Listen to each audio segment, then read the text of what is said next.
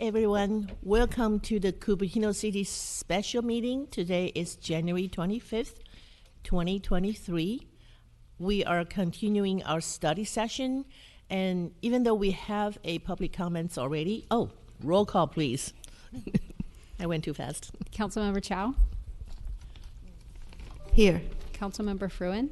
Here. Councilmember Moore? Here. Vice Mayor Mohan? Here. Mayor Wei? Here. Thank you. Even though we have study session oral communications, but I'd like to open another oral communication for today. So if you are would like to speak, please turn in your cards to our city clerk. And also, if you're on Zoom, please raise your hands. Thank you. Do we have any cards, Madam City Clerk?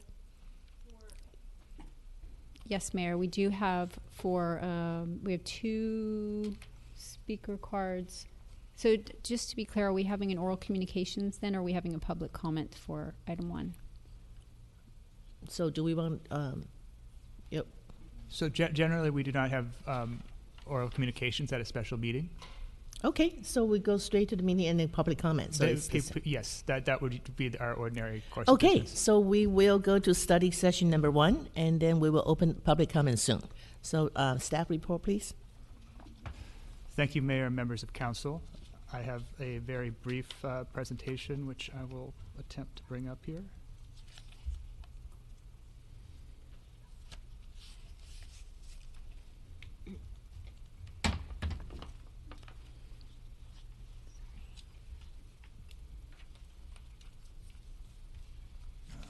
Let's see.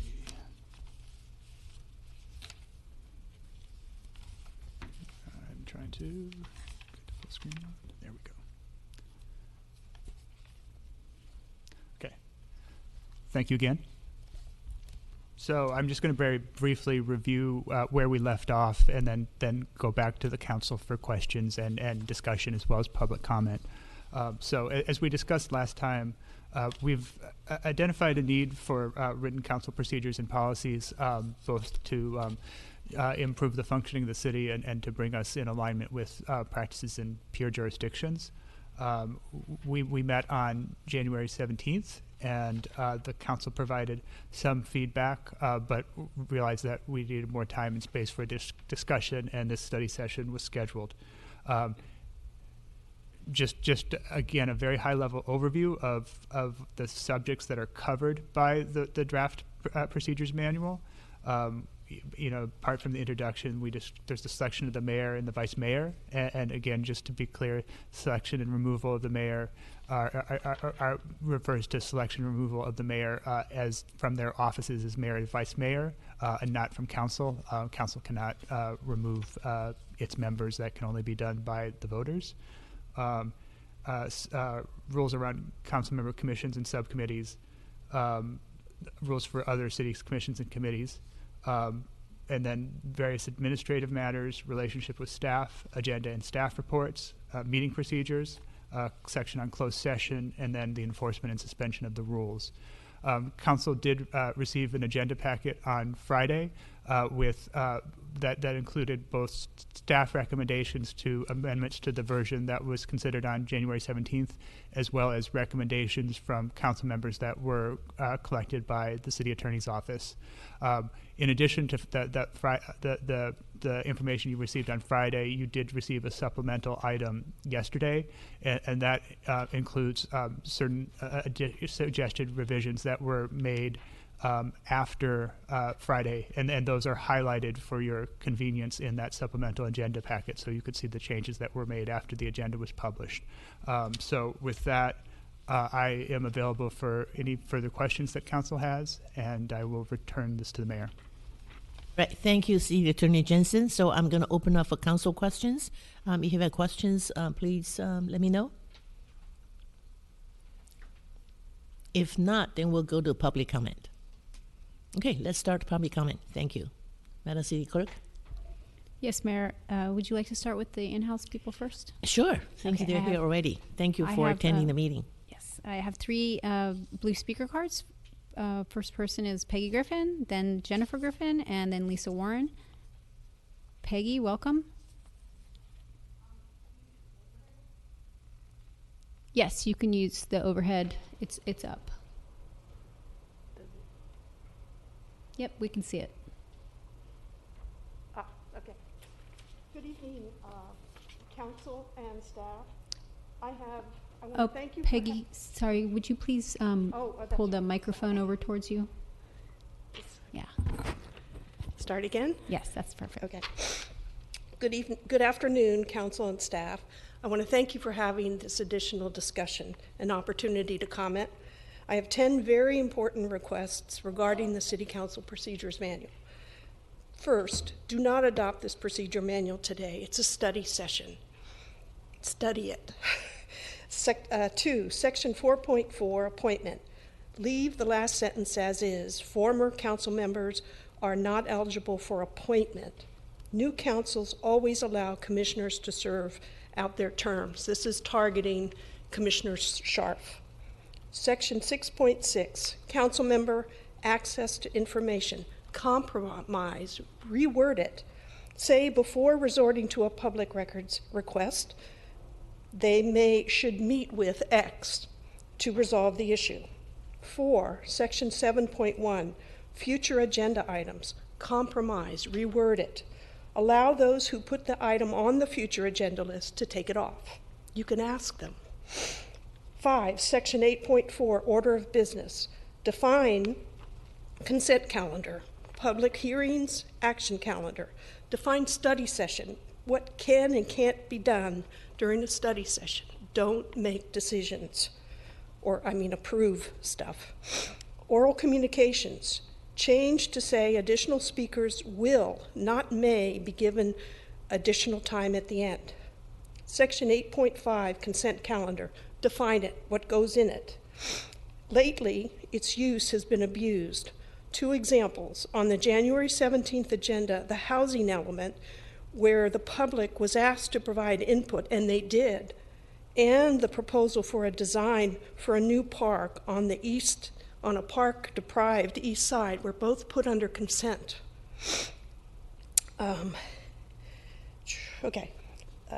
Section 8.1, 5.1, adding item to consent calendar during the meeting, delete it. People come to speak on an item, and if all of a sudden you yank it out from under them and stuff it in consent, that's not encouraging people to come. Section 8.5.2, removing item from consent calendar. Continue to allow both the public and council members to do this. Section 8.6, public comment, allow any number of people to combine their times up to a maximum of 10 minutes. And remove the maximum 10-minute time limit. Thank you. Thank you, Peggy. Next we have Jennifer Griffin, followed by Lisa Warren, and then we will move to the Zoom speakers. Welcome, Jennifer. Good afternoon, everyone. This is an interesting time. I'm going to start out with a lot of the things that Peggy said. I have a lot of similar concerns with. First of all, let's talk about oral communications. I don't think there should be a limit. Yes, 3 minutes, 2 minutes. Believe me, I've seen, in the 22 years I've been coming here, I have seen everything. One of the mayors actually got in trouble because he limited the time, and it kind of followed him. We're here, cities are a two-way street.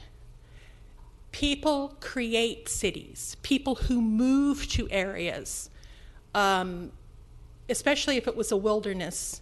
Cities are created by people, farms become cities, etc. You all know that. You know the history of this country. So therefore, the public always needs to be in touch with their elected legislators. I am very proud that my family from near Charlottesville actually helped create. There's a lot of things that are going on in Virginia, but I am very, very proud that my ancestors chose to fight to build their country. And I am living by that motto now. I'm half a Californian and I'm half a Virginian, and I would choose California over Virginia if I had to. Let's make sure that We can still pull things from consent calendar. It's a two-way street. I have, believe me, in 22 years, I have seen a lot in these council chambers. And some of the people that sit in the audience were former city council members and mayors. You know, who knows? We may get the former mayor of San Jose in our audience someday. I don't think we should be voting on this procedure manual tonight. That's irregular. That has never happened in the history of this city. You also have to make sure that it's noticed in the paper. I think things are still noticed in the Courier, but half of the neighborhood doesn't get it. I haven't figured that one out in 22 years. And I just think that we need to make sure that we're not messing with something that was not broken. Believe me, I have seen a lot in 22 years. And this year has been one of the strangest and most irregular so far, and it's only 1 month old. I'm assuming that we can speak on item number 2 at some point. Please correct me if I'm wrong. That'll be the next thing coming up here. You know, you have to remember too that the public spends a lot of time following this. Yeah, I'm retired now. This is my job. I want to make sure that I retain input in my city. Thank you. Thank you, Jennifer. Yes, there will be public comment for item 2 as well. And final in-house speaker is Lisa Warren before we move to Zoom. Welcome, Lisa. Thank you. So I sent something at the very last minute at 2:30 to get into you guys. Hopefully you've seen it. If not, since this is a study session and no final decisions should be made, you'd have a chance to review it, and I didn't even have a chance to finish it. I've been jockeying business meetings with trying to do this to give my input. But I can save a little time by just saying I agree with everything Peggy Griffin said and most of what I heard Jennifer say. So that's a savings of time.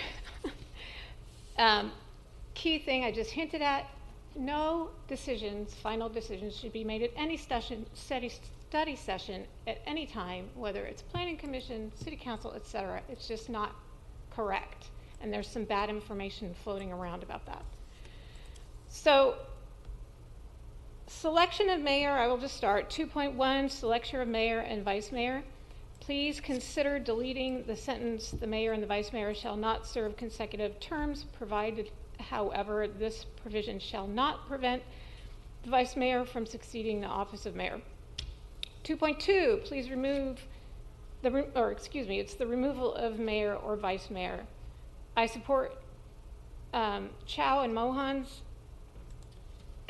she added to the selection. They both chose the same terminology to add, and I agree with that. Also, add language to clarify that if a mayor or vice mayor is removed from office, they will remain on city council. That was verbally said, but I didn't see it in writing yet. Appointment, 3.1. Support Moore's revision, and I won't read it because it's long, and I won't get through everything. 4.4, appointment of commissions and committees. Delete the last sentence, which is former council members are not eligible for appointment to any commission or committee without 4 years of having served on the city council. Within 4 years, sorry. If you choose not to delete that, then do not change the draft language in the sentence from the original sentence from for appointment to service on, which was a suggestion by Mayor Way. That would be a huge mistake in many ways, and I outlined those reasons on what I wrote and sent.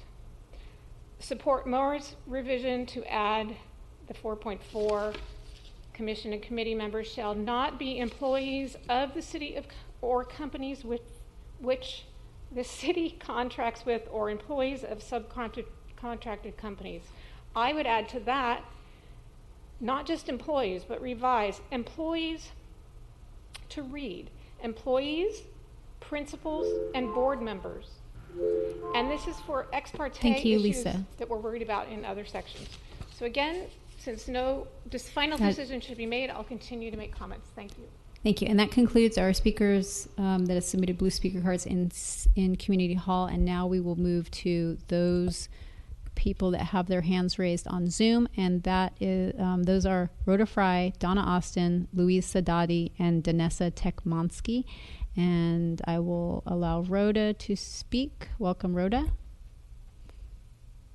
Hi, good afternoon. I concur with both of the Ms. Griffins and Ms. Walton. I'm really shocked that the city would consider adoption of these in a study session. Looking back 9 years, a final action has never been decided in a study session, and I've sent you the data to prove it. It is my expectation that these items will not be on consent calendar at the next meeting. They should be fully discussed by the public as expected. As to timing, I've likewise never seen a study session start as early as 4 o'clock or even 4:30 p.m. for that matter. Generally, they're at 5:30. So I just feel like, the public is being marginalized in our opportunity to participate. What can we expect moving forward? In general, I found that the responsibilities for staff is lacking in these guidelines. I'd like to see more what staff's commitments are. For instance, having the reports shall be made available timely. There was a should be, but not shall be as far as the staff packets. I'd also like to see public comment posted on the website in advance of the meeting, and that staff should disclose ex parte communications with former planning commissioners and council members and and other influencers, so we really know where everything's going. Then all of a sudden, this idea of a 9-minute notice came up that we should give. And you know what? I think that 5 or even 3 or even 1 is just fine. Even in the past, on regular agenda items, you had to get your card in before staff was done speaking. You know what? Maybe it's within 5 minutes of this first speaker. Because at the end of the day, it provides the mayor an opportunity to say, okay, everybody moving forward gets 2 minutes. For something that I'm also concerned a little bit about the oral communications being only for half hour, and it's not really clear whether it's a half hour of allocated time, if it's a half hour of actual speakers speaking or on the clock. There's a certain amount of overhead involved in getting people through, and I think that it really should be speaker time. I see that today the people in the audience have gone to speak first. We need to really understand where we're at. If this continues this way, people on Zoom would talk during our communications. Then you've got the people in the room who would wind up being stuck in the room until the end of the meeting. I will speak to item 2 when item 2 comes up. And I thank you very, very much for your time. And really, I know you all ran on your campaigns on transparency and public participation. Mayor Way, I listened to your comments. I loved your comments to the Chamber of Commerce, and about we are part of the city, and I want to feel part of the city. But you know what? For the first time in my nearly 40 years of living in Cupertino, I don't feel like I'm part of the city. Thank you. Thank you, Rhoda. That is your time. And next we have Donna Austin, followed by Louise Sadadi, followed by Danessa Tekmansky. Welcome, Donna. You'll need to Hello? unmute. Yeah. Can Hello. you hear me? Yes. Yes. Okay, my name is Donna Austin. I'm a 47-year resident of Cupertino. I disagree with everything Rhoda Fry said, and Lisa Warren, and I think her name was Jennifer. I really think this procedure manual will serve the purpose of making things more efficient and everybody getting a chance instead of the same group and the same people all the time. I would believe that the former council members should never be on the commission unless they've been out in the community for 4 years. The commissions have always represented the community in general, and former city council members, or even, they can't be city, should not be. They double dip. They were voted down. Steve Scharf was voted down twice. The people didn't pick him, and yet he got appointed, and he should never have been appointed. That seems to be wrong. And so I agree with this in the procedures manual. the study session, you should be able to make, definitely agree and make your comments. The city of Cupertino and in the San Jose Mercury News was voted or said or spoken of as the worst governed city. That was last year. The grand jury wants us to change our procedures. These are recommendations, and I agree with all of them, and I support them all, and I hope that you and the city council will make your sessions more efficient and transparent. So I thank you very much for listening to me, and thank you. Thank you, Donna. Next we have Louise Sadati, followed by Danessa Tekmansky. Welcome, Louise. You'll need to unmute yourself. Can you hear me? Yes. Can you hear me? Awesome. I am Louise Sadati. I am a resident of Cupertino for 37 years. I would like to commend the city staff and the city attorney for their incorporation of the civil grand jury findings and recommendations into his draft of the procedure manuals. And I also really, in particular, like the recommendations that Hung Wei made in the revisions that she recommended, because we want transparency and good governance in our government. And presently, the way the meeting has run, I've had people of the public come to the meetings to speak to it about a particular agenda item, and it's like item number 6, and they wait until 12 o'clock at night, and they go, "What kind of government is this? We never got past item number 2." So yes, the city council meetings definitely needs to have a procedure manual to have the meetings run more efficiently. In particular, I think the recommendation for pulling out consent items, that if you pull out a consent item, that it be put at the end of the meeting rather than having a ton of consent items jammed up and pulled out, discussed at the beginning, and all the agenda items get put until really way too late in the evening for the public, who most of them work, have access to. Secondly, I really agree with what the procedure manual recommended to decrease the use of Public Information Act.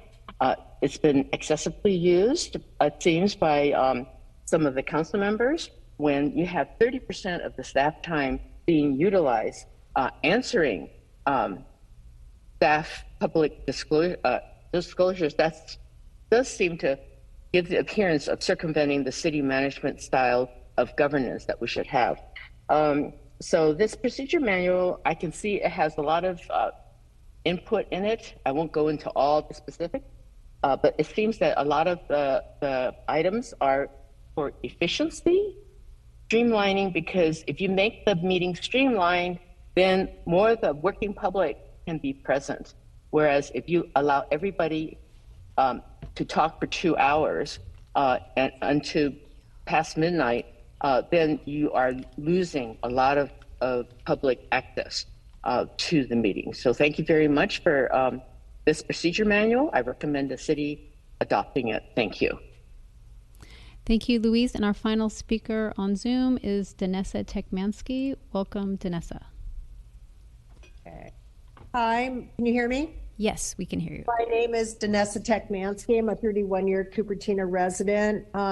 First off, I don't think that we should be voting on this manual during a study session. I don't know when we voted in study sessions before. And I don't like the 4 o'clock start time. A lot of people are still at work and they can't even participate. And that to me seems a big shame. Couple things, I agree with things that like Rhoda and Peggy and Lisa all said. Section 4.6 of the manual, procedural manual, that prohibits council members from serving on committees for 4 years after their service.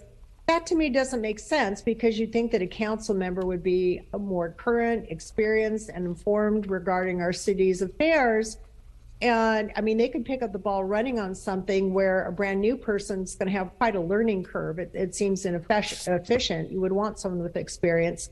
I heard that I understand Mayor Wee wants to change the wording to say that former council members can't serve. I thought the Attorney Jensen said this wasn't personal. That sounds kind of personal because it would remove a longtime involved resident, former council member, former Mayor Steve Sharp from the Planning Commission, especially when you want to roll 2 other committees into the Planning Commission. Seems like poor timing on that.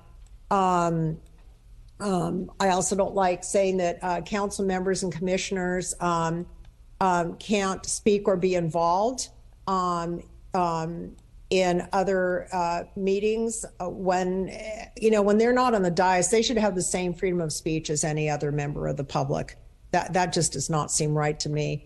Section 6.6 saying that council members can't circumvent the city manager's direction regarding PRAs. But according to California Government Code, elected members of any state or local agency are absolutely entitled to have access to the public records of that agency if they feel it's warranted. And if you have to take it, their right to have public records access to a vote with the other council members, that really seems kind of like a waste of their resources and time. If they're not involved. And if you can only do the PRA through the city manager, my opinion is that creates kind of an opportunity to possibly prevent information from coming to light. It could be abused or protect an individual staff member, or it could be manipulated to reduce staff workload by disallowing a council member to do a PRA. Thank you, Danessa. That is your time. Mayor, back to you. Thank you, Madam City Clerk. Now I'm closing the public comments and bringing back to the council for council to ask questions and make discussions. I have a proposal because I'm deliberating how we're going to move this forward with discussion of each item. And I remembered Mayor Paul when he did the housing element site selection. He went to each site and do straw polls on council members. Do we agree on this? Do we want to add this? Do we want to delete that? And when that one site is finished, we went to another site. It seemed to be very efficient to me and also very transparent that every council member's suggestions, recommendations are being discussed and looked at. I want my fellow council members, let me know if that's a good way to discuss this item because we do have a lot of, items to go through. Or I'm open for recommendations. Councilmember Flynn? So I'd agree with that. I would also say that if we're going to start, we should start from a common point of departure, and I would suggest the most recent set of revisions, which is reflected in the written communications from the city attorney as of yesterday. That way we're starting from the same departure point. Okay, any other comments? Vice Mayor Mohan? Through the mayor, Mm-hmm. I wanted to start off the discussion by making sure that we and the public are clear as to what a study session involves versus a regular meeting, because we've heard public comments that we can do certain things and we cannot do certain things, and I was hoping we could get a clarification from the city attorney. Yeah, so the Brown Act noticing requirements are determined by the agenda description. So what's on the agenda controls what council can discuss and vote on. There are no rules in the Brown Act or state law or any city rule either defining or limiting what can be discussed in a study session. It's simply a label for convenience. I wouldn't recommend agendizing anything that council cannot vote on. That doesn't mean that council has to vote on something, but I don't think I would always recommend giving council the option to vote if it's ready to vote. Okay, thank you, Attorney Jensen. More questions? And yes, Councilmember Chow? Yeah. So a question about in the I think attachment A for this agenda, the council procedures does not include the ceremonial procedure and the mayor's initiative item. So are they on the agenda or not? I'm a little confused myself. Yes, they're incorporated by reference, and they're unchanged from the item that you considered on January 17th. So when it comes back, those will be included as part of the council procedure. Yeah. So assuming that this is agendized on February 7th for final action, unless there's a need for further debate, there'll just be a clean, full copy for you to consider as part of the resolution. Yeah. So thank you very much for adding the ceremonial procedure to the agenda title for today's meeting. As I suspected, the public didn't even know that's a new item since it was included as an attachment for the last meeting. And some items were new, some items were old. That was confusing. So I think in the future we just need to strive to be more descriptive in what are we approving, so public is not confused. Yeah. And thank you for making the effort for that.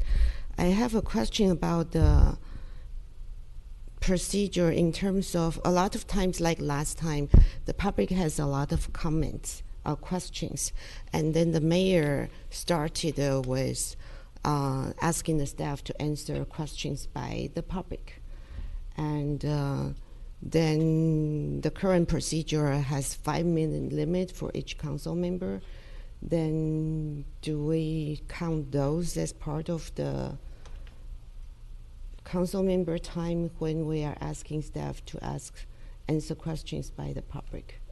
Or how do we account for those? So under the draft procedures, the council has 5 minutes for questions. That time could be extended.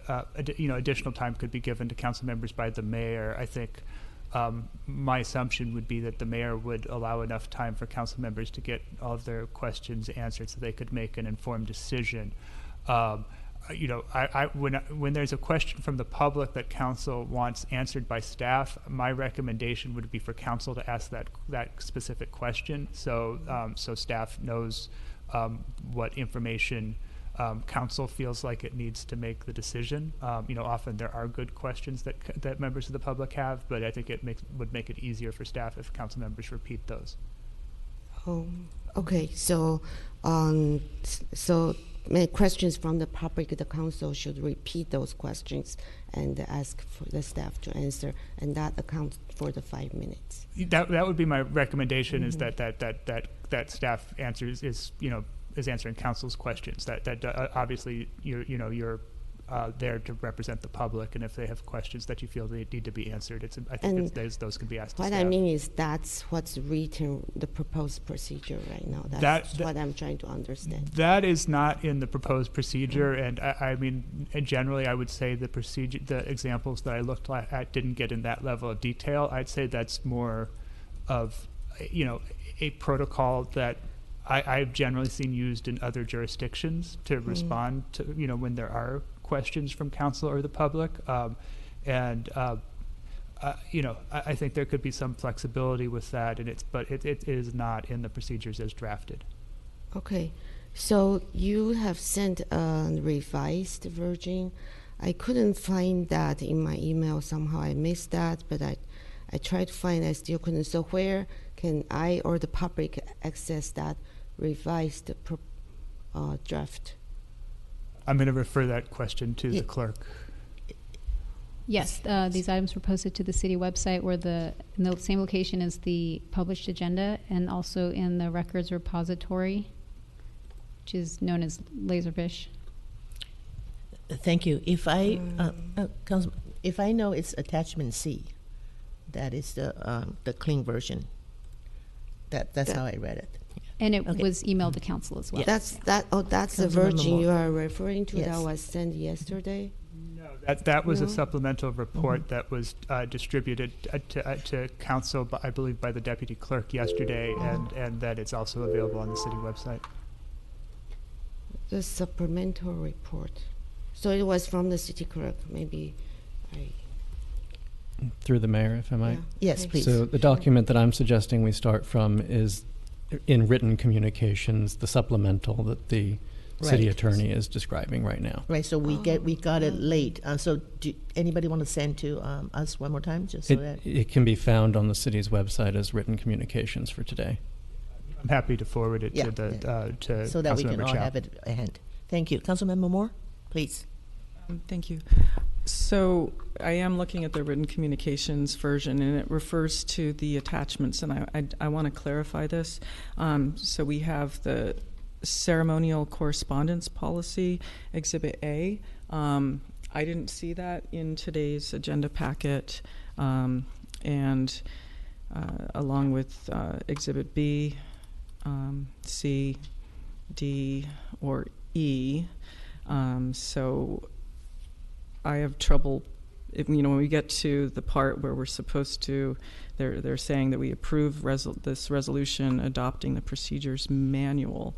It's referring to attachments that I would want to have some discussion about, particularly Resolution 07-103, and we should have some discussion regarding the ceremonial correspondence policy, because it is a change from what has currently been happening, and I think it is worth our while to discuss what has been this ceremonial correspondence actions in the past.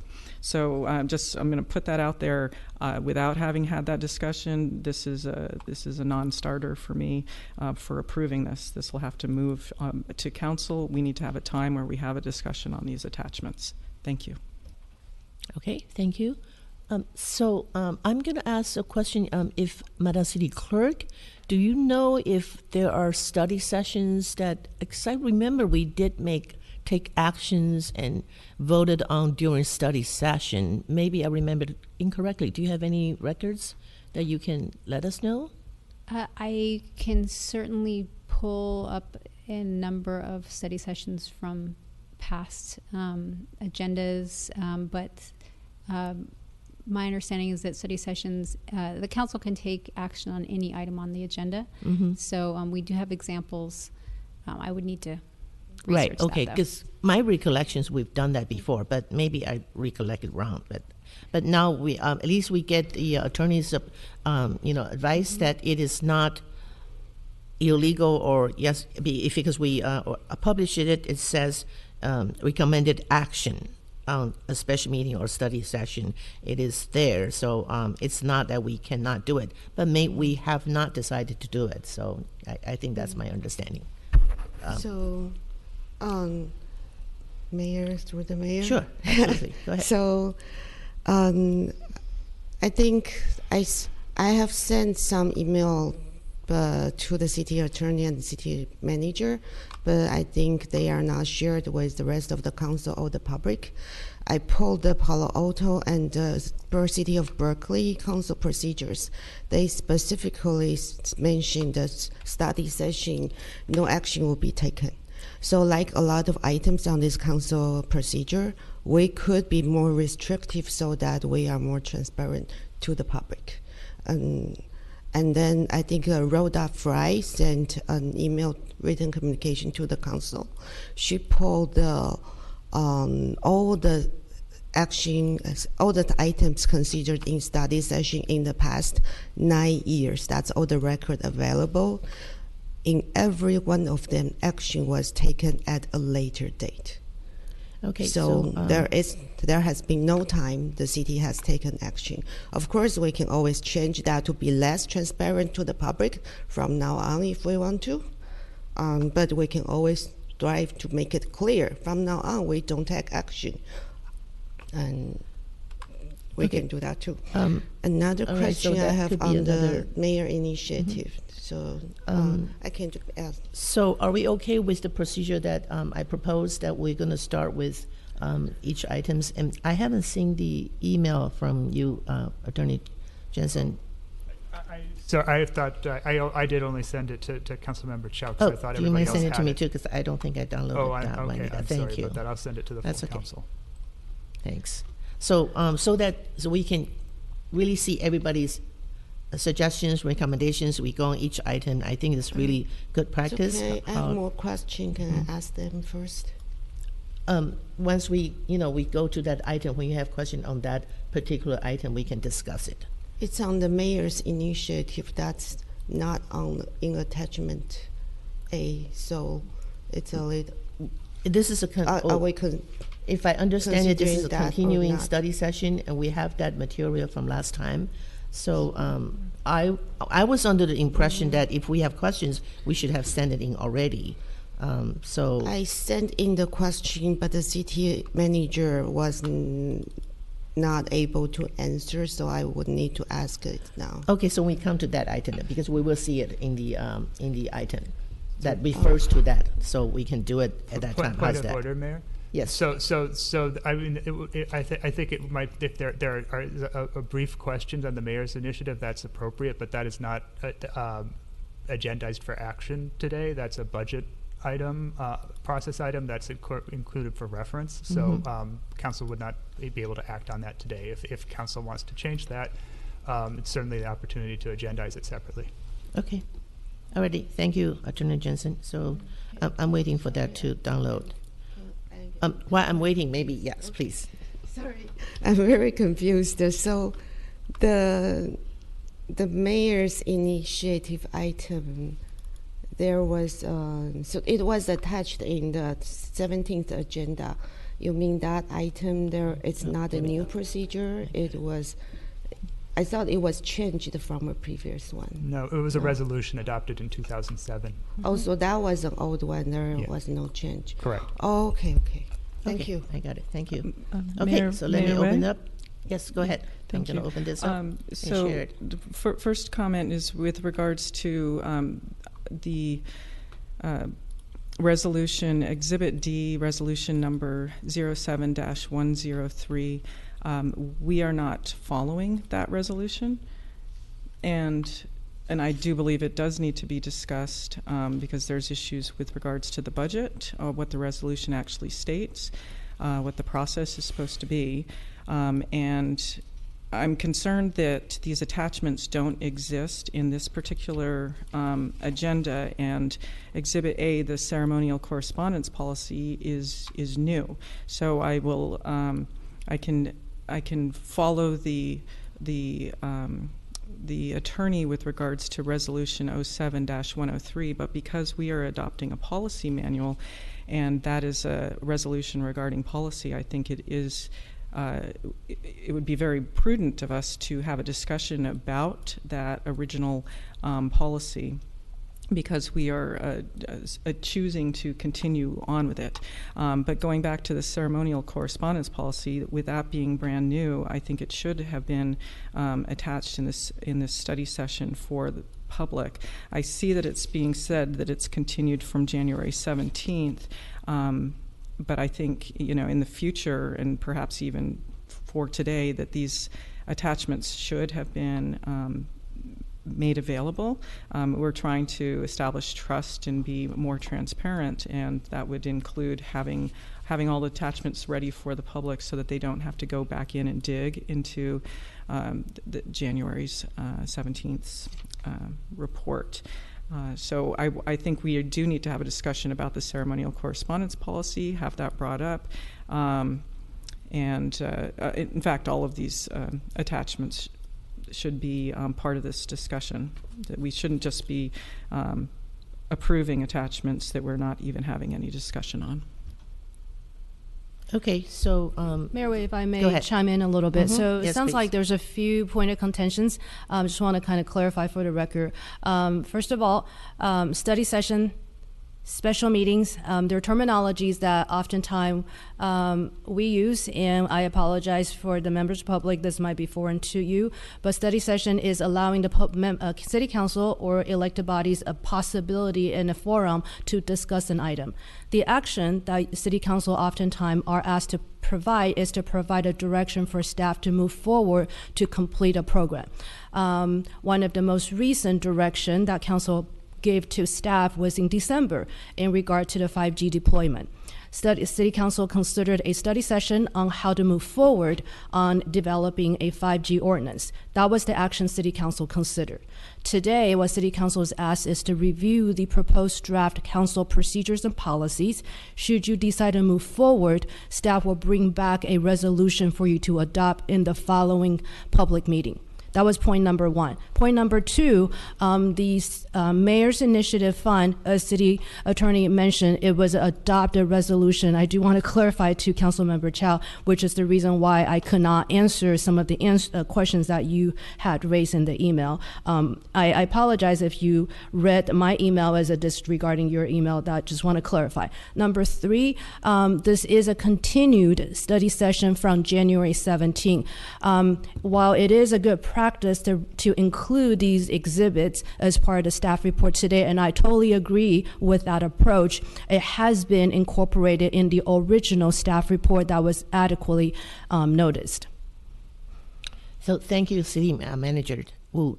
So let's start with, okay, go ahead. So because we need to start the process. So yes, go ahead, Councilmember. So I just want to clarify, the recommended action for today is to provide input regarding council procedures and approve resolution number 23-021, adopting the procedures manual, including a new ceremonial correspondence policy, which, like I said, was not included. So the recommended action isn't simply to provide input and that we would get a resolution some other day in the future.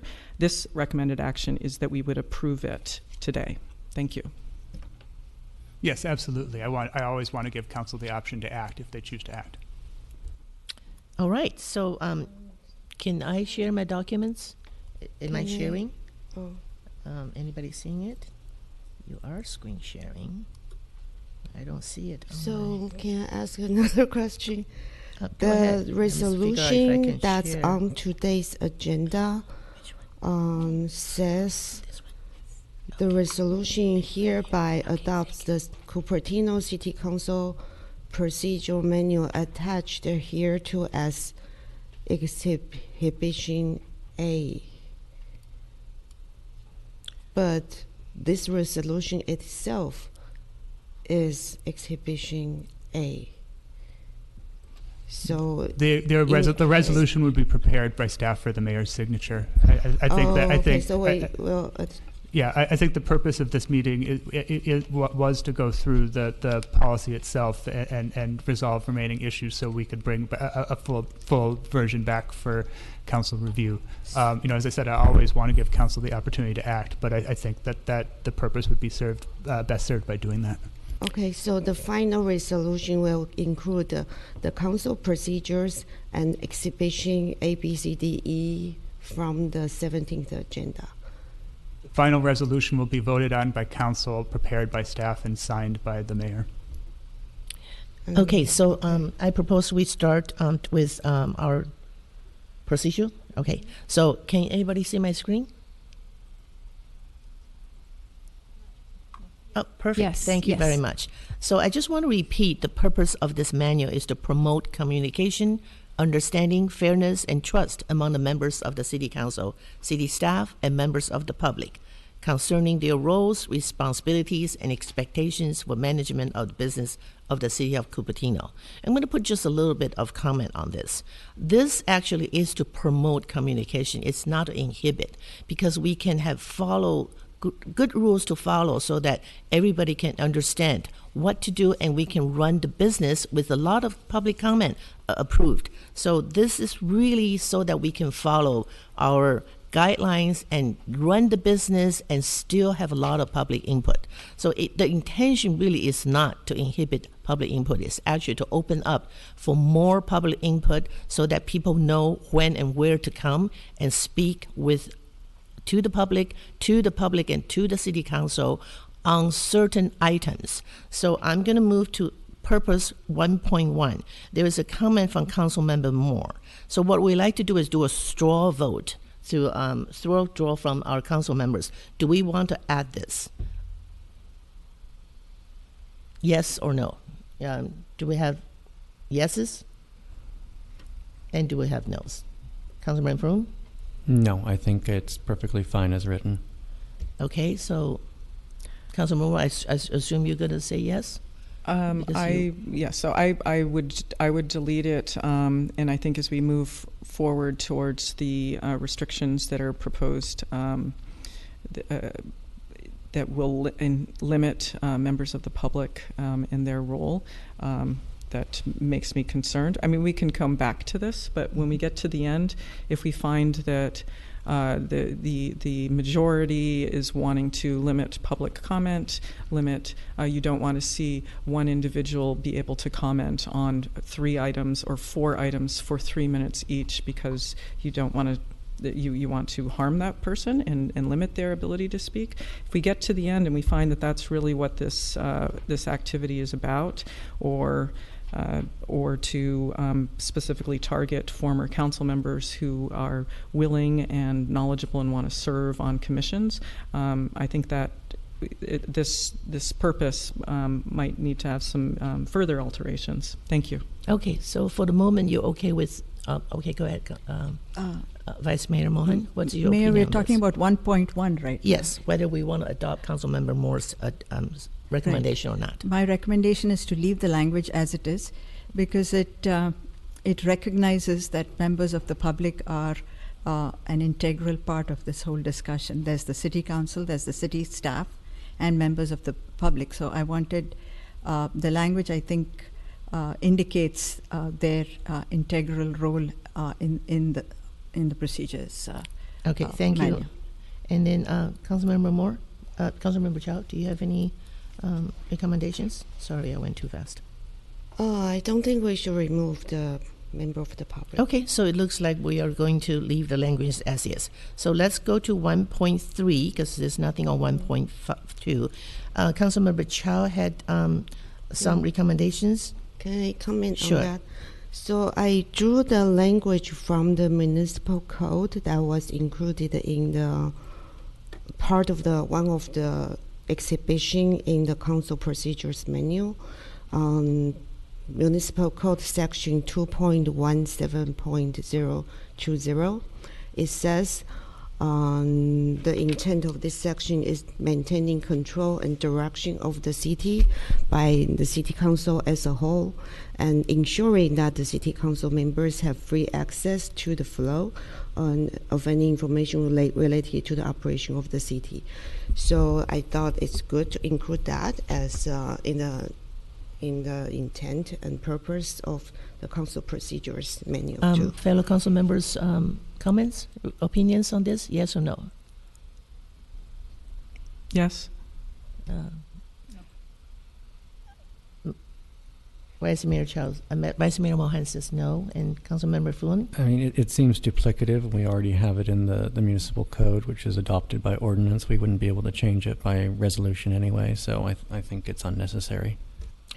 I do believe it's in our municipal codes and that we are going to follow. So I think it's a little redundant to add this. So my answer is no too. So are you okay with it? Because it is in the municipal codes, as you mentioned. Many of the other items were in the municipal code also. I think it's important in the introduction to set the expectation of its procedure. And especially since this manual, with all good intentions, was prepared by the staff, but we are a public agency serving the interest of the public. And when it's buried in the municipal code, it's easy to forget about that. So that's why it's important to repeat it here, to highlight in a council, city council and city manager governance form, who is in control. The city council, but we are not in control by ourselves. We are in control because we are elected by the public. And therefore, we need the free flow information is important for the city operation. So I think that's our municipal code. So why do you think we should not just restate that? Because otherwise, it's buried in the very end of the document. I think currently we have 3 council members believe we don't need to repeat that. We have 2 agree, so it's a 3-2. I would suggest that we move forward from this and not include it. But you do agree with this municipal code, Oh, absolutely. Right? It's Okay, in our good. municipal code, Good to absolutely, know. and we need to follow. And as Councilmember Froon says, we cannot change it anyway. Alrighty, so let's move to 2.1. Councilmember Moore has a revision. Yes, please. Okay, I have a further revision on this item with regards to the selection of the mayor and the vice mayor, and I would like this to continue on to selections of chairs and vice chairs of committees and commissions. That because I watched a meeting yesterday where staff made a recommendation for a committee to elect, appoint who would be the chair and the vice chair of that committee, which is a practice I have never seen before in Cupertino. I would like it to state that the selection of the vice mayor and the mayor and the vice mayor, somehow to say that staff shall refrain from making recommendations for the mayor and the vice mayor in the agenda when it's agendized, and that this would also be the policy for staff to refrain from making recommendations for the chair and vice chair of all committees and commissions. This needs to be explicitly stated somewhere. I'm not seeing it. It's common practice that the committees from all the various cities around us and the councils, that they decide who the mayor and the vice mayor is. And I have never seen a staff recommendation. And where it becomes a problem is that it looks like there's a bias towards certain individuals by staff. And this is supposed to be a document which is to promote communication, understanding, fairness, and trust. But the actions I've recently seen call that into question. So right. I would like to have something added there. Thank you. Thank you. So may I ask City Attorney Jensen a question? Is this relevant to this document that we're approving? Now we're talking about committee commissioners. So to the extent that it Councilmember Moore's comments concern the appointment of the mayor and vice mayor, it's certainly relevant to this document. If changes to appointments of commissions and committees might be better dealt with it in a revision to our commissioner's manual. Okay, thank you. That's what I thought. And Vice Mayor Mohan, please. No, I don't have any comments. Okay, anyone has any comments? So I think it's important for the staff to be neutral and not be perceived in any way to play favoritism among elected officials. So even though it's the past practice has been no one has ever made any recommendation on this item. So I don't think we're talking about commissioners. Let's stick no, with I mean the mayor and and vice mayor. So the staff do we is not need to? recommended. Yeah. We're not asking the staff to recommend mayors and vice mayors. But we are not asking either. So is it? No. So may I ask a question? Are we relying on? That's we don't have to write, but then the understanding is the staff will not make a recommendation, right? I do believe, Attorney Jensen, I need your question again. Our election of mayors and vice mayors are in our municipal code, right? How we elect them, or what's the do we do it customarily, or is it we do it because we have rules to follow? So the municipal code does provide for the appointment of the mayor. As far as the procedures, I don't think there's anything there's any particular detail, which is what we're attempting to establish here. I think at least, the last appointment occurred on, I guess that occurred on the Friday, but generally it occurs on the Thursday following Election Day, at least during election years. And so this is just really reflecting that past practice. Okay. So I will leave staff out of this because staff doesn't appoint mayors or vice mayors. I do have something to say about this. I like to repeat this. I believe this is public information, but when I talk to a lot of people and I said, in the past 5 years, we have Mayor Paul, Mayor Scharf, Mayor Scharf, Mayor Paul, Mayor Paul. It is, I do believe it is a little strange to have 2 council members become mayors in the 5 years.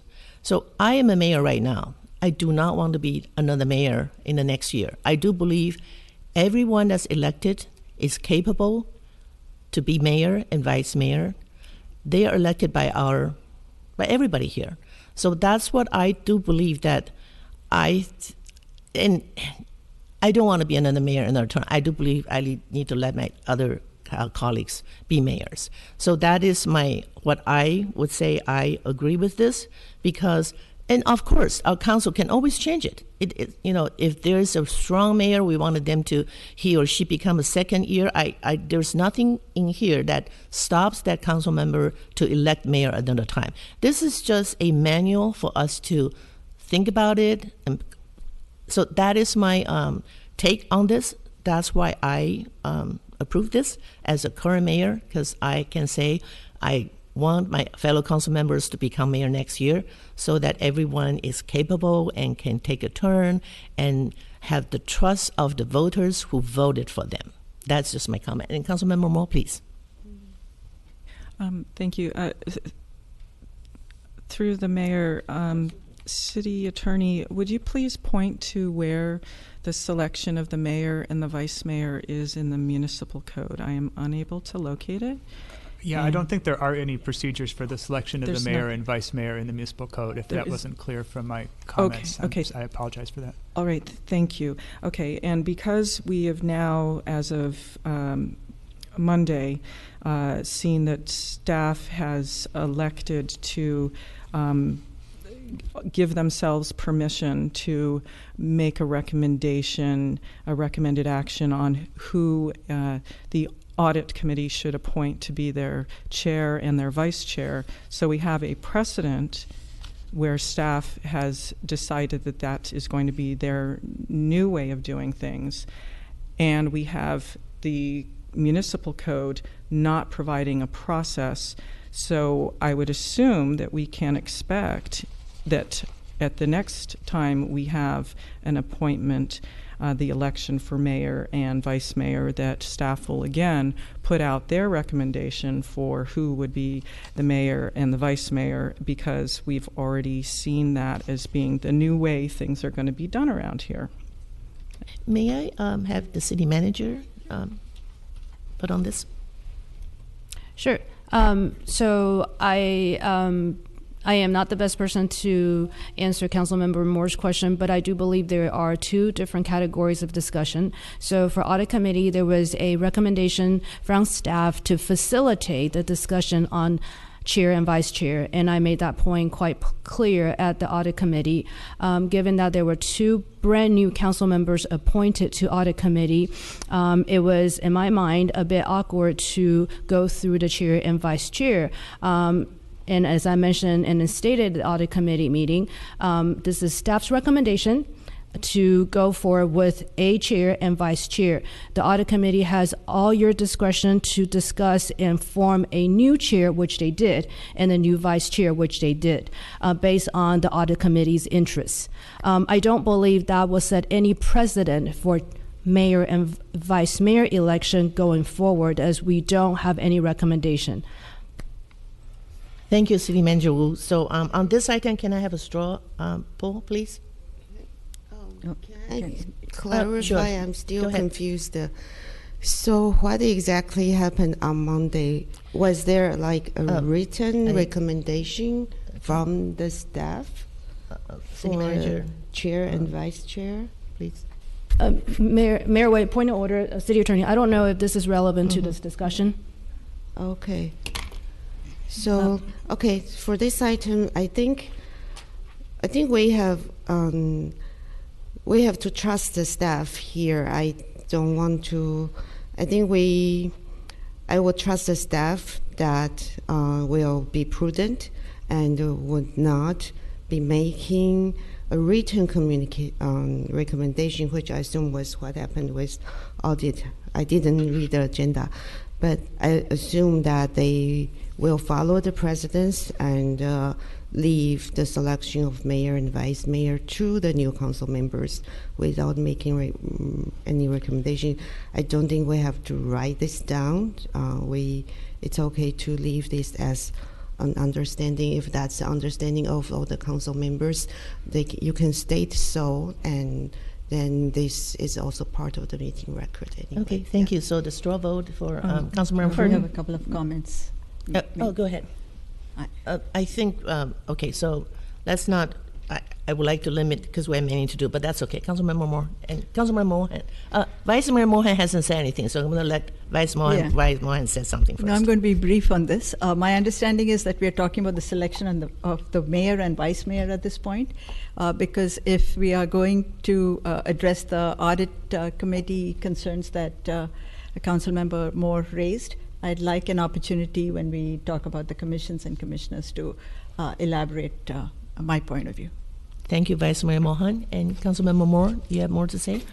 Yes, I'm going to just throw something on the overhead.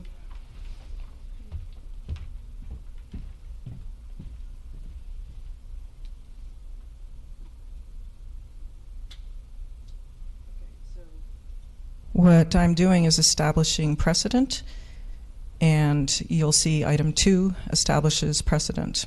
You'll see the appointment recommended action. Thank you. Okay, thank you. Mayor. Sorry, yes, I forgot to comment on the executive term of mayor. Can I do that now? So I don't really have strong feelings about this one way or the other. However, I do want to put on the record, many cities do have mayors who serve consecutive terms, some even like 5 or 10 years terms, people who are mayor. It's just different cities have different procedure, and some cities feel that's more stability. And I did gave up my chance to be the mayor and let former mayor Paul has a second term. Many people objected to my choice, but I feel he really did a lot in the last year, so there is no regret there. I think there is benefit when you have someone serving consecutive terms, because they really can do a lot more for the city. Thank you, Councilmember Chow. Really appreciate your comment. So a straw vote, please. Councilmember Foon? I'm fine with the language as written. Councilmember Chow? Are you fine with the language, or you want to add Councilmember Moore's addition to it? Either way is fine. I'm sorry? Yes I'm or no? fine with the language. Yeah. Fine with the language? I'm fine with the language, too. I'm fine as well. Okay. Councilmember Moore, I presume. I think that there are times that the mayor and the vice mayor will need to serve consecutive terms based on scheduling. And I do think, as I've presented, that there's a precedence with regards to staff intervening in the committee's kind of sovereignty to decide who would be their chair and vice chair. And I think that we have a real vulnerability that will happen with the mayor and vice mayor in the future, because we are choosing not to have it memorialized that they shall refrain from doing so. Thank you. Okay, thank you, Vice Mayor, Councilmember Moore. Okay, so let's. If I can offer one thing through the mayor, there is a provision in this draft for us to suspend the rules. So, in the extraordinary circumstance that, we found ourselves in a situation where we really wanted to have back-to-back mayors or back-to-back vice mayors, that is a possibility following that procedure. Thank you. Sorry, Mayor. I think we have a decision on this one, unless you have a brief comment. I want to suggest a modification. I think we're not- can we change shall to should here, so that I think the mayor also said it's possible there might be a time we want to change that. Then this allows the future council, if there is a need, to change that, so it's not shall, but it's I do should. believe it is allowed. According to Councilmember Fruin, this document has nowhere to stop the councils from making exceptions or make a decision at that time. Am I correct in that assumption? What would be the process in case future council sees a need to do that? So under the staff recommendation, council could suspend any rule in this manual by a 2/3 vote. So assuming all members were voted, that would require 4 votes. But Thank you, City then Attorney. If, say, we are scheduled to elect mayor, and then the council wants to elect the current mayor as another term, they would not be able to do that at that meeting. They will need to schedule an item to suspend the No, they could vote to suspend the rules and then reappoint the mayor at the same on that same correct, meeting without scheduling the right, because item. these are just rules of procedure for council to operate. So that's how they're intended to operate, is to be able to so be you used by the can council. suspend it in any meeting when there is a need. Right. Yeah. That's really good to know. I think that's a good point for everybody to keep in mind, that any of these rules as proposed by staff could be overridden by a super majority of council, and so not only can council amend the rules at any time, but it can choose to suspend them. So these are not set in stone. These are just here to try to make our business run a little more smoothly. Yeah, really. Thank you. Thank you much. Thank you so much for the clarification, and appreciate the question, Councilmember Chow. And it's always good to be clarified on what we can or cannot do. So let's move to point 2.2. I'm going to move down a little bit. Mayor, your screen share is no longer on. Oh, okay. Sorry about that. Screen share. Oops. I need to learn to do this. Okay. Screen share. So am I sharing? Yes. Thank you very much, Madam City Clerk. You're teaching me what to do. Okay. So let's move to 2.2. I'm going to move a little bit so we can see all the comments. We have a comment from me, and we have a comment from Councilmember Chow, and comment from Vice Mayor Mohan. So let's look at my comment first. Sorry. I'm not doing very well on sharing.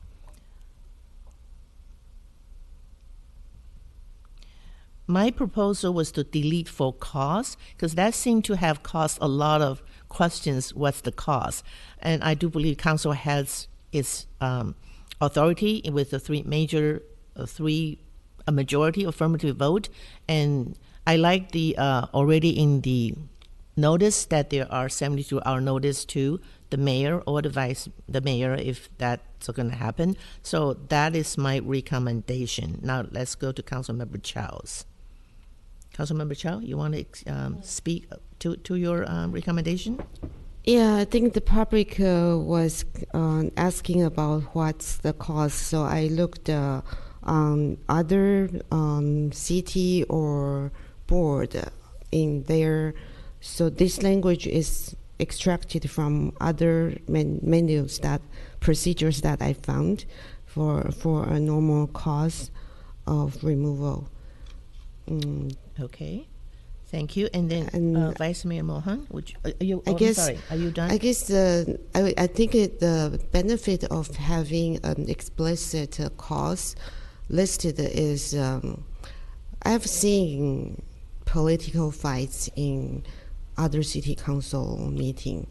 The council members want to censure each other over political differences. I hope that's not what we will be. I think we are very cordial and collaborative council, and especially under Mayor Wei's leadership. So but then I see that other people could right now there is cancel culture. People could get, there will be people asking someone to be removed of a certain title over a tweet they made 20 years ago. And I don't want that kind of political fight to come into Cupertino. So I think it's good to specify a specific cause so that it won't be over political differences that might be irrelevant to even the responsibility of being a city council at this day and time. Yeah, thank you. Thank you, Councilmember Chow. Vice Mayor Mohan? My only comment was to add to Councilmember Chow's recommendation. She had A, B, and C, and I just added a D, which sort of covered any other illegal activities besides the one that Councilmember Chow has listed. Okay, so comments from Councilmember Moore? Yeah, thank you. I won't accept item D, other illegal activities, because that could mean you would be removing them for a speeding ticket. Thank you. Okay. Councilmember Floon, any recommendations? Yeah, the one thing That's a good comment. I would like everyone to be aware of with regard to creating a for-cause requirement is just that we do create a legal cause of action, meaning that the mayor removed from the position or vice mayor removed from the position could take the city to court on the topic. I doubt that would be a winning case, but irrespective of that, it does create a cause of action. So we might want to harmonize that by simply requiring a supermajority. My personal comment is, if we start to list cause, there is unlimited cause that some people agree or disagree. We do leave to that current council, who hopefully that doesn't ever happen, but when it does happen, they have a council that's elected by the public, who make comments, who have majority affirmative. They are the ones who decides whether that cause. They can debate, they can discuss, deliberate. And I think I want to leave to that council to decide how to remove that current mayor. So this is not for us to, it's for everyone to follow, but I would like to leave it as open as we can for that current council to make decisions. That's why I said delete for cause, because that current council would know what they're going to bring that up and decide whether that's a cause or not. And with a majority affirmative vote of the members, I do think that's enough to take actions. So that's why I proposed what I proposed. Delete for cause and change the majority affirmative vote of the members, just to make things easier. Again, to follow the comments from our city attorney, then council, or this current council, can anytime make decisions not following this proposed manual. This is just something for council to, current, future council to have something to start with. So that's why I would like to make it as simple as possible. So now we can have more comment? Yes, please. Councilmember Moore. Through the mayor, I have a question for the city attorney.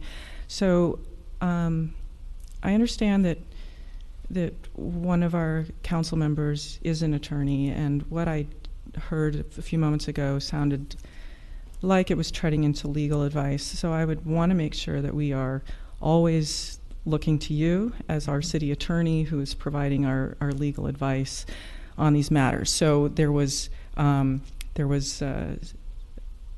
information provided, and it sounded like advice, and I want to make it clear that who we're supposed to be listening to, and I would like to hear your comments on that matter as well, because I like the kind of the combination between the vice mayor's suggestion and Councilmember Chow's, and that leaving for cause wide open ends up allowing that to be open to abuse is my concern. So I'd like to hear what you have to say, and I think that the other comments that we had from the vice mayor and Councilmember Chow are very, very thoughtful and specific, and I think that provides a layer of transparency, a level of transparency and openness that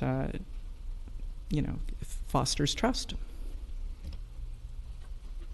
So of course, if there was something that was incorrect, I would have corrected it. By creating a 4-clause requirement, there does have to be evidence to support the removal of a mayor.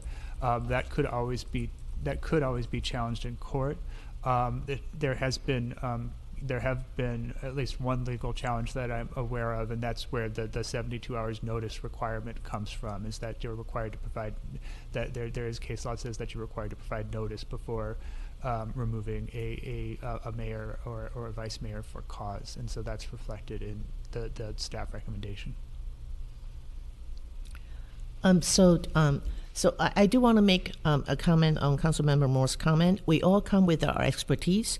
Councilmember Froome is an attorney, but he is, can use his expertise to say what he believes in. But we do, yes, trust our city attorney, that Jensen, that's going to make us give us our legal advice. But if I were a contractor and I knew something that in the construction, that's my expertise, and you have expertise in environmental impact reports. So we all use our expertise to contribute to the council. So I don't see any inappropriate for Councilmember Froome to, voice his opinion for us to consider. He's not ordering us to do. Believe it. If we have questions, we always look for City Attorney Jensen's advice, of course. Thank you. Go ahead, Mayor. So. Yeah, I would support Vice Mayor Mohan's addition. I think illegal activity, because this is a council procedure that, as we interpret it, of course, we are not going to interpret a parking ticket or speeding ticket as the illegal activity. I think that's a reasonable understanding, and as the attorney has clarified, we always have that authority to modify and pause any of these procedure as we see need. So, right. Thank you. Yeah, thank you. City Attorney Jensen, can I ask you a question? Are you okay with the language as stated by Vice Mayor Mohan? Yeah, I think that's a policy decision council can make. There's no legal concern that I have with the language. Okay, thank you. So let's have a straw vote. Councilmember Froome, which one do you recommend, or you recommend the original language? You can say what your preference is. I'm happy to support the Vice Mayor's proposed language. And Councilmember Chow? Oh, yeah. Already said I support. Okay, and Councilmember I'm Hunt? okay with Yes. it as well. And Councilmember Moore? I'm still concerned that, perhaps we'll ask the city attorney, is getting a speeding ticket, was that illegal activity? What's the definition of illegal activity? Yes, it is, but that doesn't. There's nothing in here that requires council to act. So presumably, council would exercise some discretion or common sense in. Okay. Yeah, and so Councilmember Moore, yes or no? We have 3 votes already, so I'm going to say no, and I'll just leave the speeding ticket idea out there, yeah. so that I'm okay with it noted. Because I would think our elected council members, we have common sense not to remove a mayor because of a parking ticket or a speeding ticket. So let's move on. So we are going to put this in the recommendation. Let's move on to 3.1. We do have comments on that. Councilmember Chow has comments on 3.1. I'm going to let Councilmember Chow say it first, and then move to Councilmember Moore's comment. I think I was trying to clarify the roles of standing and ad hoc committee. These are 2 different type of committee, and for ad hoc committee, I drew some language, I think, from Palo Alto Council procedures where they require. I think I agree that in the past we have been kind of informal, but I would like to see that when we form an ad hoc committee, we do have more written status, and Palo Alto required the city manager to provide an estimation of how much staff time it will take, how many meetings. I think City Manager Pamela has been doing that with the City Hall subcommittee. I think that was really good. So the ad hoc committee has a finite number of meetings and even an expected agenda for each meeting. So that was very good. I'm just trying to clarify that.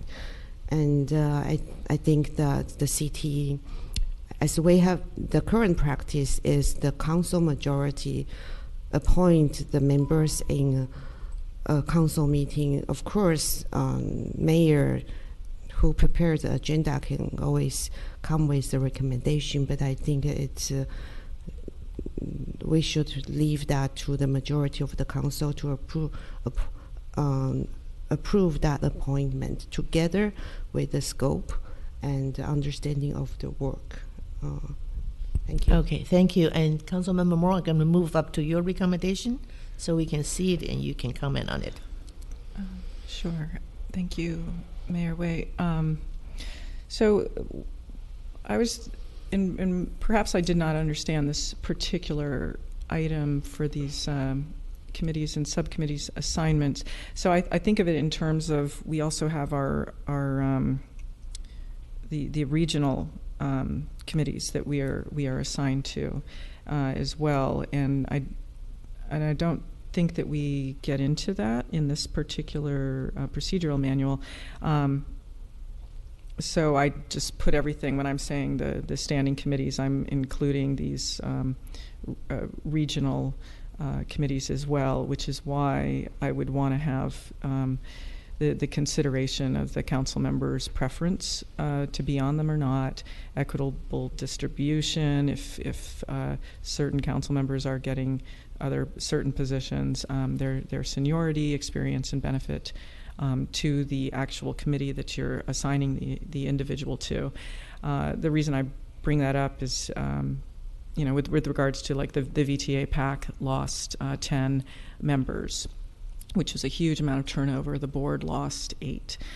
So there's that issue where the consideration of that particular committee, it should have been taken into account, because it's difficult for other agencies to then have to bring a lot of new people up to speed. And I did like how previously we would have the nomination coming from this entire council, rather than having everything being dictated by the mayor and for every committee and ad hoc committee and subcommittee. I felt like that was putting too much power into a non-elected mayor, because we are not a direct election. We don't have a direct election for the mayor, and surprisingly, people don't know that that have been here for a long time. They think the mayor is directly elected. So I'm concerned about consolidating that power. Okay, thank you. Okay, thank you, Councilmember Moore. I'm going to move to the original language, then move to Councilmember Chow's recommendation, so that we can all take a look at it, and then I'm going to get a straw vote. So this is the original language. Oh, Councilmember Froon, you want to say something? No? Okay. And then this is Councilmember Chow's recommendation, and this is Councilmember Moore's recommendation. So may I have a straw vote, Councilmember Froon? I'm fine with the proposed, I'm sorry, with the staff recommended proposed language. Councilmember Chow? I like my language, of course. and Councilmember Moore's comment, I think it's related to the regional assignment that's not addressed in this item. Vice Mayor Mohan? I'd like to leave the language as it is. And Councilmember Moore? Okay, just to clarify through the mayor, Councilmember Chow, you agreed with your own language, is that correct? That's correct. Okay. Yeah, I also think that we should not break precedents and give the mayor more authority than it usually is. We never gave the mayor the authority to appoint members to the subcommittee or ad hoc committee before. It was always put on the council agenda and approved. The mayor, of course, always can make a recommendation, and they usually do. And I think that should stay. But the way it's written now, it's very odd that the mayor appoint and then the council rectify. That's never something we have done. I think we shouldn't change that. So may I ask City Attorney a question? So when it says the council at the next meeting to ratify, the council can always vote to change it, right? That's correct.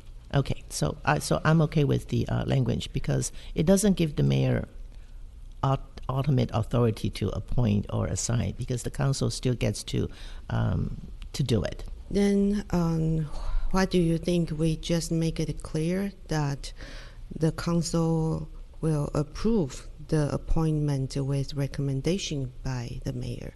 That's more clear. That's our current practice. And is there any? We are not risking a bad perception about changing how the power of the mayor. So, City Attorney, is there any difference in the language proposed by Councilmember Moore than Councilmember Zhao in this one? The only substantive difference would be that by ratification, the appointed member could assume their duties immediately, as opposed to waiting for council approval. But either one is an acceptable and both are common ways to handle commission and committee appointments. So. Or at least committee appointments, not so much commission appointments. So, so it would be up to council to decide which it preferred. Okay. So the only difference, if I understand correctly, is by ratification, the appointed council member can start right away, or while if we say approved, they cannot take the position until at a regular meeting or a council meeting that approve it. Is that am I getting correctly? That's the difference, correct? Okay, yes. Thank you. So we do have Councilmember Moore. Okay, thank you. I have not voted yet. I just want to make a point about what the optics of the procedural manual as written for 3.1 will look like.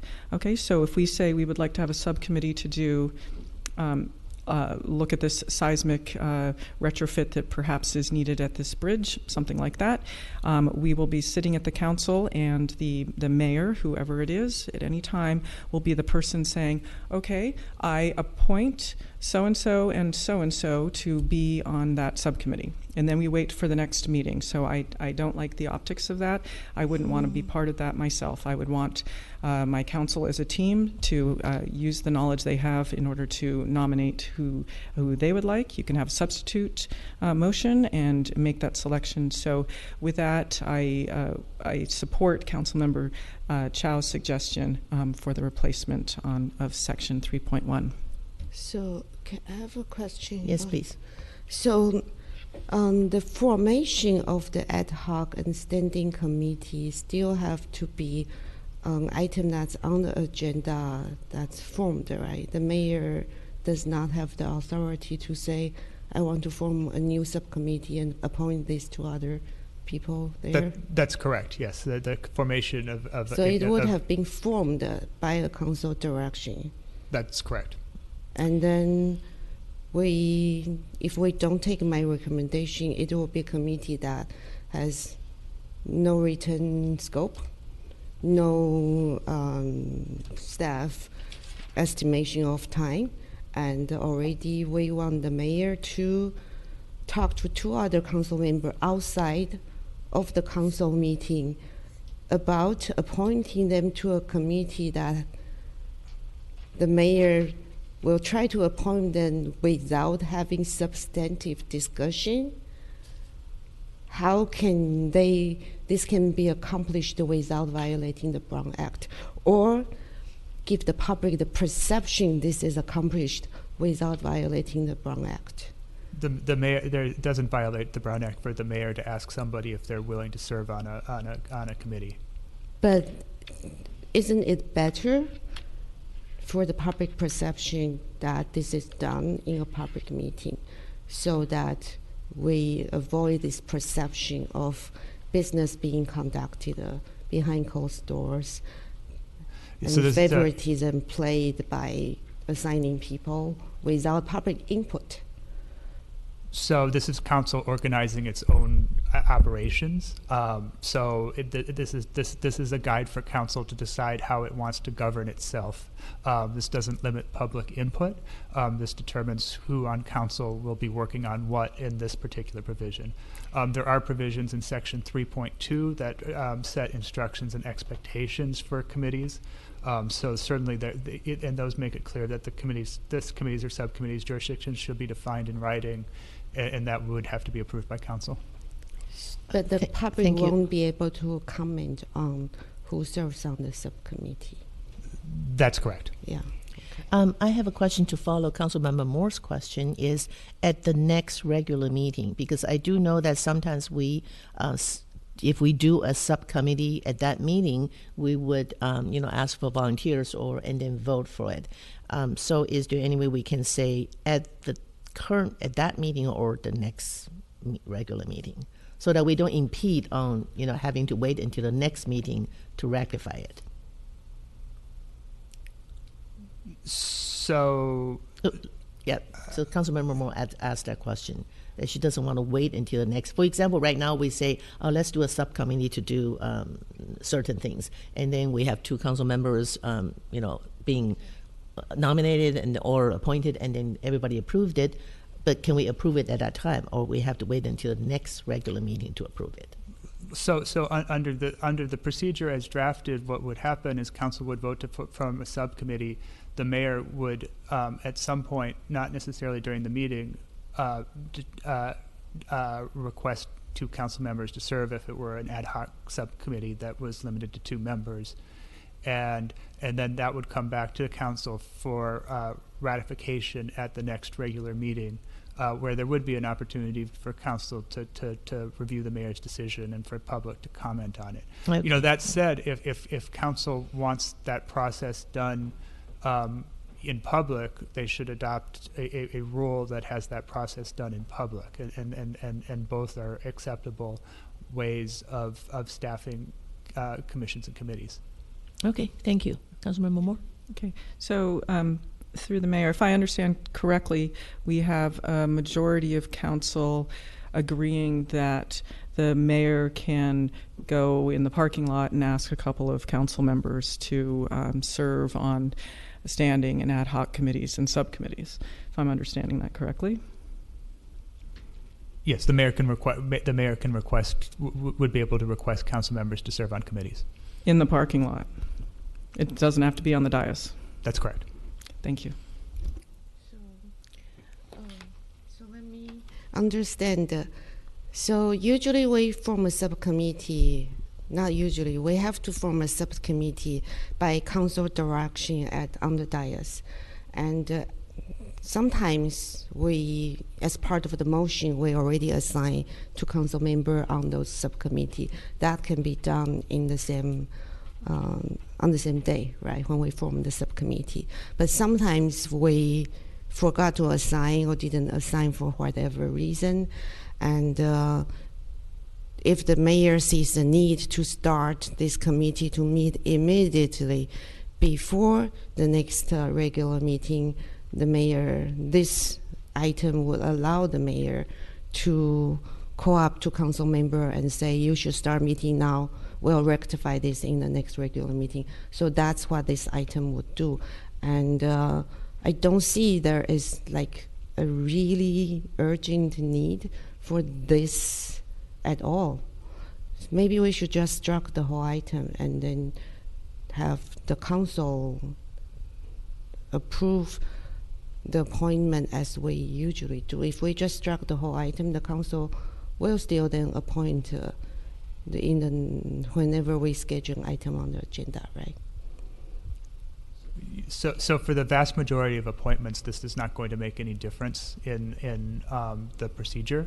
The mayor, the current practice is that the mayor typically recommends both council members to serve both on standing and ad hoc committees, and council at least in my experience, usually agrees with those recommendations. I think the exception would be when there's an ad hoc committee formed and council appoints members from the dais. But again, either is a completely acceptable way of managing council's affairs, and so I would just suggest that council decide the best way that how it would like to manage its affairs. So the better practice is for the council to just follow the current procedure, make appointments as part of a regular agenda item or special meeting agenda item. But this item, maybe we should clarify that normally the mayor make a recommendation and the appointment will be appointed at the time when committees are formed or at a later agenda council meeting. And when there is urgency, the mayor could appoint two council members to an ad hoc committee and have the recommendation ratified in the next regular schedule. It seems we are trying to address that very rare urgent condition, but let's not make that urgent condition the norm. Then that might give a wrong perception to the public. That's what I'm trying to address.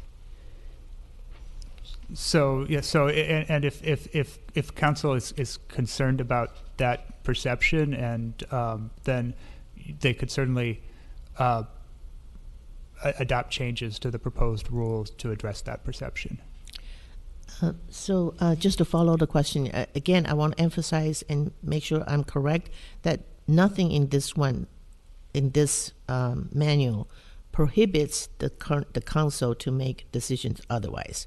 For example, if we had an ad hoc committee at that time, the council said, oh, let's appoint it. I just want to clarify that. I'm not going to argue about it. To say, is that a clarification that I understand correctly? Yeah, so to the extent that there's a need to override a procedure, that could always be done by for council members. Thank you. Okay, so I would like to move on and hear a brief questions, please. So this current 3.1 is making that exception the rule.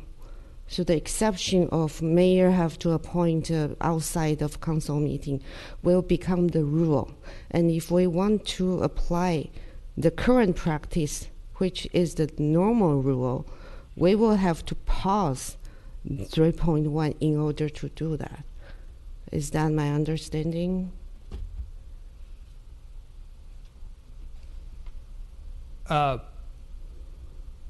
I think that there's a number of ways that could be addressed. Council could certainly make recommendations for appointment by motion when items are considered. Council could override the rules and to direct the mayor to appoint somebody. I don't think that that's going to be if council recommends that certain members be appointed. I don't think that's going to create any problems because council has to approve the appointments anyway. I think that what you just said makes more sense if that's 3.1, which is the council can appoint two members to the subcommittee as part of the motion when the committee is formed, and then the council can also direct the mayor to appoint and then have the decision, the appointment ratified in the next regular meeting. That seems to be your intent, but it's not clear. Right now it's only capture one portion. So, to the extent that there's a different procedure that council would like to use for ad hoc committees, because certainly I think, I don't think there's really any difference for the standing committees that are appointed annually between this and our current procedure. But to the extent there's a different procedure that council would like to use, I could certainly incorporate those any revisions that council can agree upon into a revised draft. But okay, then so this also is different from how we appoint a council member to standing committee right now. Yeah, I don't so think we in are changing substance. that. I don't think in substance there'll be very much difference with that, because those are appointed annually, and again they'll be voted on by council. so But may ratify and voted on are very different. so may I make a little revision? Maybe I would propose, this is my proposal, to remove the ad hoc committee, the council members to the standing and subcommittees. That's what usually is on the list, and just remove the ad hoc committees. That would be my proposal. And so now let's make a straw vote. So I have my proposal to remove the ad hoc committee, and we have Councilmember Chow's proposal right here, and we have Councilmember Moore's proposal right here. So can we make a straw vote? Anybody can pitch in for, Councilmember Moore, you have more? I have more comments? Yeah, yes, thank you. I just want to go back to the purpose. The purpose of the manual is to promote communication, understanding, fairness, and trust among the members of the city council, city staff, and members of the public. Okay, so I feel that if you have just the mayor making these appointments, whether they are in the parking lot or over at a restaurant, that is not following what this procedural manual is about. I would want these decisions to be made on the dais. I would want there to be the allowance for a substitute motion from the other members of the council, and that we do not take away our rights as fellow council members. Mayor, I have a question about your proposal. Yes, so I would like to put a little comment on Councilmember Moore's comment. Standing committee and subcommittees have always been on the list with the regional committees that the mayor had, taken priorities and work on it. And I think Mayor Paul did it, Mayor Sharp did it. So according to what that is my understanding. But ad hoc committee, I think, is a little different. Is when we decide to have an ad hoc subcommittee. So that is my understanding. But you guys can correct me if I'm wrong. So I propose to put the ad hoc committee out. The current. So my understanding of the current or previous committee assignment process has always been, yes, all the council members submit your preference to the mayor. The mayor makes a recommendation, not assignment. But then that recommendation is approved by the council. The council still vote on it. It's the same procedure. It's different from the proposed here. The proposed, according to the city attorney, is that exception when you really need something that you cannot wait for the next regular meeting for the council to vote on, then the mayor could appoint someone to an ad hoc committee.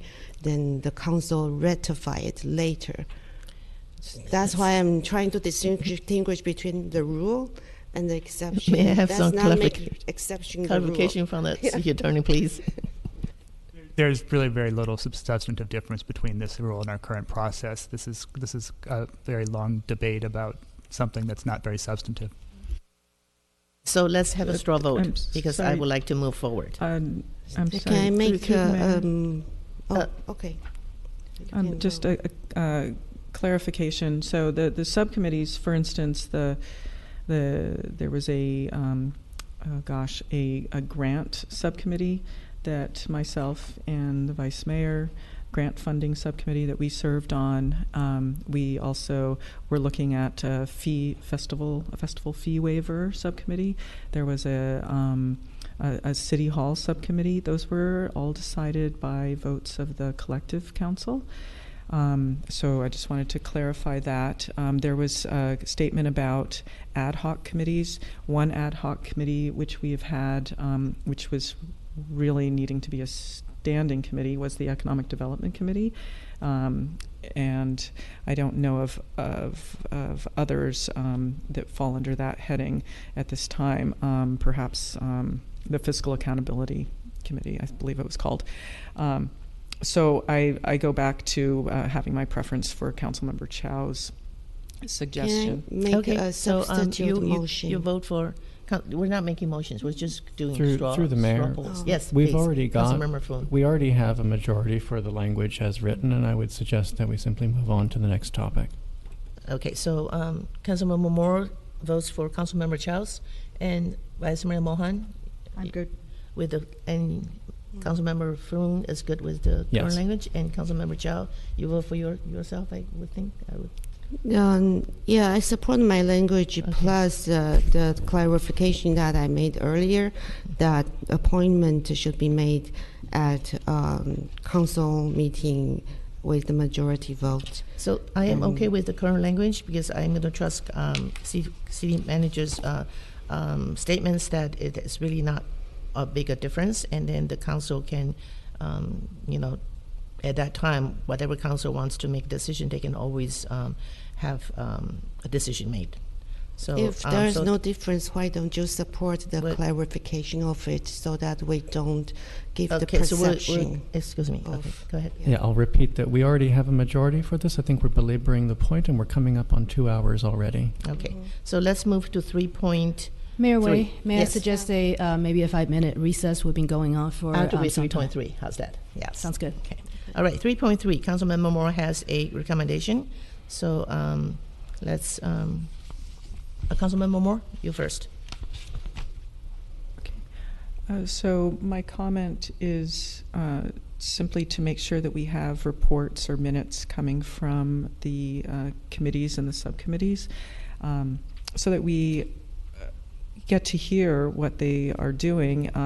So often, and you've probably seen this at other committees, regional committees, you'll have reports to that committee. For instance, from VTA PAC, the chair of the PAC, you would go to the board meeting, the VTA board meeting, and you would make a report to the board about what the PAC had done for the previous meeting, and I think that works very well.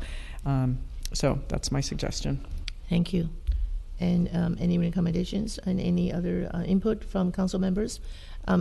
I like to not have everything in writing when there is a recommendation to be made in writing, because I did go to a lot of council meetings and report back. I think an oral report would do for example, Silicon Valley Clean Energy sometimes has, sometimes has these that they put on Nextdoor, and a simple report during our council report meeting would be good. But if there is a recommendation for the council to take actions, I think that needs to be in writing.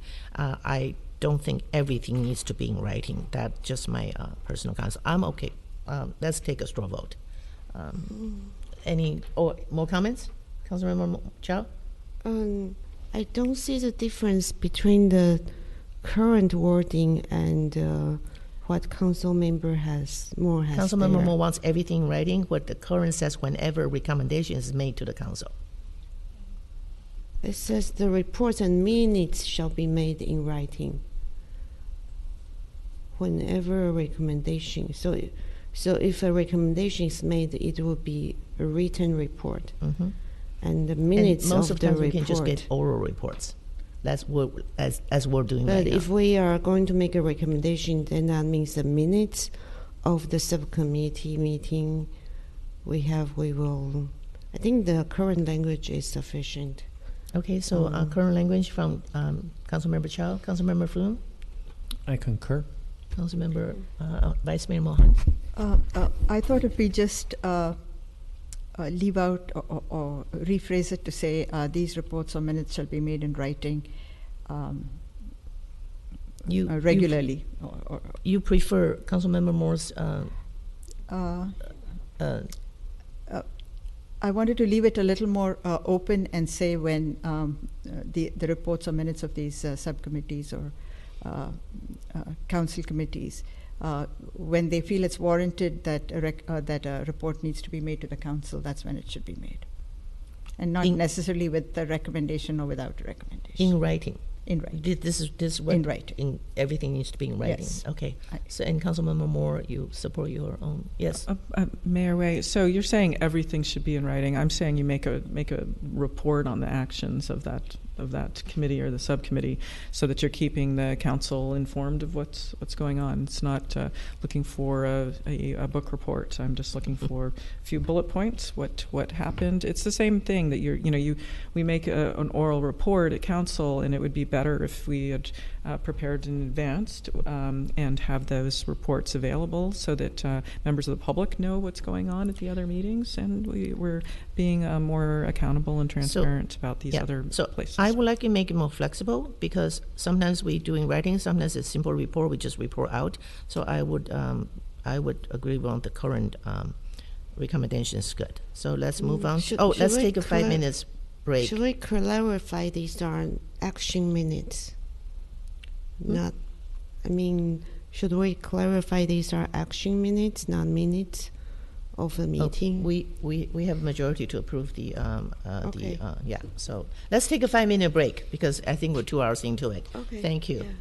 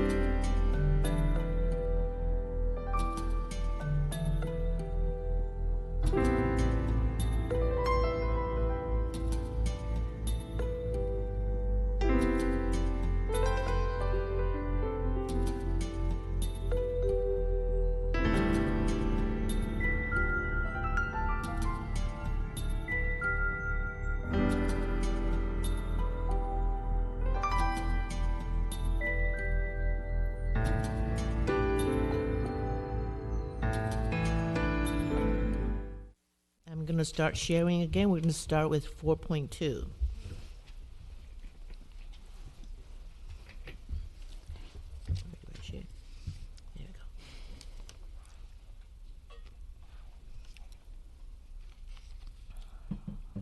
All right, let's go to 4.2. Attendance at council meeting. I do have a comment, and I like to add, in the end, staff shall provide the commission with advance notice for the commission to select a member to attend a city council meeting.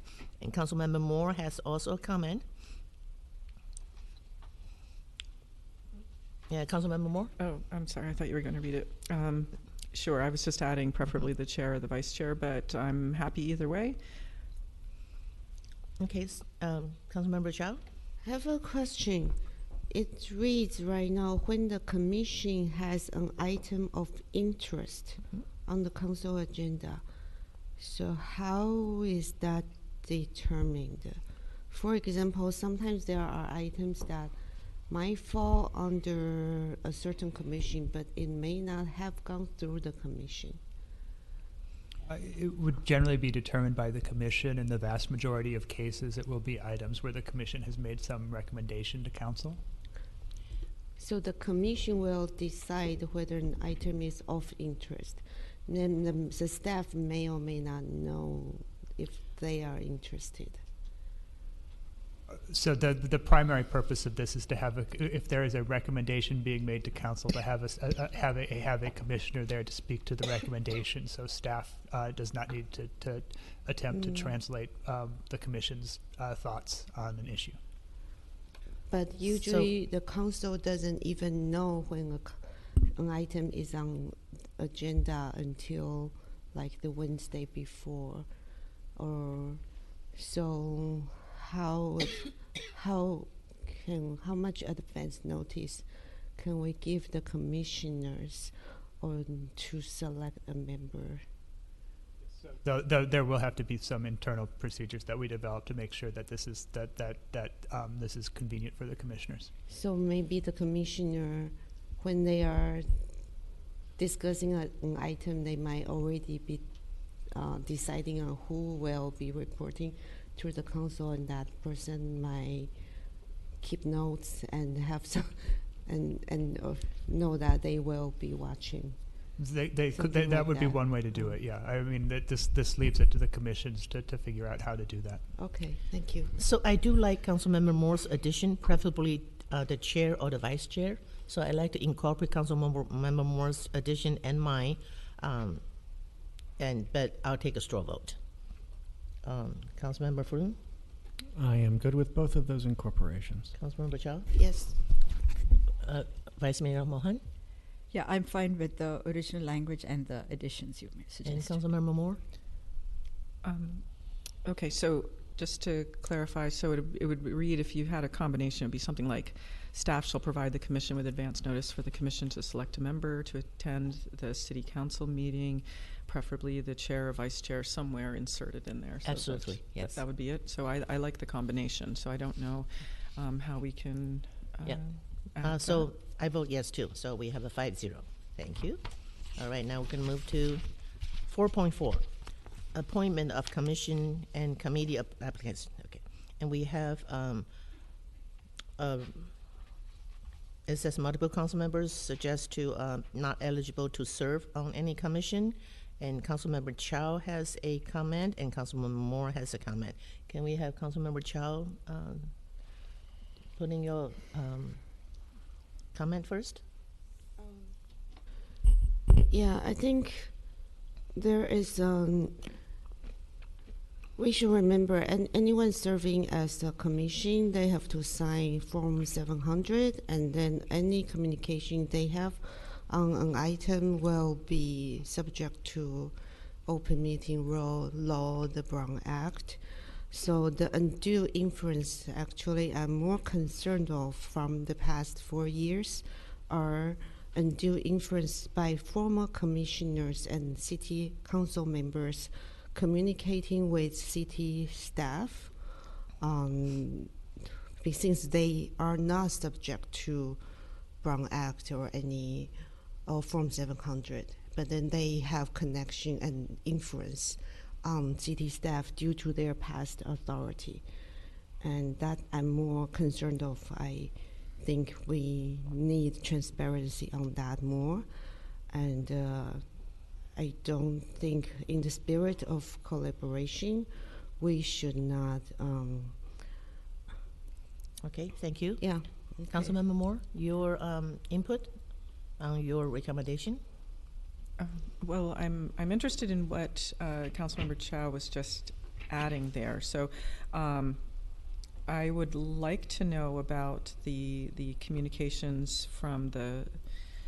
I think it's getting awfully difficult when you're talking about just specific council members, but if you know, I wonder when we have a lot of developer interaction with the staff. We see some projects come to us pretty far along, and it seems sometimes that decisions have been made before they get to the Planning Commission or Council, a lot of decisions. So I am curious about this. I'm not really sure how it should be best worded, but I feel that this one item seems to target an individual commissioner, and they seem to have been named during the public comment as well, which is troubling.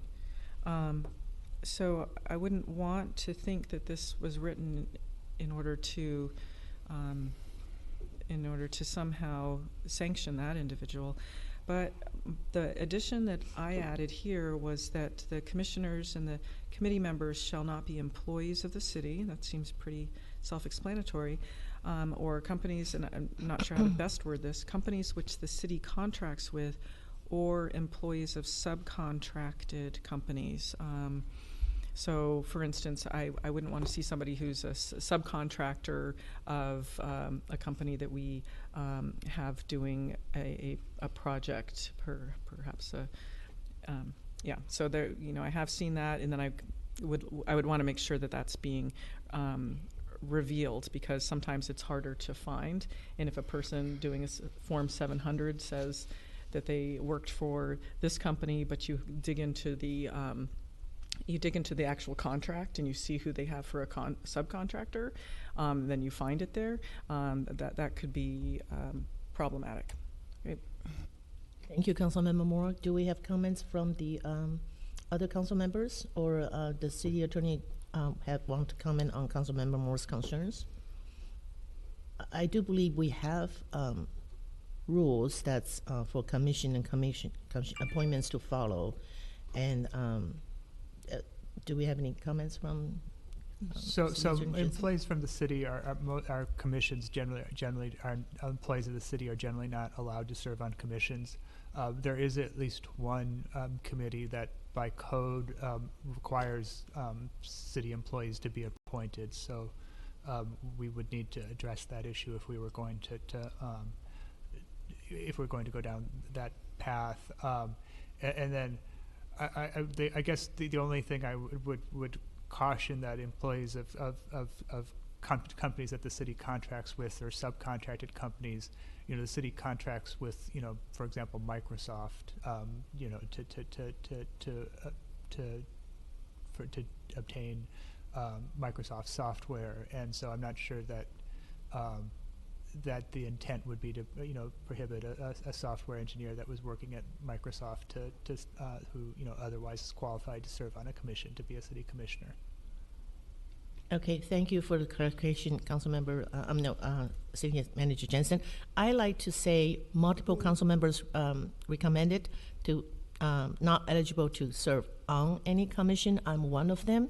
It is not targeting on any specific former council members or council members, because we are all included. We are all going to be former council members. So this is a general, I want to specify, we are elected officials, and appointed officials are still officials. They are officials. They do have to form the Form 700. I want to share one document with you. The undue influence to me is real. because maybe I'm not really concerned about staff. I'm more concerned about former council members have friends who are current council members, and a lot of things can be done. So I'm going to share one document with you that I am very concerned about this. Let's see am I sharing? Excuse my redundancy in doing things like this. How do I share? Oh, here we go. I'm going to share this document with you. Am I sharing? Yes. Okay, thank you. So this document talk about in 2022, all of us, current city council members, a lot of us went to the Cal City's annual conference in Long Beach from September 9th, 22nd to September 9th, 9/7 to 9/9. I actually have to say I was surprised. Then Planning Commissioner Stephen Sharp, who was a former mayor and former council member, and also a candidate for city council, was there. And I've asked many councils around us. This conference is for, am I doing right to show? This conference is for city council members and also actually city manager. It's never meant for city planning commission. They have their own city council. And so I asked city manager, who paid for this? We pay for it. The public fund pay for it. The registration fee, the round-trip airfare. This is what undue influence I'm influenced to. I'm not blaming anything. I'm just saying, as a city council member, when I retire, I should not be on any commission right away, because I will probably have known the city attorney or city manager for a long time, and I have colleagues on the council, so it's very easy to influence decisions. And as a retired former city council member or city mayor, there are so many things we can do in the community to still contribute our expertise. We can join nonprofit, we can make public comments, we can do a lot of things. But to be on an appointed commission is a bit out of order to me, because as a city council member, after 8 years, you're not supposed to run. You're going to rest for 4 years. Then if you want to run again, you can run again. To me, that's a very good rule. I understand this is my personal view, so I'm going to open up to everybody's comment. But to me, this is undue influence from someone who knows the current council members well, and to me, this is not a good way to spend public fund. And I was surprised that that's happened. That doesn't mean I proposed this. Actually, this was not proposed by me. City Attorney Jensen did this. When I look at it, I really believe this is a good policy for current city council members who retire and not to be on the city commission, but contribute in many other ways of his or her expertise. So this applies to all of us. I'm going to stop sharing and go back to my original document. Councilmember Moore? Okay, thank you. So that does go back to my sense that a individual planning commissioner was being singled out, and I think that's important to point that out. So also our city manager was appointed in late July, and the decisions about what trips are paid for or not paid for are made under the city manager's office. So if that trip was given to the planning commission, the planning commissioner to go, then that was a decision that was made by the city manager. So I think you should bring your question up, and perhaps I hope that you did bring that question up to the city manager. And it also brings up another item, which is travel policy, which I didn't see in in this procedural manual, because I've had this question myself. I want to go to the NLC conference in DC coming up, and there's some question about whether or not I would be able to do that, if the city would pay for it or not. And it's unclear to me how much money has been allocated for travel, how many conferences are we allowed to go to. Moving on, I have questions about other reimbursements. I purchase a great number of books. I'm a fan of Solano Press. They've got, pitch for them. They've got all these governmental books, and I've been buying them with my own money. So I think we're missing travel policy, not just for the council, but for the Planning Commission as well. Can we get back to the subject? Because we really want to move forward. Well, I think you moved the subject onto having almost into singling out a planning commissioner. And I really think the issue there is that your manager made a decision that trip would be paid for. So take up your issue with the manager. You can bring it up to the whole council and talk about travel policy. But I don't think it's appropriate for us to be singling out a planning commissioner and say, oh, well, you can't serve a consecutive term because the city manager decided that you could go to a conference down in Long Beach. I don't think that that's appropriate. Right. Thank you very much, Councilmember Moore. So I just want to repeat what I said. I did say the relationship with the city manager, too, and the city attorney. After, 4 or 8 years, there is a personal influence, and appointed officials are officials, and they have the same privilege sometimes as the elected official. I'm going to rest my case and go back to Councilmember Chow. Okay, so I want to clarify. First, I think city attorney mentioned that he reviewed the council procedures in like 7 or 8 other cities, and only one other city council has similar policy, which is the Los Altos City Council, and that's one of the city council that tend to have political infights between council members. So that's your information. And my question about this modification that's proposed is, if it's not proposed, if it's not modified, it doesn't apply to the Planning Commissioner Stephen Schaff, but if it's modified, it would apply immediately to him, right? So the staff recommendation would not affect any commissioners serving their current term. Okay, so it would apply to the next appointment. That's correct. But with the proposed modification, it would target whoever serving right now, and their term would be terminated immediately, or when? Their term would become inconsistent with the policy that's adopted by council, and it would be up to council to vote to appoint remove the commissioner and appoint a replacement. So that would require further action of council.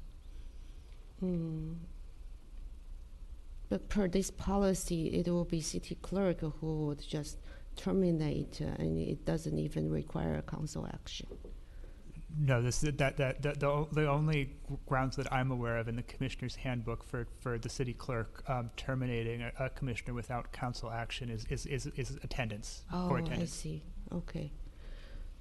Okay. Any more comments? Then, so thank you for clarifying that the proposed modification by the multiple council members will indeed target the one current serving planning commissioner. And I think what I'm proposing here is really, I think the city staff has, I think we want to work well with the city staff, but a lot of times, invariably, council member might mention something to a city staff. What we need is city staff the city manager should communicate city staff if anyone make a recommendation. That's not a direction, and therefore they should convey that message or suggestion to the city manager or their supervisor, rather than being influenced. Whether one person is being influenced or not is on them or the council, the product of the code of conduct of city staff. So I wonder what kind of training city staff has in terms of how to deal with Councilmember Chow, because of influence. timing, can we limit this to, we can talk about that another agenda item? Can we limit to the what we're deciding right now? Because we have a lot of items to go to. Okay.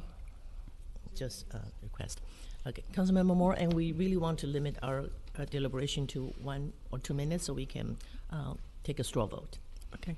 So I want to point out that this, the suggestion to add the word service on has the effect of punishing a planning commissioner for having been allowed to attend a conference. And I wanted understood that these conferences have multiple tracks when you're there. They're educational. And that's why we go. So this individual planning commissioner is being targeted and punished with removal from the planning commission by that suggestion. And this is the first, I have to say, this is the first time this has been brought up to this council by the mayor, and I think that this is. The timing is odd because this travel happened, I believe, in September, and it was authorized travel, authorized by the city manager. So again, I think if the mayor has a problem with that decision, that a discussion about travel policy should be put in place, a discussion with the city manager about the allocation of these trips should happen. But we're punishing him without, and we're not even allowing him to speak. And I think that's quite unfair. Okay, so, okay, Councilmember Moore, that's good. And then I just want to say, I'm giving an example of undue influence. Yeah, That's just so it. Okay. It's not toward any council members in or commissioners. And as City Attorney Jensen said, a removal of the commission still needs to be a process. Yeah. And so I really want to move on a straw vote. So I want to propose the straw vote for my addition. Oh, okay. We need to empower the city staff to give them a tool to report undue influence by former council member commissioners, so that they can then use this, say, I need to report that. And therefore, then that could be a way to curb any future undue influences. So I would like to add city staff, the one that's proposed here. City staff should report communications from former council members and former commissioners on issues related to city business through phone calls or in-person communications. I did not include email because that's already part of the public record, usually searchable, but it could be just through any communication means. I think this really empowers the city staff to make this transparent. Yeah, so that's in your recommendation already. All right, so let's take Can a straw vote on this. Yeah. We haven't taken a straw vote yet. Okay, so I would like to take a straw vote. Anybody is in favor of any one of these recommendations, or as language as is? And anybody wants to volunteer first? Sure. Vice Mayor Mohan? Sure. I'm okay with the original language, but I'm also to move the process along, if we want to say that city staff should report communications relating to city business, et cetera, through phone calls or in person, I'm okay with that as well, because it does make things a little more clear. City Manager, can you pitching this, because it puts a lot, to me, it put a lot of undue work on city staff. You know, well, how do they know who is a former city council back 20 years later, or a commissioner? We have multiple commissioners. So I do think implementation could be a little challenging for staff.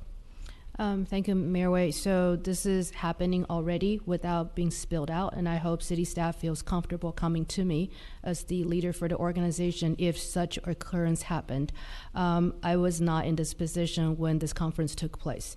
I don't know if staff was putting in an awkward position to approve the registration. I wish I do. But if Councilmember Chow feels strongly about putting this commitment in writing, I would support you. But this is happening already in the organization. And as Chris and I oftentimes say to staff, our doors are always open. If you need to come in and talk to us, any matter, we're here to support them. Thank you, City Manager Wu. And any comments from the council? Actually, I'm thinking that this should read actually from current or former city council and commissioners. Oh, from current. Okay. Yeah, because we should go through city manager. Yeah, if there is any undue influence directly to staff. Yeah. Okay. So add current to it. Okay. So now I really want a straw vote on this, how to proceed. Okay, to give staff a recommendation on how to proceed. Councilmember Moore.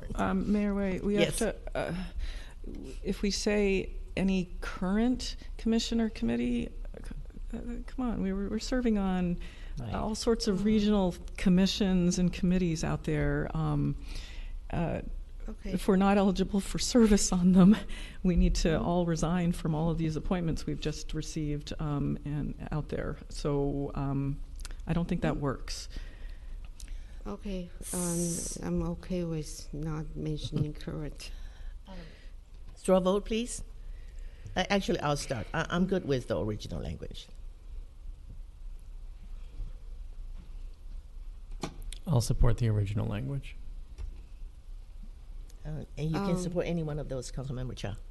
Yeah, I would like to add the one I proposed regarding reporting undue influence.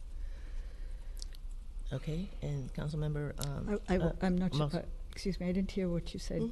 Councilmember Chow. So I would like to add the one that I had there, which city manager mentioned that it's already being implemented. City staff should report communications from former council member and former commissioners on issues related to city business through phone calls or in-person communications. Okay. I have strong concern about that because we have so many former commissioners and former council members. The implementation will be really hard. And if a staff did not catch one and get recommended. I trust the city manager to implement it reasonably. Yeah. Mayor Wei, if I can ask for point of clarification. So reporting out is to me. Reporting out is not to council. For instance, many council members in the past could be a foreign face to the newly recruited employee. And as Mayor Wei mentioned, I don't want that to be a confusion going with council. How would city staff not know a council member from 20 years ago? So, but if city staff has any issue with anybody, they will come to me. And then if this becomes an issue that Chris and I need to inform you, you'll be the first to know. If I might add, I would have framing it that way. I would have concerns that this is within the scope of what's agendized today as well. Okay. Thank you. So, so we have straw vote. Now we're going to move to. So, City Council Jensen, can I clarify it? So if Councilmember Moore wanted to vote on her, that's okay? I'm sorry, that wasn't clear. That second suggestion from Councilmember Chow was I was not sure that because that's really dealing with staff reporting to the city manager. I'm not sure that was agendized today. Okay, but the current language is okay. The current language is okay, as is Councilmember Moore's understand proposed suggested revision. Okay, so we have a straw vote.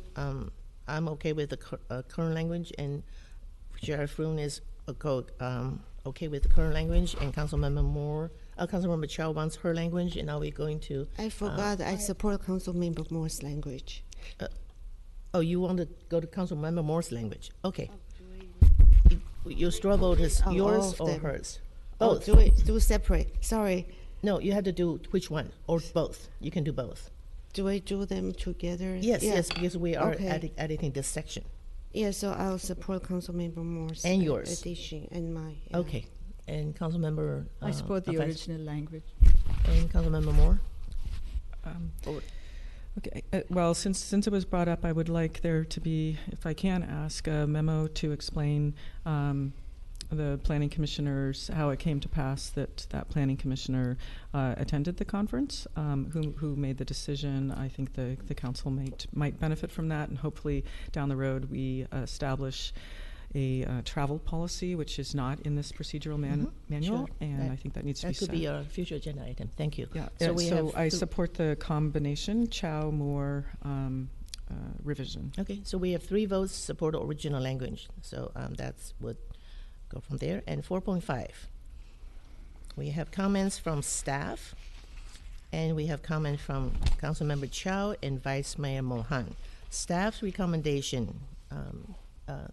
City Manager Jensen, could you do you want to say to it? Yeah, just that's just simply a typographic error that the staff is recommending that be corrected. Understand. Councilmember Chow?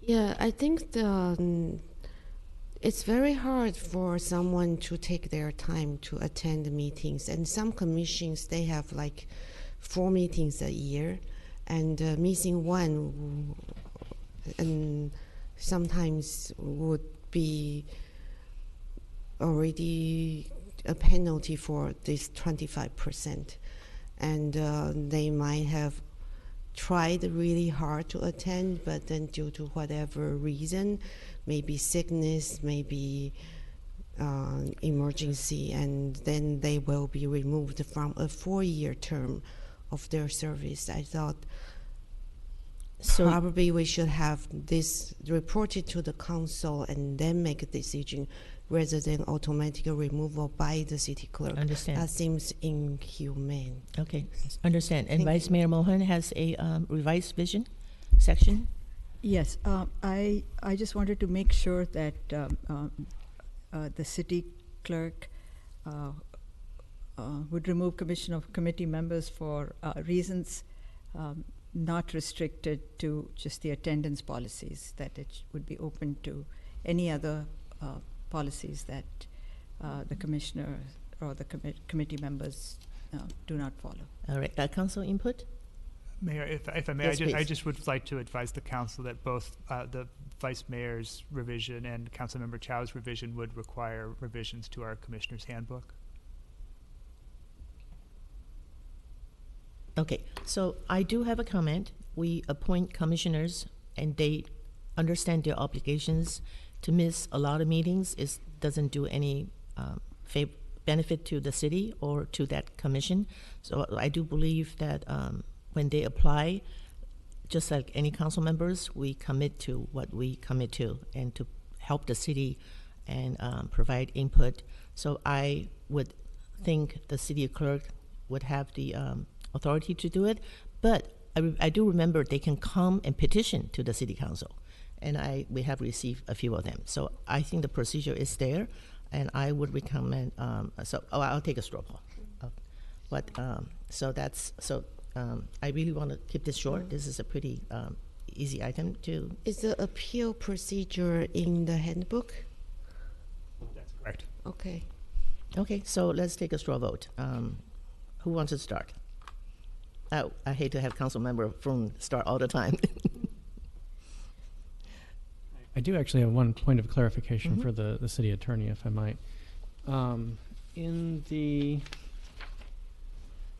language immediately after, let me find it here, the commissioner's handbook, since it references only attendance policies, would we be able to add or other eligibility requirements, because those are purely ministerial anyway, things like residency requirements and so forth, without amending the Commissioner's Handbook. No, I think that the Commissioner's Handbook only addresses attendance. So if someone is found to be ineligible, my understanding is that we would still need to return to council to have that person removed and have a new commissioner appointed. Okay, so there's no way to commit that to the city clerk in any event? There could, we certainly could. We would, again, it would involve a revision to the Commissioner's Handbook. Got it. Okay, thank you. Understand. Okay, so the straw vote, please. So the appeal would be put on the council agenda to decide. Yeah, we have done that. So my understanding of the process is that you know, the request is made to council members, and council members can elect whether to put the appeal on the agenda. Also, 2 council members might put the appeal on the agenda, but wouldn't the council usually don't even Manager? Yes, Wu, my most recent recollection, and city clerk can correct me, is when the commissioner receives a notice from the city clerks about their absence and their termination, they will appeal through the clerk's office, and clerk's office will notify me, and in consultation with mayor, to see when we can put it on the next council agenda for council to consider their appeal. Oh, so is that spelled out in the handbook? I believe it's spelled out in the handbook, in the commissioner handbook, or in I think it's in a resolution. Mayor, so yes, please. May I clarify? So the resolution states that, as well as the attendance policy in the handbook, that the any commissioner that's terminated because of the attendance policy may request a waiver from council of that termination by sending a letter to the city council members. A waiver of that particular Yes, a waiver episode. to be reinstated. So sending a request to be reinstated, stating the reasons for their absences, and setting forth a commitment to attend future meetings. Could we So the just process is there. add on this item just that commissioners can appeal through the city clerk? It's in the handbook. So I would like to move forward. Councilmember Morrow, please be short. Thank you. Thank you.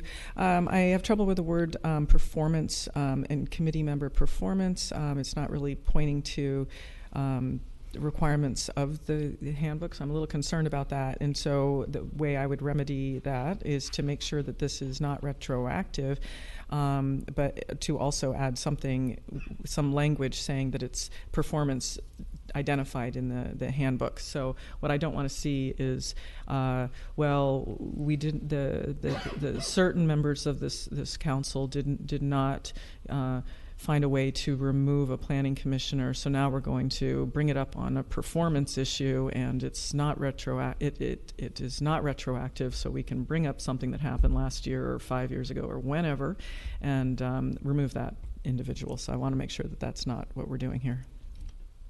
I should just clarify that all commissioners serve at the pleasure of council, and that's the status quo, and this does not change that. Thank you. So, Strovo, please.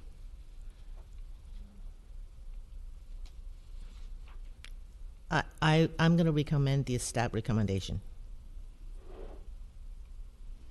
That's my vote. And anybody wants to? Yeah, I'm satisfied with the original language. With the I staff still recommendation, would yes. prefer if it's clear how to appeal, but I'm just one vote. Councilmember Moore? Okay, I will agree with the edits which are in which the staff provided, and I want to reiterate that I would prefer that this not be able to, once this is applied, if we do agree with this procedural manual, that it's effective as of the date of the resolution moving forward, and that we are not looking backward with it. I'm sorry, so you're approving it with addition? No, I'm approving it with the edits which staff provided, where they corrected commission and committee handbook with commissioner's handbook. That's it. All right, thank you. And Councilmember Floon? I already noted my concurrence. Okay, thank you. So we are going to move forward with the staff recommendation. Thank you very much. Okay, we are moving to 4.6, and the staff we have staff recommendation to delete commissioners from the last sentence. We have Councilmember Moore. Councilmember Moore, please, your floor. Okay. So here, this was actually a recommendation that we heard in the last meeting. So I added it on so that we could have it for discussion. And it's saying individual council members and commissioners shall have the right to attend meetings of commissioners and other Cupertino governmental bodies, but shall refrain from speaking. Now, at the last meeting, we had a commissioner come and speak to us, and I'm not sure how this sentence would apply to that commissioner. It seems as though they're saying that they would. They could come to this meeting, but because we're a Cupertino governmental body, they wouldn't be allowed to speak. It seems like it would work both ways. Is that right? And that was not the intent, which is why the edit is reflected in the staff recommendation.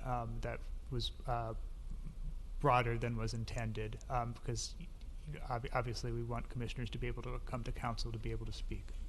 But through the mayor, you're using the word commissions. So there are commissions outside of the city.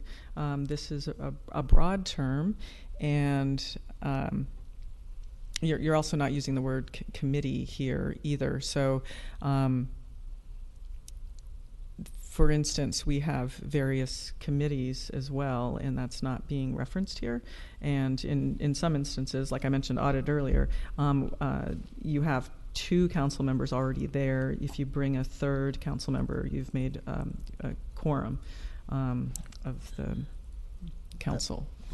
Right. For the council committees, because council is represented, I don't think there's necessarily the same concern with undue influence.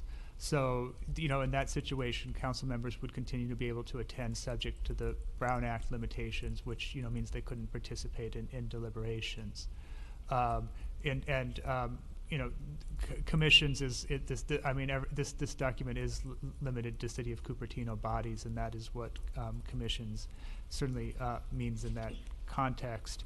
And, again, the inclusion of commissioners was not the intent, and so that's recommended that be removed from the staff recommendation.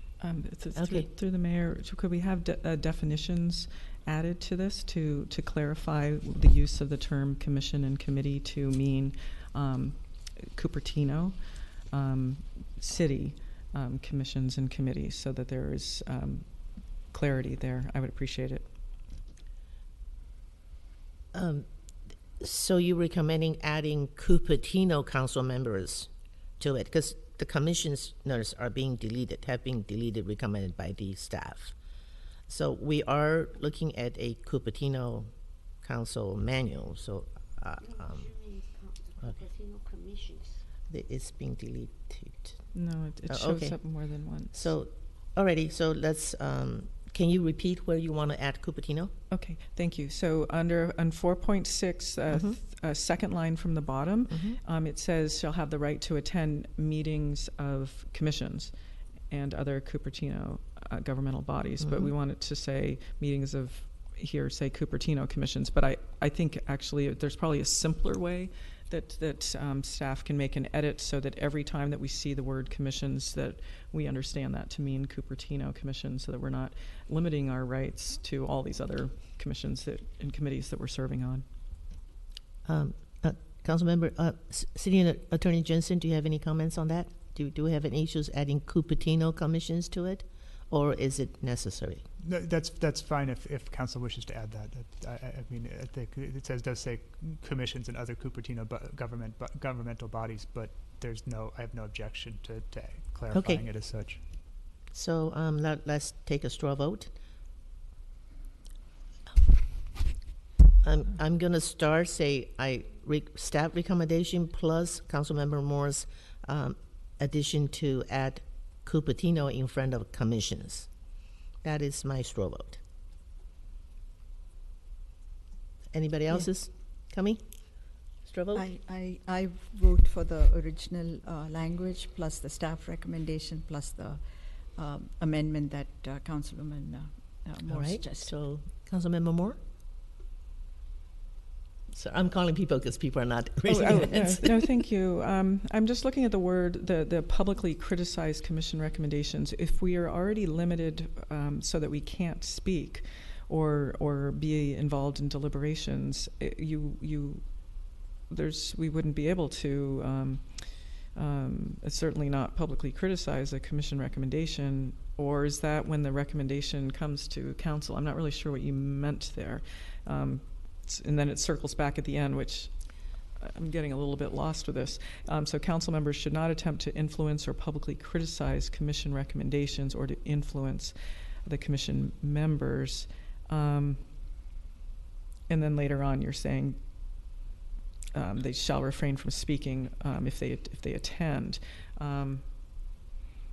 Okay, so I guess I'll just add the word Cupertino for commissions at the second line from the bottom and leave it at that. And do you agree with the staff recommendation to delete commissioners from the last sentence? Yes. Okay, thank you.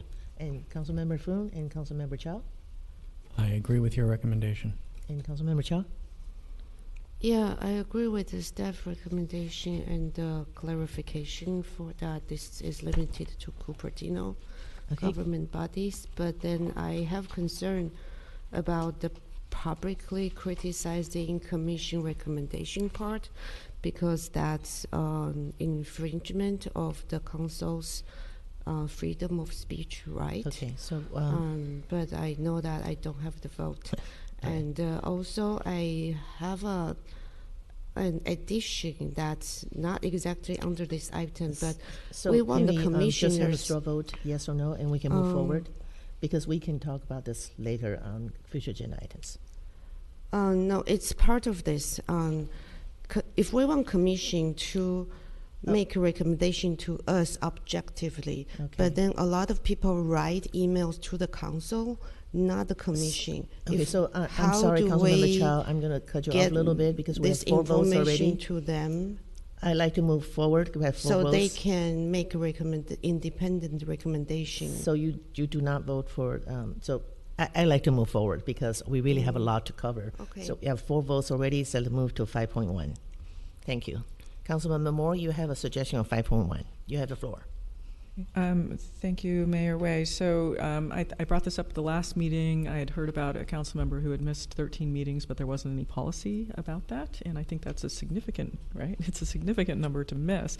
So I was thinking, we have terrific council members. We show up at pretty much every single meeting. We're doing great. So I put the number 3. If somebody likes a bigger number, if you think 5 should be listed, since we're not using it as a tool to punish, but we're going to mention this, and perhaps that will be a deterrent, so that if we have a council member that's missing meetings, they would make every effort. So I'm willing to change my recommendation to 5 if people need it, but I thought 3 was sufficient. I haven't seen a council member miss 3 so far, but so there it is.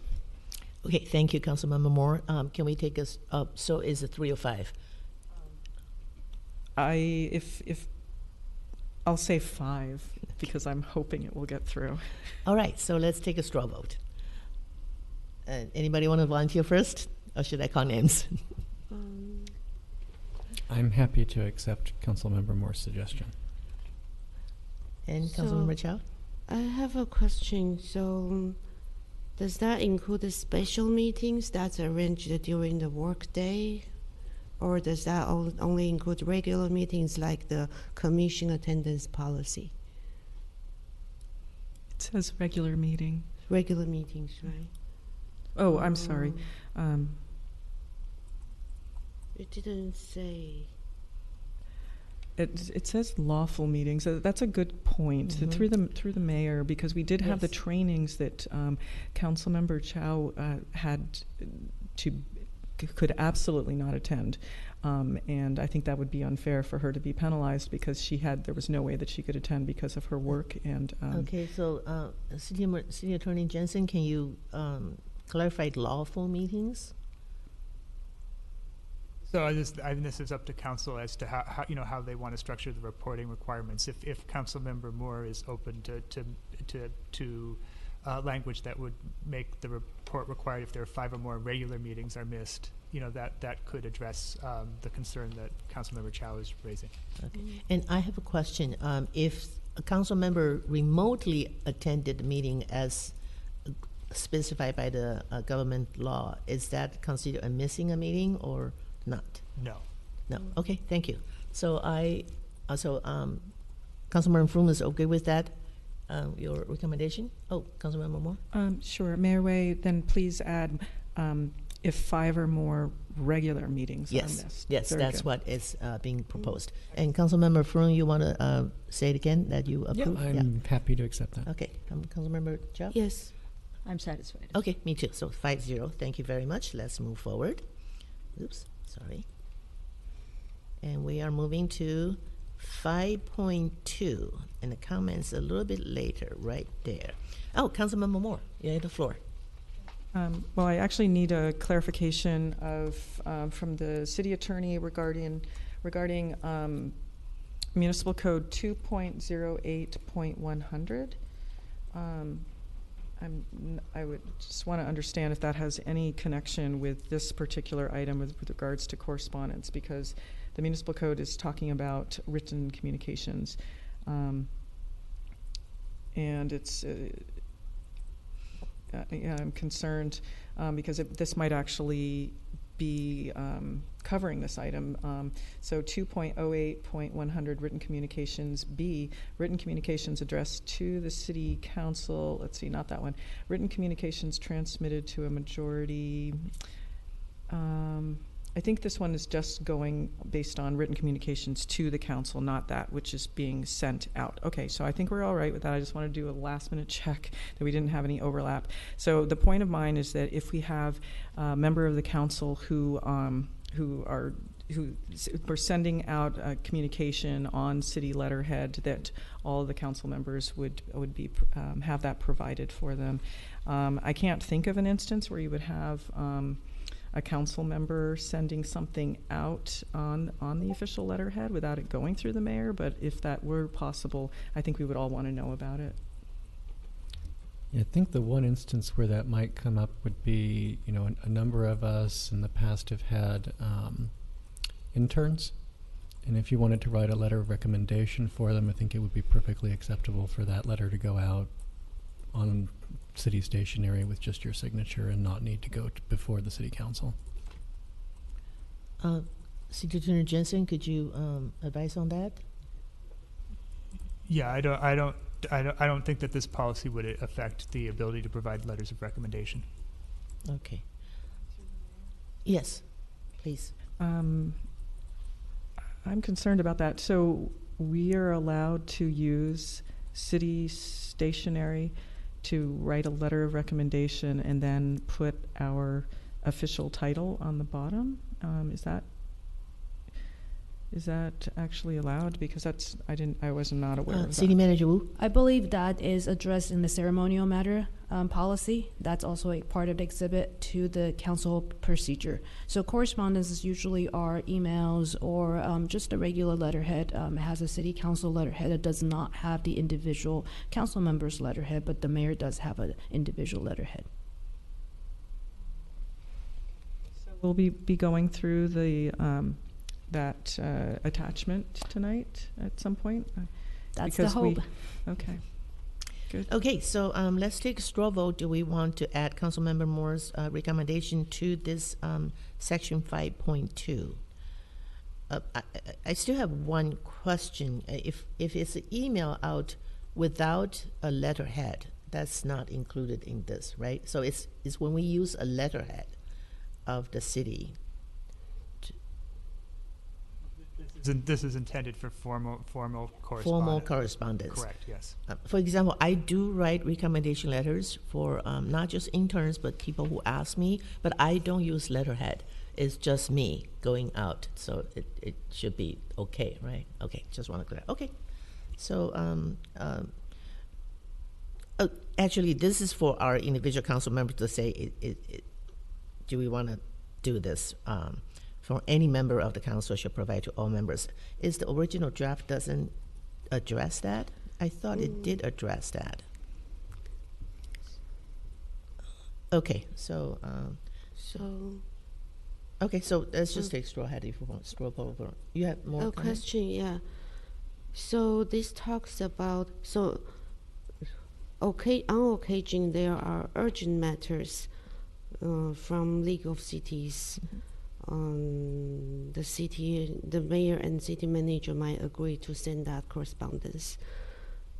Then, so I am assuming that means normally when it's not urgent, such correspondence will come to the council for approval.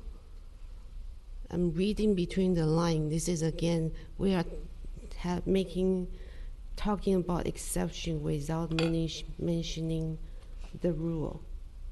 And then in case this happens, will this correspondence be put on the next council agenda to be ratified?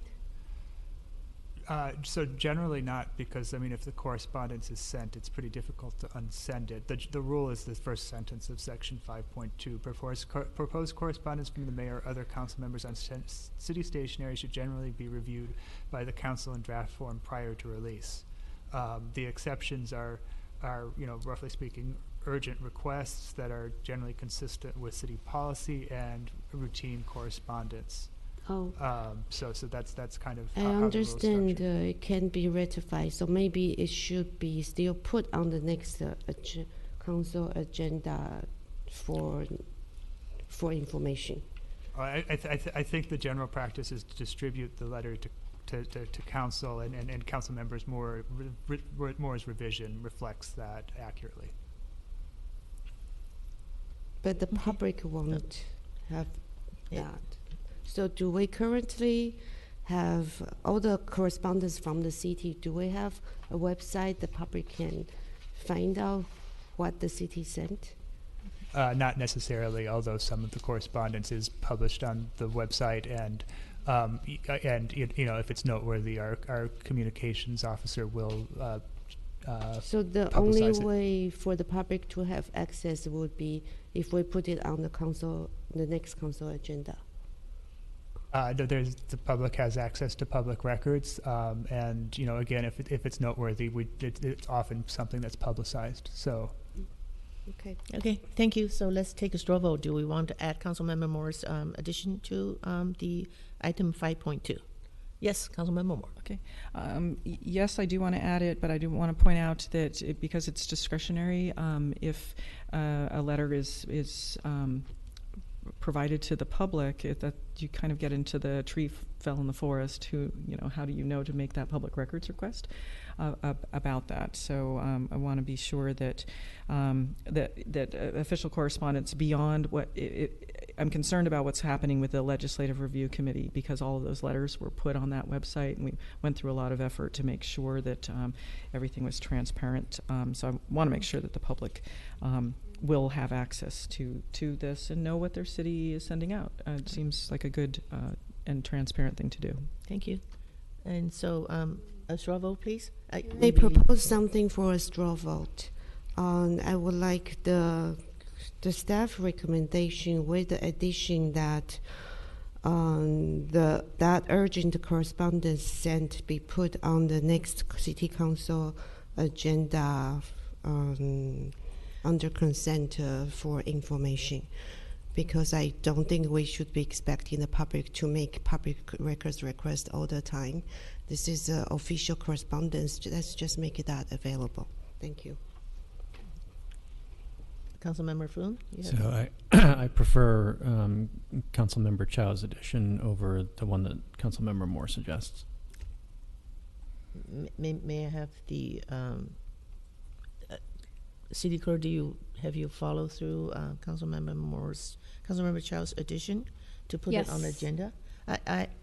So City Manager will Official one's not like personal letter of recommendation. That shouldn't need to be on the council agenda. So is it okay, Councilmember, City Manager Wu? I'd rather not to crowd the city council agenda Yeah. with that request. If I can ask, if this is something I could work it out with the mayor to determine the urgentness. If staff can turn it around and having a quick consultation with mayor, and we can have this done, this will save a lot of time on putting it on council agenda. No, what I mean is, normally when that's done, just put that letter in the next council meeting so the public has information, that's all. It doesn't add any work. I would suggest not, as our packet is already in the thousands of pages.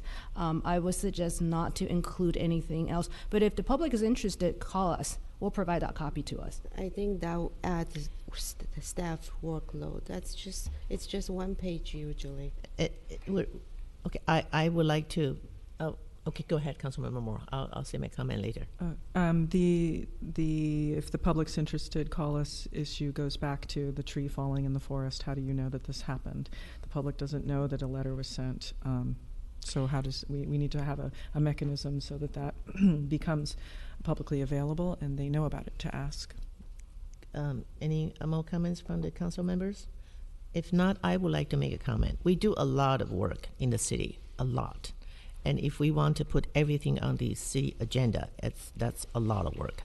So we're talking about letters of, it could be a congratulatory letters, it could be, legislative letters. I know legislative letters is on our website. So I'm all for providing a lot of information to the public through different portals, website, correspondence, newsletters. But to put anything on the agenda, that's actual work for the staff, and also it could be pulled and discussed. And so I would concur with City Manager Wu's consideration to make it a little more flexible, not to make everything on our agenda. That would be my preference. So now, so we have three, actually, I'm sorry, 5.2. We actually have two comments. One from Councilmember Moore and one for Councilmember Chow. One as is. So I'd like to make a straw poll, please. Anybody want to poll first? I pull for the original language, and everybody can. If nobody said, I'm going to call names. Okay, Councilmember Flume.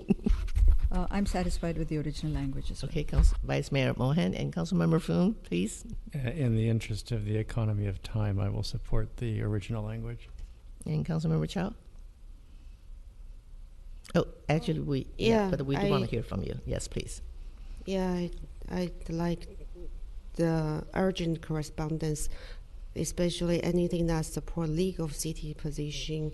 This must be something of public interest. It should be put on the next regular meeting, likely on consent, which does not take much time. Councilmember Moore? Okay. I still support my edit because I'm concerned that things could be sent out that we would never know about, and that's contrary to the transparency we're trying to provide. We have 3 to move forward, and just I just want to make one comment. This doesn't mean we cannot come back and do a little bit more research. So let's move forward. 5.3, we have one comment from Councilmember Moore. Councilmember Moore, you have the floor.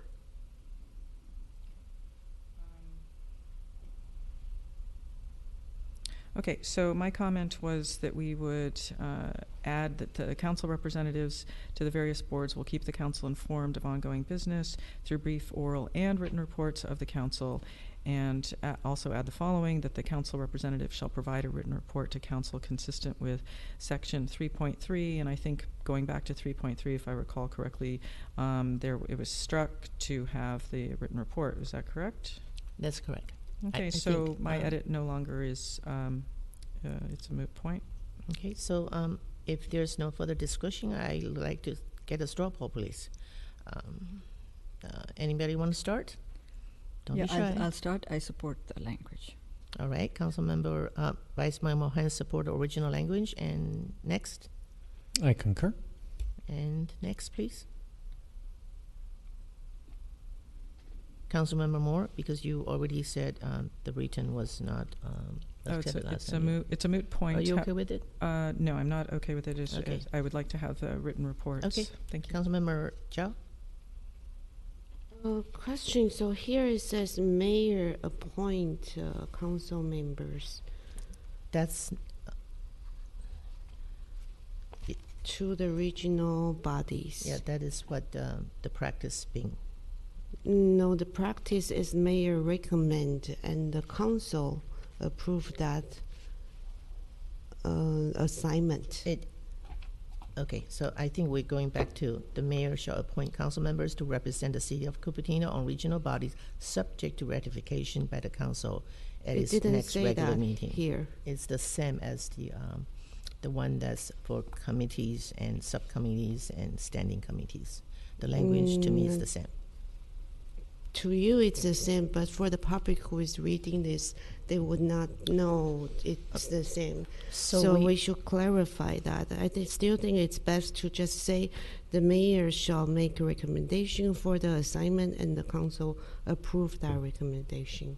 Okay, so that's your subject comment? to the council recommendation. Okay, so let's take a straw vote. Councilmember Chow has a comment. Remember, you may not always have mayor that is friendly and Councilmember Moore has knows a comment. all the majorities' Yes, wishes. So Thank you. let's take a straw vote. I do have a comment. Councilmember Moore? So I would actually like the language that I had suggested for 3.1 appointment to be added here, and that was that that there would be consideration of council member preference.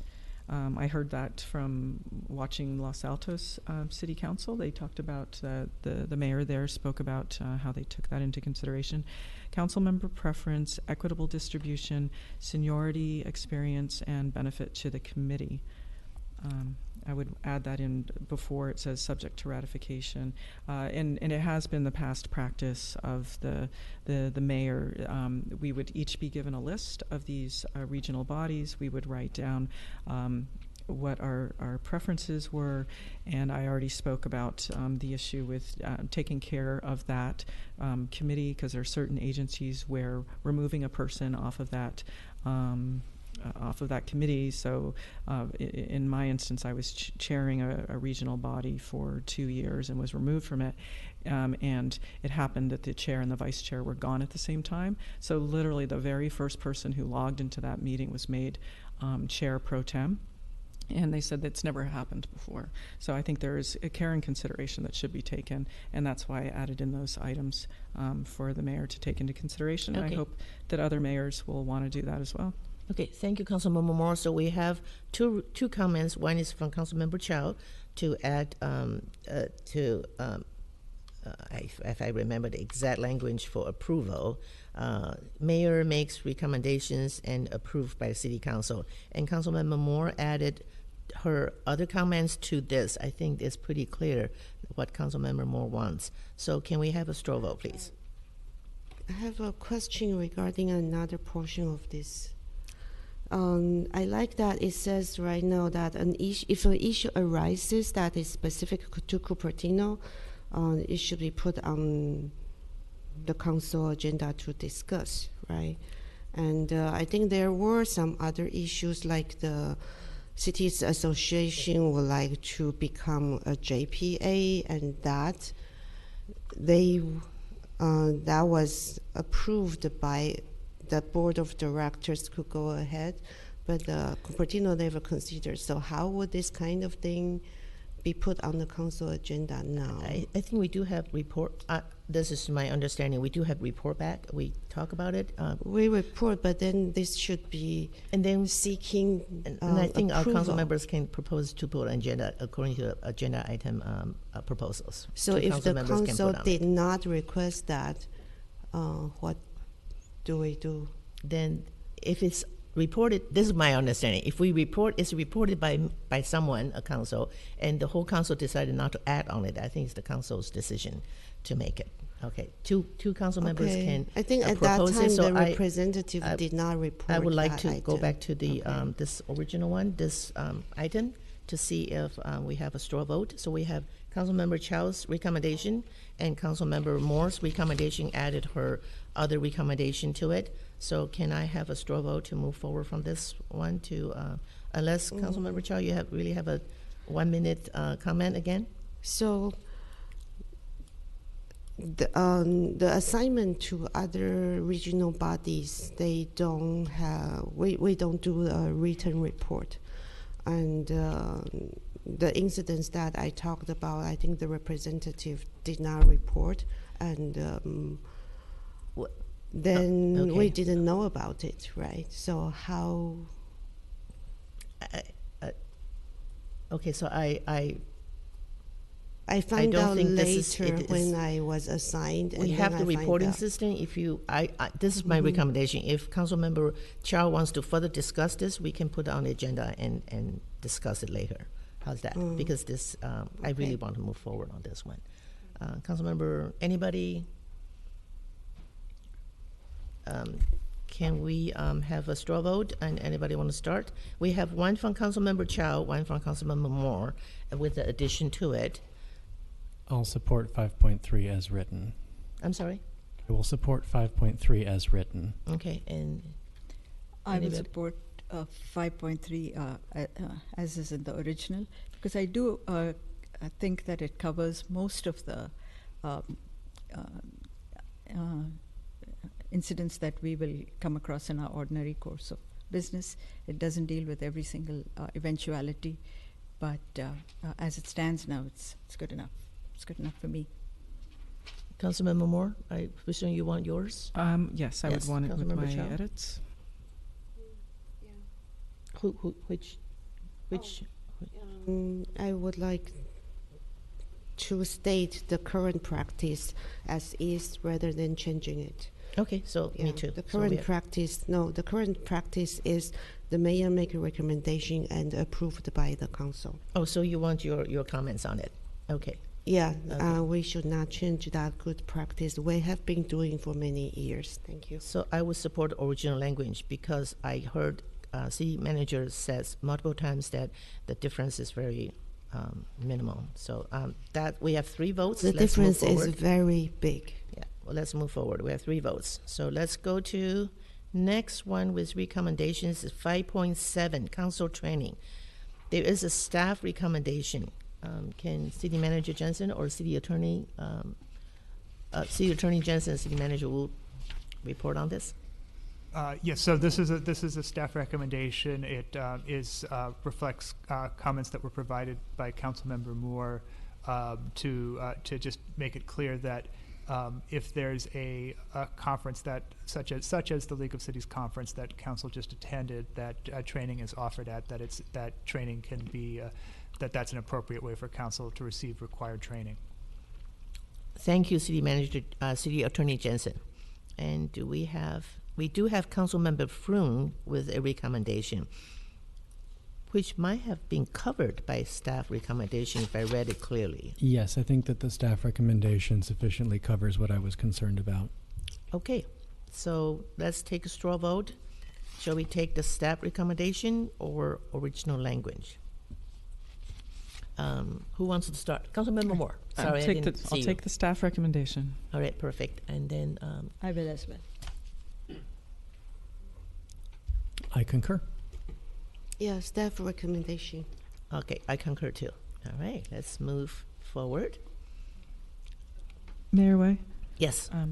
I do have a comment on 5.8. It was something I was... 5.8. I yeah. didn't see any comments there, that's why. Okay. Right. Okay. So this one says the mayor may use the mayor's initiative budget established as part of the city manager's discretionary fund. Okay. So in our operating budget, our city manager's discretionary fund does not have the mayor's initiative budget in it. It's showing up, and you can find it under the 4-year expenditures at the account level, Appendix B. But it's not actually an amount, and it's under City Council. It's actually not under the manager's discretionary fund. So we've got a problem, and I'm not sure how to fix it. But we are not following the requirements of Resolution 07-103. Okay. City Manager Wu, do you have any response to that? So I will look to Chris in terms of interpretation. There is a separate budget line item for the city, for the mayor's fund and the city manager's discretionary fund. There are two separate budget items. City manager's office budget encompasses the city council's budget. That's one way of explaining this, but if it makes council member Moore feels more clearly, we could suggest the mayor may use the mayor's initiative budget and just struck out for projects that the mayor deems appropriate using the mayor's term of office. And you can strike out the reference to the city manager's discretionary fund, if that makes it more confusing. Through Yes? the mayor, I think this item needs to come to council because we did not determine what the mayor's initiative budget has been, and I think we should also see what the spending has been, what the initiatives have been over the past several years. So Through the mayor, so the mayor's fund has been budgeted $15,000. $75,000 for each of the 6 months for the fiscal year, and that has been a line budget item. And the dollar amount, and I could probably have Christina correct me, the dollar amount has varied in the past years. I think it has gone up, it has gone down, it varied. It has been budgeted for the number of years that I have looked at our budget. And this is a question because it's showing up in the expenditures at the account level. It's not in the actual operational budget. So there's no amount there. So as a mayor, I was very curious about this. So I did request our finance department send me last 2 years mayors, how do the mayors spend their budget? And I do have that on record, but to save time, I'm going to say I'm not going to show it, but I do agree. I think we need to have some guidelines of how mayors spending their mayor's fund. And I like that a lot. So this probably doesn't say it yet, but it did say the initial budget is determined by the city council, which is $15,000, $7,500 for each term, because our fiscal budget is from July 1st to June 30th, while the mayor's term is for that 2023 years, so overlapped 6 months, 6 months. So I think this maybe could come back a little bit later so we can do a little bit more research as a budget, because I'm curious too. I hesitate to spend any money without my council members know about it.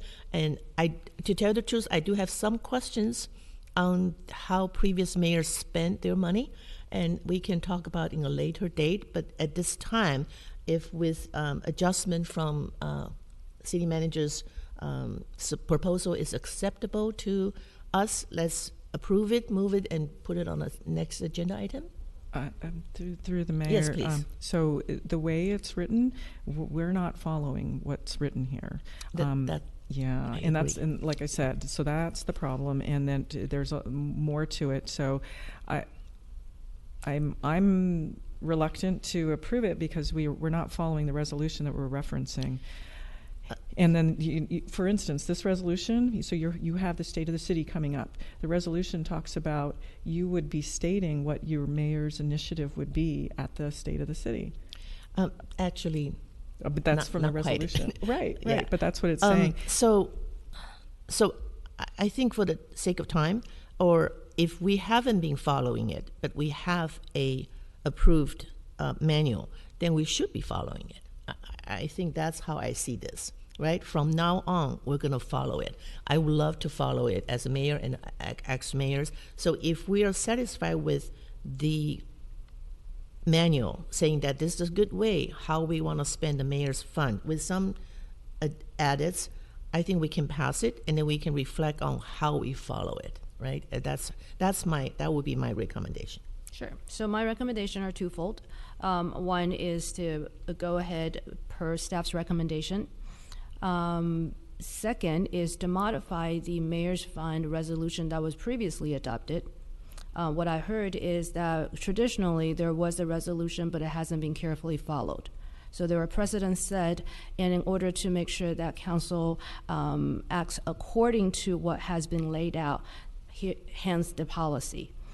So our recommendation is, this was a good recommendation as in the adopted resolution. So we recommend for council to follow it. If council sees it otherwise, you can always modify the 2007 adopted resolution as you see fit. Okay. So I haven't spent any money because I want to follow the good procedures. Okay, let's go ahead, Councilmember Moore, and then Councilmember Jha. Please keep it brief. 1 or 2 minutes, please. I think we need to bring up the entire city council budget for discussion, because we've got travel, you've got the state of the city, and this mayor's initiative. So there's multiple items here. The technology fund, those dollars amounts as well. I think we should talk about all of it.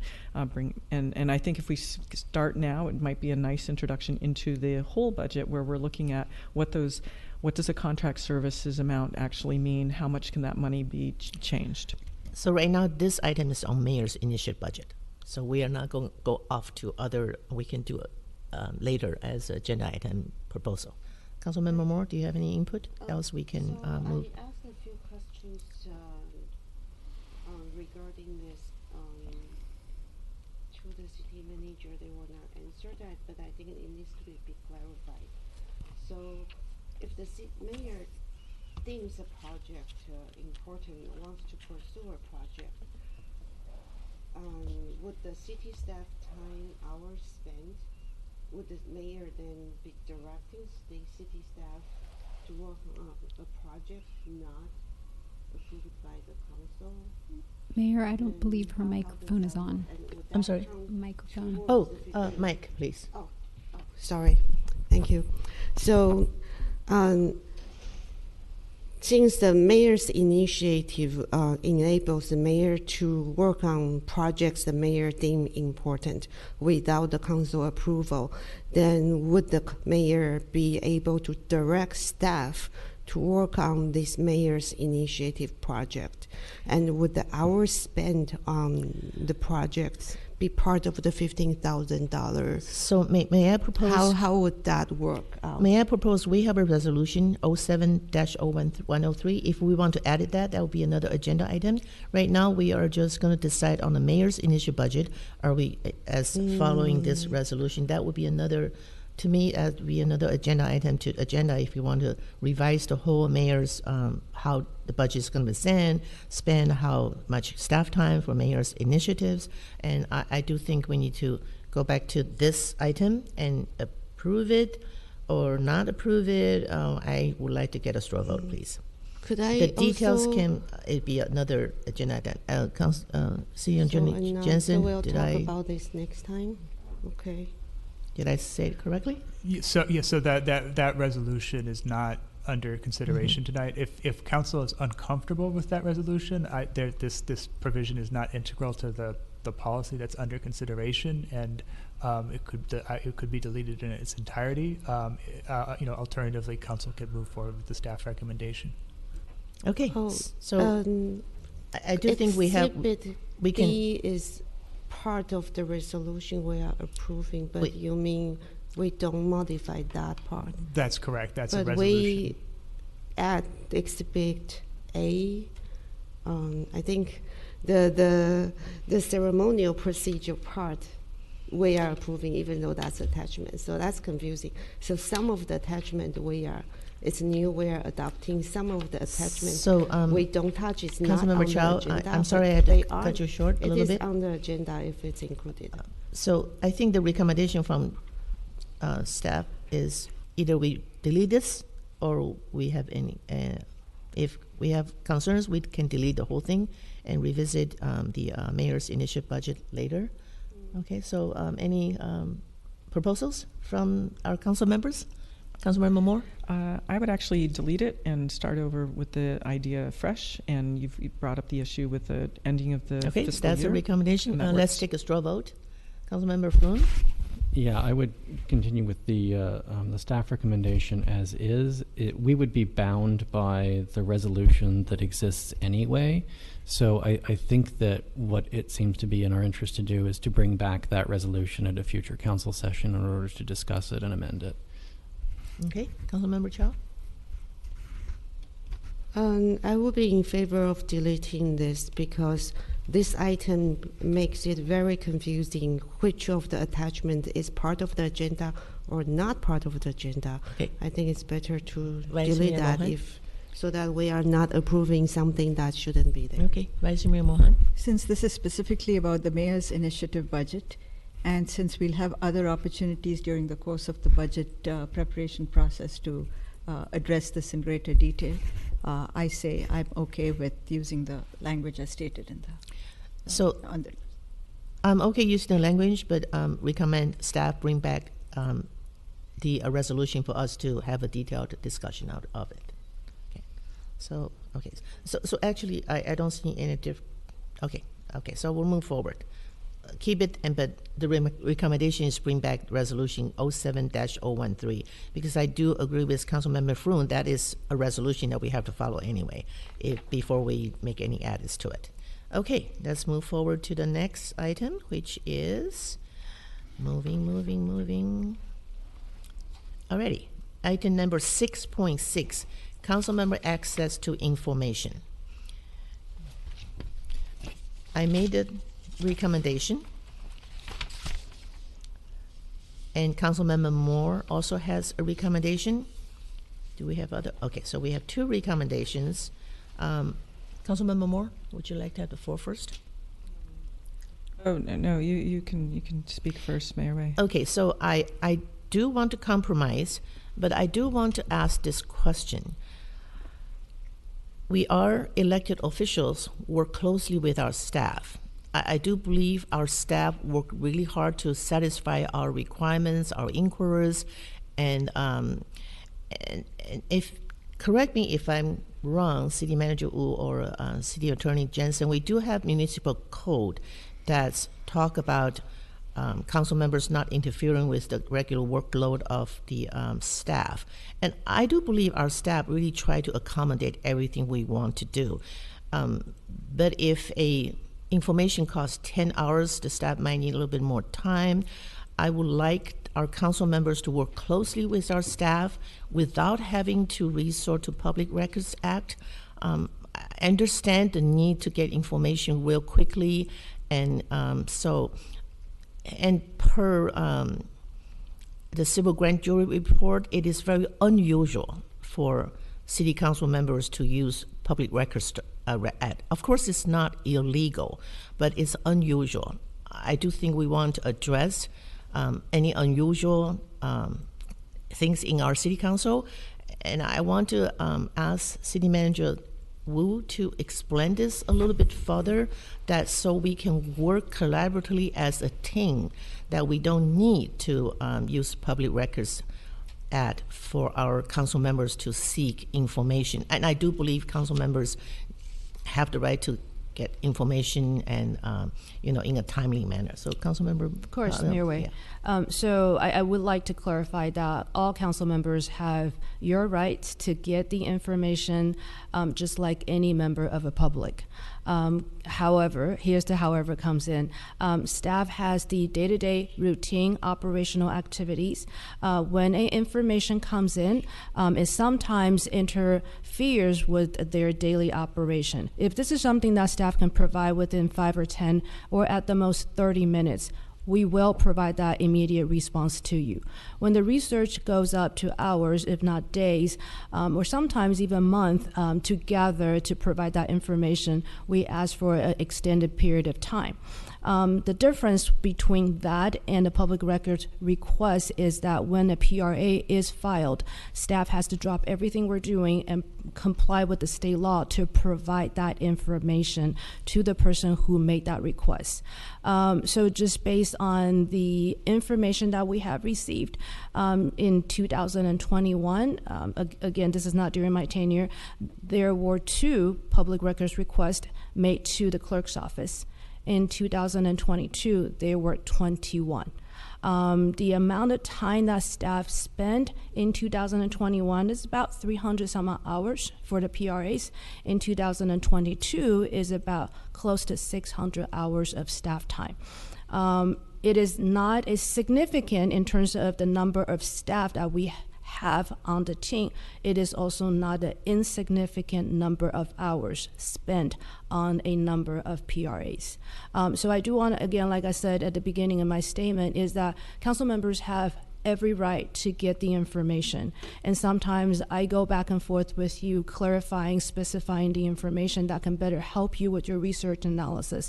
But when the research takes up too much time and impedes with the daily operation, we ask for your cooperation for a longer period of time, or to refine, or if you can wait until we complete a project and get back to that research.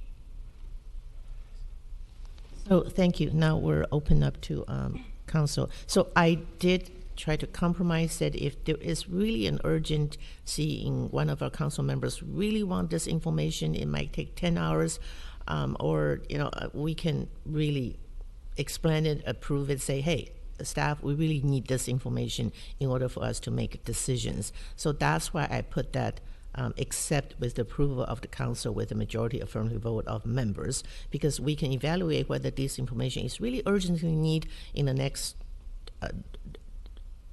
few days or 2 weeks. That's just why I made that comment. So, and Councilmember Moore, actually you're the next one, so I would like you to put your input to it. Okay, thank you, Mayor Wei. So first, there's been a reference to the grand jury report, which the City Council has not responded to. And in that report, they make it sound as though I asked a staff member directly for credit card statements. And the city attorney has the folder that I was given from the previous city manager, which clearly indicates that that was not the case. And so I'm bothered by the reference to a report where I was not asked by the grand jury about that issue. And it took a very long time to find, and that was going through staff, to find out what all of these charges were that were coming through on our accounts payable. So that was an instance where staff, the city manager, was making a decision about whether or not my request would have any priority. And what I've been told by the city manager is that their first priority are the requests of the entire council, and then next comes the requests by individual council members. So what happens as a individual council member is that you are put on a certain rung for where your requests actually lie. Next, I want to bring up staff withholding the Valco soils reports. So back in 2019, the developer said that that project got a clean bill of health, and then for the following 2 years, they withheld the peer reviews from the council and members of the public. So even if you wanted to do a public records request to find that information, staff made a decision to keep that, I hate to say this, buried. Now, this year, in February, there was an accounts payable which had an $8,000 payment for the first installment to the contract with the Chamber of Commerce. I did a public records request on that item, and I ended up finding that there was no contract, that it was a verbal contract that people from staff did not know the substance of. And I also found more things out. Now, because the manager has the ability to prioritize and rank, it unfortunately puts us in a position where we need to find information, and staff is not demonstrating that they're willing to do that. So I would never limit a council member's ability to use the Public Records Act, because I am at first a member of the community, a citizen here. In fact, I don't even have to be a citizen, because if you look in the public records numbers, we have people from different continents who are repeatedly asking us for public records. So thank you, Councilmember Moore. Duly noted. I would like to ask City Manager a couple questions regarding Councilmember Moore's comment for a public record ad of the $8,000. When the city staff return that information right away? Why did Councilmember Moore need a public records ad? But maybe you were not a city manager then. I was not. I think this is referring to the credit card fraud that was discovered. I believe this was discovered in one of the accounting, payable, receivable, expenditure. The finance realized that something didn't balance out. So they looked into it, called the vendor, and we discovered, and unfortunately the city had to let the employee go and also recover the fund that was not authorized. So here we're talking about public records ad, and I would like to affirm from City Manager Wu that even though it's from one city council member, the city manager is not going to not reply to it unless it's an overburden of work. If this is a PRA, we cannot not do it. We cannot refuse it. But if it's from a council member and you said that not just because we prioritize something from the council first and we put council members' requests last, is that a procedure? So this is a hard question to answer. When I put council's work first, that's my day-to-day job. My job is here to assist council. I would prioritize that than to spend my time over one council member's request. However, like I said, all council members have the right to information. Sometimes it is a matter of time.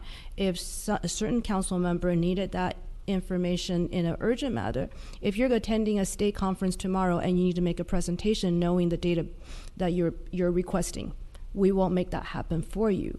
But in a general sense, my job is here to serve the council, the five of you.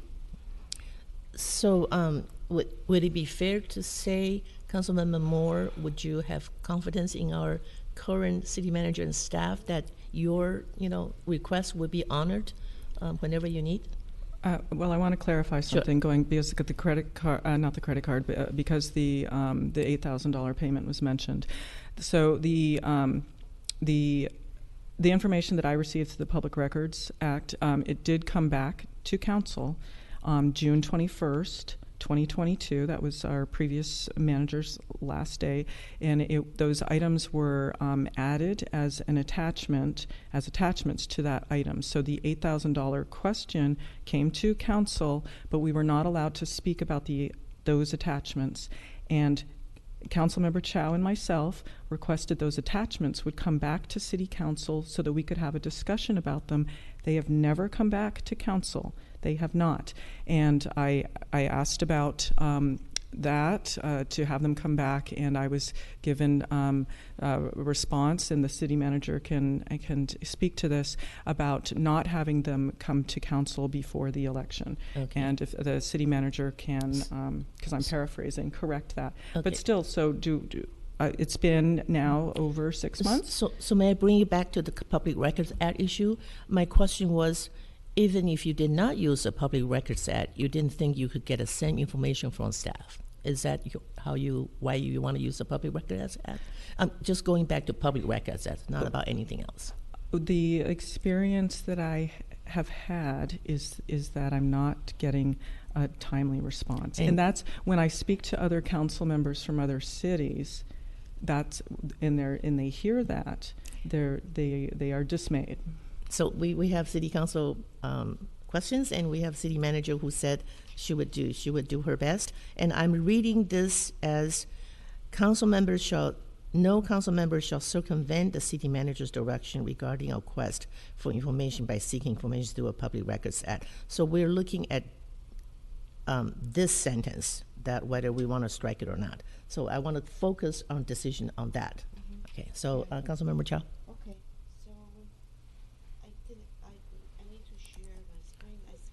Councilmember I need to share my screen. I submitted comments on the 18th, but it wasn't included, so I'm sharing it. Hold a minute. I need Yeah. to share first before you can share. Okay. Okay, hold on. How do I do this?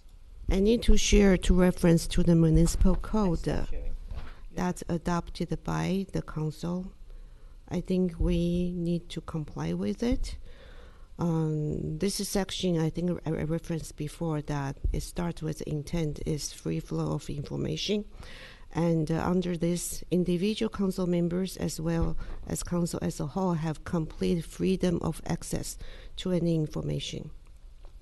And this section, timely response, it does reference the workload issue that, of course, we don't want to overload the staff on the regular operation, but it says clearly the request is not of a magnitude either in terms of workload or policy, which would require that it more appropriately be assigned to staff through the collective direction of the council.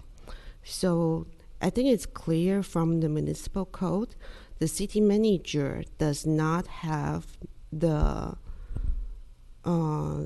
direction, the ability to decide what information the council should have or not. But the collection direction of the council has that. And therefore, my proposal is the city manager put requests which requires significant workload on the council agenda, so the entire council can decide with public input whether this information is necessary to, for example... Can you scroll down again to the municipal code? Yeah. There we go. So I would like to ask city manager, city attorney a question. In the judgment of the city manager, how do we interpret that? So there are criteria that are listed in section 2.17043 that the city manager should consider before assigning staff to respond to a request from an individual council member. Among other things, it's whether the response would take more than one staff member or 2 hours of time. That's not a hard and fast rule. Those are criteria that the city manager should exercise judgment over. For requests that take more time, the municipal code, generally would require a direction from the full council, and that's the intent of that's one of the intents of Chapter 2.17. As Councilmember Chow correctly points out, the other intent is to make sure that council has access to information that's necessary to do their jobs. Yeah, so I think that more. So I also pointed out that in the government code, the Brown Act specifically mentions the people. In delegating authority, do not give the public servants the right to decide what is good for the people to know or not to know. So I think the current language incorrectly assumes that the city manager has the ability to decide what information to provide, but it should be the council. And therefore, a council member requesting public records request is not circumventing anyone's power, authority. But we do need the city, for example, if council member Wei requested the 2-year mayor's fund, if that would take significant time, maybe I would like to know too. Please forward, by the way, please forward that information to me. I would like to know that too. I just received it today. Yeah, but if it's put on the council agenda, maybe other council member would like to know. If it takes more time, let's decide together. Therefore, my recommendation is just put this request on the council agenda for the council to decide. So let's This move is especially important if there is potential fraud or potential things that a council member might have discovered through some initial information. Councilmember Chow, I don't see a comment from you though. that's written. I see mine. I see council member. I know, Morris. that's why the thing that I share was sent to the city manager and city attorney But on you the need 18th. to have a comment. What is your proposal? The In order for us to suggestion get a is straw vote. city manager put requests which require significant workload on council agenda, so the entire council can decide with public input which complies with the existing municipal code. That sounds a lot like mine, except with the approval of the council with majority vote of the members. So I'll just, that's my comment. Go ahead, Councilmember Moore. Can please keep it short so we can move forward? We do have another item to cover. So that we also have, and I need to find this again. Oh, there we are. Okay, 2.17.034 regarding information. There is a line in here that I think is important as well. The individual council members, as well as the city council as a whole, have complete freedom of access to any information requested of staff and will receive the full cooperation and candor of city staff in being provided with any requested information. And I want to bring up the candor remark, the candor statement. And when we go back looking at the information which I requested with regards to the first installment to the non-existent contract, when the other information came out, we were told about verbal contracts, and I question whether or not the answers that we were given did encompass the full candor from the staff. And it wasn't till June 21st that we heard evergreen contracts, and I would not say that follows the candor. Do you mind if we understand it? And I think you repeated a couple times of the procedures, so I would like to really go back to city manager. So will you be able to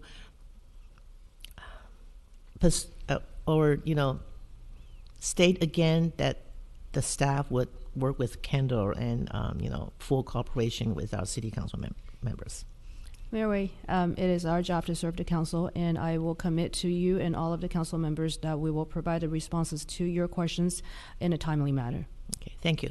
So let's go back to this comments. We have Councilmember Chow's comment, and we have my comment, and we have Councilmember Moore's comment. Do we want to make any adds to our comments? If not, I would like to go forward with a straw vote, please. I want to be more specific about my proposal.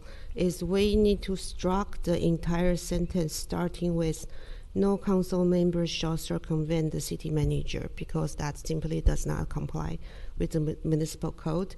And then we should not mention the public records request, because if we provide the proper remedy, which is putting the request on the council agenda, I think the council member Moore had to resort to public records request because we didn't have that. That is Councilmember Moore's comment, to strike the whole thing. Yes, delete strike the whole sentence. Yes. Okay. So let's take a straw vote. But then I would like to add that your yes. proposal and my proposal that put the city manager should put the request that would require significant workload on the council agenda for the council to decide. Okay, so you are recommending all three, yours, mine, and Councilmember Moore's. That's your straw vote. Yeah. Okay. Mine is like yours. So, yeah. But you added the city manager's report or something. I think the staff probably got it, right? Except with, so I would say it except, according to your description, except with the approval of the council with a majority affirmative vote of the matters upon city manager's report. So your exception reference directly to public records request? Yes, we're talking about public records request right here. This is what this item is. If an item requires significant workload, that it may or may not need public records request. That is my proposal. If a council member wants to make a proposal, upon city manager's report, we can decide whether we want That is my proposal. Okay, my proposal does not reference to public records request because public records request is limited to existing documents that's available. But sometimes when we look into an issue, especially when there is potential So embezzlement exactly what's or your other language? things. Could you speak your language, please? So we can my do a language straw vote? is when any information request requires significant to staff workload, city manager put the request on the council agenda for approval. Okay, so that is your And with the reasons, with rationale from the requested council member on why that information is important.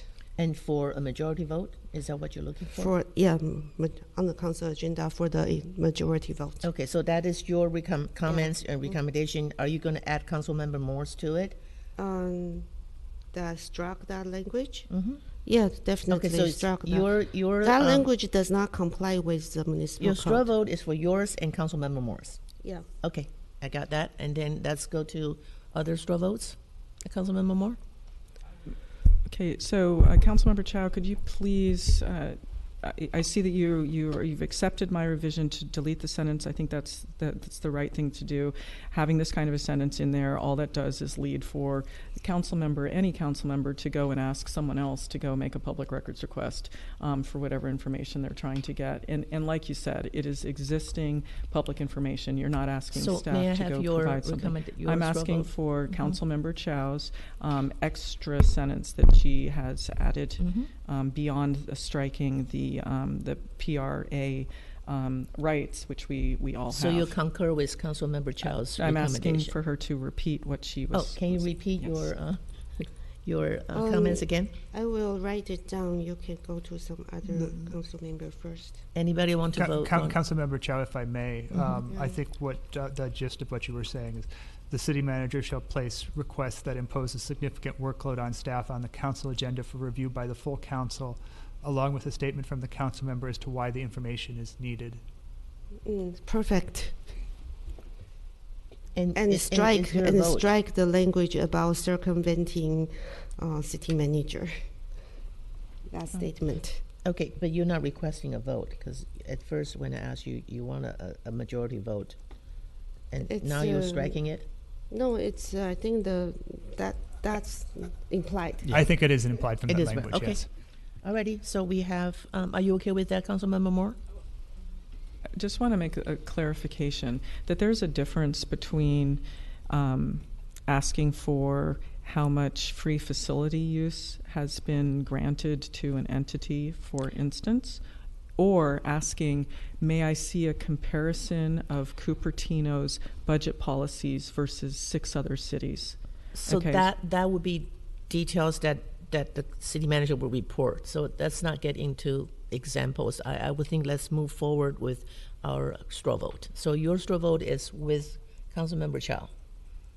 Yes. Okay, and Councilmember Chow, you're voting for yours and Councilmember Morris. But yours is stated by City Attorney Jensen. Okay, so now do we Yes. have another vote from Councilmember Froome. Your hands is on, yes? So I would accept the language as it stands at 6.6, but insert right before the last sentence the language that Councilmember Chow has proposed on its own. Right before the last sentence. So right before no council member shall circumvent it. Yeah. Before, and put City Manager Jensen's statement on it. Correct. Okay. Correct. The Got it. reason being simply that it is not given to any one council member to arrogate to themselves the ability to dictate staff time. There were over 134 hours that were consumed in estimated time from the city clerk's office just servicing council member PRA requests. And those fall into a different level of priority relative to what we're asking for as a whole and what individual council members are asking for. I think that that's the right compromise. Thank you, Councilmember Froome. And how about Vice Mayor Mohan? I support the original language with the addition that the city attorney suggested. Okay, I'll concur with that too. I have a legal question. Yes, City Attorney, could you confirm if we keep the last language, no council member shall circumvent the city manager's direction regarding a request for information for PRA, are we not complying with the municipal code as stated today? So there are definitely requests for information that the city manager gets, and I think it's challenging for the city manager to stay within the bounds of the municipal code in responding to those requests. I do think that having but the addition already addressed that, the addition you expressed. Yeah, and I think that having this formalized in the way that you framed it might help the city manager deal with some of those more burdensome requests. But the language, no council member shall circumvent the city manager, implies city manager somehow has that authority to determine what information council members should get or not. That does not seem to comply with the municipal code. So the reason why it's phrased that way is because the city manager should generally take direction from the city council as a whole. They're limited.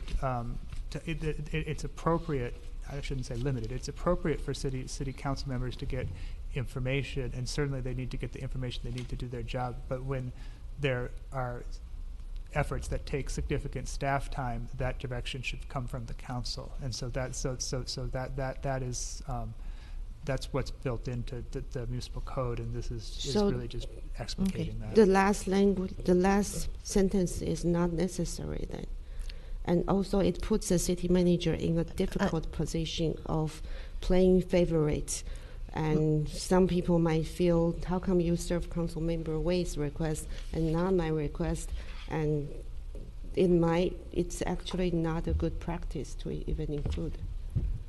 Mayor Way, if I can impose, we're Absolutely. closing Yes. to 8 o'clock, Yeah. so the meeting is scheduled Yes. until 8, and we have the second item that we have not gone so through. we have a consensus, so let's move on. We have a consensus. Let's just move on. Okay. Let's go to. I think it's important that this gets stated because you're trying to Okay, hamstring. Thank you. Short, please. So while there is an argument against doing the public records requests, please note that my public records request yielded up that staff signed liability waivers on behalf of a outside entity and waived the facility fees for that entity, that they made verbal agreements and paid on invoices which had no underlying contracts. Okay, duly noted. Thank you, Councilmember Moore. So let's move to 7.1, future agenda items. I did make some recommendations, but I'm willing to scrap it. Because I'm trying to say if they're outdated, we have a whole list of future agenda items. And I'm pretty sure some of them are outdated or obsolete. So I was just trying to see if we can shorten the list so we can be more practical in looking at what we really want to do. So I did some thinking. That's why I put outdated or obsolete items that may be removed from the future agenda item by a majority vote of the city council, and the city manager can ask the council to reaffirm, are these items two of you really want to put on the agenda? That's what I'm trying to do, but I'm willing to not recommend it. So multiple council members said any item could be removed on the agenda. Okay, so can we have a brief discussion, please? Yes, please, Councilmember Chow, please keep it brief. So for this item, I submitted another email that was submitted before the 17th, but then not on Wednesday, but I submitted it again. Your comment, please. I'd like to adopt what Palo Alto City Council has regarding using colleagues' memo as a way to propose agenda item. So two council members can write a one-pager colleagues' memo to specify what they would like to put on the agenda. And then as long as it's submitted like 10 days before a council meeting, this page is put on the council for discussion. Can you put a simple statement? Do you have a simple I already emailed the city attorney about that. But you didn't they have their council procedure manual. Okay, so you want a council procedure manual following Palo Alto City's council procedure manual? With colleagues' memo. Okay, I think I read it somewhere. I submitted again today as written communication for today's Okay, meeting. do we have it? Can the city clerk access it and read it to us? Okay, and then I said I'm willing to scrap mine, and multiple council members said And then- any item may be removed by the future agenda items by a majority vote of the city council. So we're gonna look at yours and mine, which I'm okay not having it, and the last is this. And after city clerk reads it, maybe we could have a straw vote. Councilmember Moore, you want to say something? Please. I'll be quick. So I had seen I believe the colleague memo it's called, and I agree with that. I think it's a terrific new addition, and I think it would be great to have. Okay. Can we? So Sorry. Excuse me. All right, I can see Mayor. city clerk has found it. Can we have a reading of Yes. it? Thank you. Actually, I will share my screen. Thank you, Madam City Clerk. Yes. I might, Mayor, I have Oh, to- yes, I want I'm to gonna unshare. You wanted me to supersede yours, unshare? so- Yes, I got it. How do I unshare? Can you see this? Oh, I can So- see yours. So, Okay. yeah, so colleagues memo, based on the City of Palo Alto's council procedures, any two council members can co-author a colleagues memo, which is often a one-page description of a problem and a proposed solution or policy direction or consideration. The memo, as long as the memo is submitted 3 days before the agenda is published, the memo is put on the agenda for consideration. The council can discuss and decide whether to put the matter on a future agenda for staff to look deeper or not to take any action.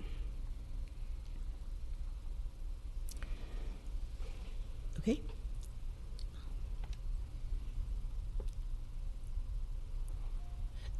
So I have a question. The memo is put on the agenda for consideration. Agenda of the next meeting? It looks like 3 days before agenda publication, so it would be I'm not sure your question, 3 days before our agenda publication. Will be put on that Would be on that. on the that- agenda, but we are asking our agenda to be published by Wednesday. So that Our mean agenda is published 6 days before, so this request would come 9 days before. 9 days before. And then it supersedes all the rest of the 4 pages of agenda, future agenda, so this would go on the agenda right away? That's my question. Is that correct? Is that correct? That's their current council Okay. procedure, because otherwise we will be proposing something during future agenda setting, but we couldn't go into substance on why it's necessary, right? And so this way it puts more work for the person proposing it and less work for the staff. Otherwise, we will be making a very informal comment. We want to do something in the next meeting. That's more work for the staff to find out what to put on there. So I think this is making it more clear and allowing the council to have substantive discussion on the Councilmember future Froome, you have a action. comment? Yeah, so I have 2 things. One, I think this is a very interesting idea. I think it's something that we can fold into a broader discussion of how the agenda comes to be made. I do think that it would be important for there to be certain limitations on how many colleagues' memos could be written and added to a specific agenda, et cetera. I think that merits a separate study session in the future. For right now, we are already at 8 p.m. We've been going for another 2 hours since our last. It's probably appropriate as a point of privilege for us to take a 5-minute recess. And I would propose that we continue moving forward with the rest of the agenda and take this back, the question of colleagues' memos, for a future agenda setting. Thank you. Any other comments? So If with I'm a gonna have minor other people addition. have comment first. Oh, Councilmember okay. Chow, do we have any comments from Councilmember Vice Mayor Mohan? No, I'm okay with proceeding with this item as written. So my concern, I want to concur with Councilmember Froome's suggestion. My concern is this: we have a 4 or 5 page future agenda items. Now we're going to add this in addition to that. So I would like to have a study session, really, to look at our future agenda items and go from there. Okay. And so, can you unshare so I can? Do I still have it? Okay. I can Yes, so still- you'll need okay, to start thank you. share again. So, so the comment is, this agenda item is to, a straw vote, do we want to do anything about it? Can Mayor? Yes, please. Very short, please. So, if we are going to discuss this, I would suggest we don't adopt anything that is not consistent with the current practice, which is the last sentence. 3 council members can remove an agenda item. That's not our current practice, and if the majority wants to go forward to include that, then I would like to add that the 3 council members must include 2 of the original council members who proposed the agenda, so that we are not in a case where the majority tries to shut down the minority from even discussing. Thank you, Councilmember item. Moore. Thank So you. I actually have a proposal that we can just delete this item Delete this item. Okay. for future agenda discussions, study session, or anybody have other comments? Please. Just a question. So what is the current procedure for removing a future agenda item, if the city attorney could answer? There is no procedure for removing a future agenda item. So they live on forever? That has been the practice, and some are getting close to forever. So I agree with deleting this for now and putting it on for some discussion. I think that would be great. Okay, so I have 2 concur, and anybody else, please chime in, council members. I just don't think there's anything wrong at present with 7.1. I think it's really important to bring this back to some level of sanity so that, you know, the city manager and her staff can actually prioritize. This is 6 pages of future agenda items, some of which date back to 2019, early 2019. There's no way for us to have an efficient city if this is the way that we're going to require the city manager to organize the day. So I'm sorry, Councilmember Froon, your straw vote is to pass 7.1 as stated. okay. So Councilmember, just vote, please. No more discussions, because I think we discussed it quite. I think it's important to point out the current practice is 2 council members put on propose an agenda item. The mayor has authority to decide when to schedule that. A lot of times they never get scheduled. That's why it's become that long. I think it's a really good idea to bring it under control, to have a more so your comments, please. procedure. Your vote, please. Yeah, so let's remove that and have a discussion. Really like that idea. Okay, so we have 4 votes to remove it. So I think right? Councilmember Moore, did I get you correct? I agreed to. Sorry, to Councilmember. delete I'm sorry, and- Vice Mayor Mohan. I did not quite get you. I supported the language as it is. Okay. So we have 2. Okay. In order to move forward, I'm going to support it, but we come back with a study session. Mayor, could you clarify what you're supporting? I'm supporting the original language, but come back with a recommendation for the city manager to really work on this one, and we can always change it. Okay. So let's move to 7.2, preparation of agenda. That's nothing. 7.5, agenda publication. Staff recommend to move it to Wednesday. So let's have a straw vote to recommend. Any discussions? Councilmember Moore? Yes, thank you. So I believe the attorney has information on this for what Palo Alto and Berkeley has for their lead time, and I would like to. Is it 10 days? Yeah, other jurisdictions do have longer lead times. You know, that 10 to 14 days, up to 10 to 14 days. So, you know, 3 days is the minimum required by the Brown Act, where we are 72 hours. You know, we generally aim to publish agendas on Wednesdays, so that's 6 days. So, you know, so certainly council could establish a longer time period if it chose to do so. There are clearly advantages to having more time to review the agenda. I think I would have to defer to Pamela and perhaps the clerk, to Kirsten for the, you know, the impacts of that on how we would prepare agendas and get ready for meetings. Thank you. Through the mayor, I would like us to go to the 10 days following Berkeley and Palo Alto. And the reason being is that once we get into the budget, well, we were already at 1,200 pages, right? And we had a 3-day weekend in order to go through that amount, which is basically telling us that you need to lose your weekend and the holiday in order to do that. Yeah, so I would like 10 days. If you get 10 days, then you've got 2 weekends there, and then we'll have time to actually ask those questions yes. ahead. Can I have a city manager and the city clerk put in your comments? Sure. Thank you, Mayor Wei. So currently, for the past 6 months, we have been publishing the agendas on Wednesday.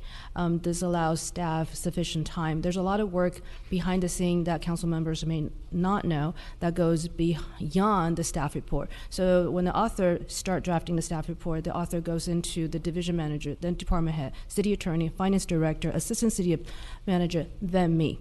So it goes through 6 rounds of review. So if we push it out to a 10-day, that will force staff being on a 2 separate track when they're working on the upcoming council agenda, or they're working on the next one. So they'll be preparing a presentation for, say, tomorrow's meeting while they're also working on the staff report. So that would, I would suggest the 6-day if it's working out. 7-day we might be able to, but keep in mind our council meetings sometimes last until midnight on Tuesdays. Wednesdays are usually a hard day, especially for staff to publish an agenda.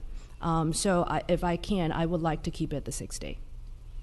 Keep it on Wednesday. Keep it on Wednesday. Okay, thank you. So now we have, do you have any other proposals?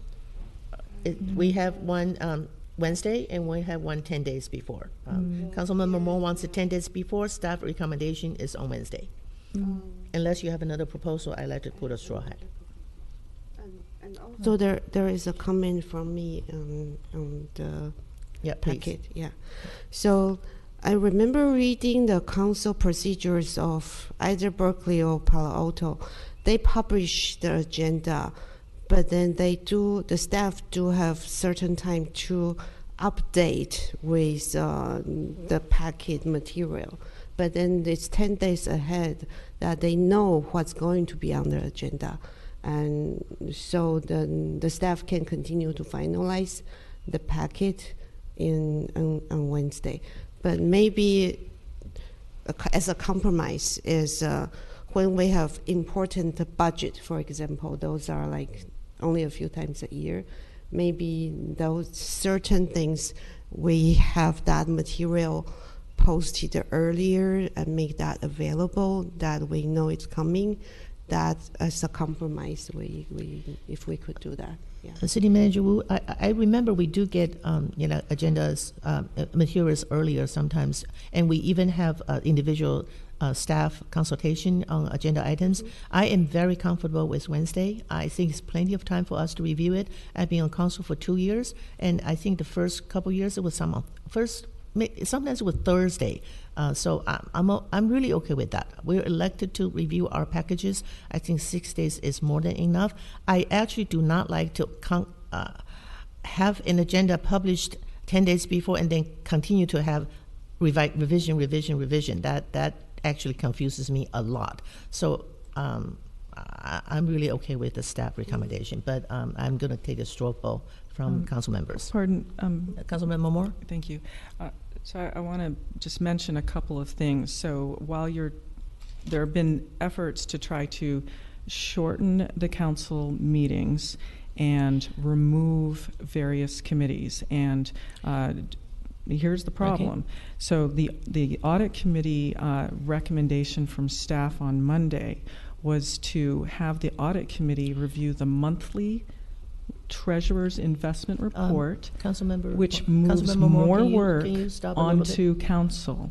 But I think we're veering from the agenda. Yeah. Okay, thank you. But I'll just summarize this. You have multiple choices. I think city council, city attorney already said you're veering from the agenda. We need to get back to the agenda. The agenda is Wednesday or 10 days before. When you're removing committees, you're putting more work onto this council. I would like to call the order, please. Because city attorney already said this is veering from the agenda. We can always have future agenda items to talk about this. So I apologize. I would like to get back to the agenda item. It is Wednesday or 10 days. These are two on the 10 agenda. days. And then 10 days from Councilmember Moore.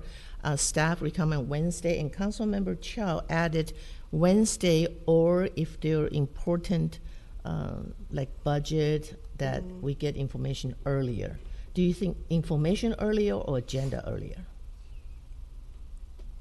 Which one? Information earlier is Okay, so sufficient. that's actually maybe a direction for city manager. It's not really on this, unless you want to add to staff recommendation some sentences behind it.